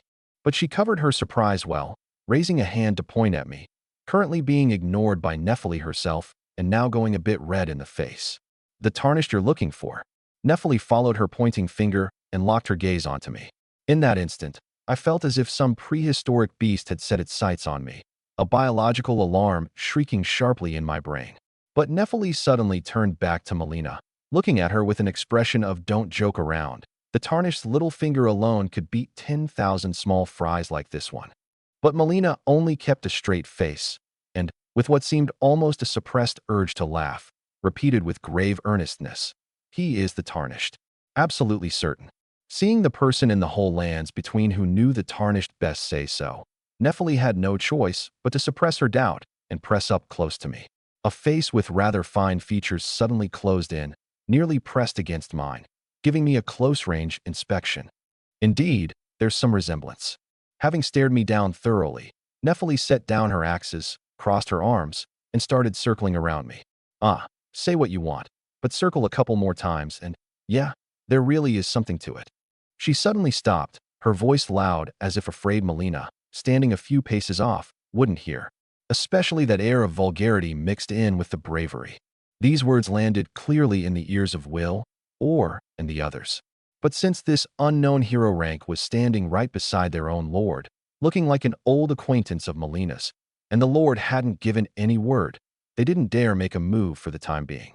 Finally, I couldn't take this bizarre awkwardness anymore. Glancing at Nephili, still circling me like she was studying a rare animal, I said, my tone a bit stiff, "That, Nephili, I'm the Tarnished, that's right. Now, you can also call me Aaron." Seeing me admit it myself, Nephili raised an eyebrow. Then, quick as lightning, snatched up the battle axe at her side. The axe blade, still reeking of blood, pressed against my throat, and an unconcealed threat spilled from this female warrior's mouth. Though it looks like it was a misunderstanding just now, you're not scum from this stockade. But if you dare impersonate the Tarnished, I guarantee your head will part company with your body. As she spoke, she jutted her chin toward Melina, standing motionless off to the side. Melina can't stop me either. Now, I'll give you 1 minute. Nephili's gaze was sharp as a hawk's. Prove to me you're the Tarnished.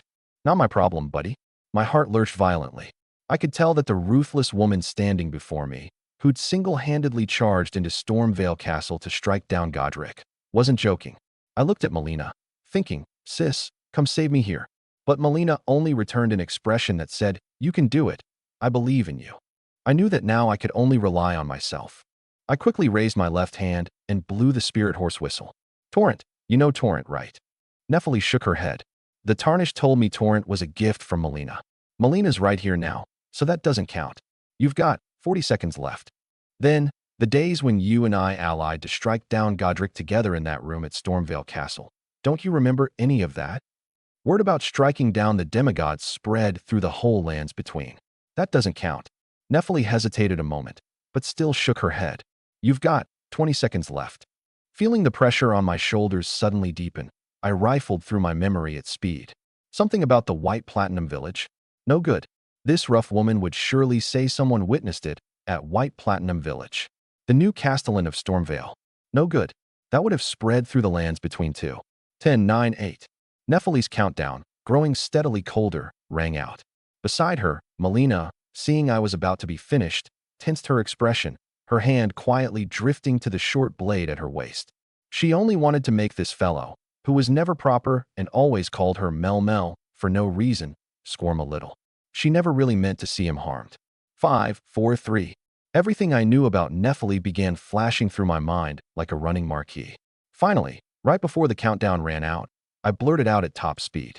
Do you still remember, at the Grand Blessing, when that old bastard Baiji tricked you and abandoned you? And you, like an unwanted little stray cat, crouched under the stairs secretly polishing your little pearl? Nephili's hand froze abruptly.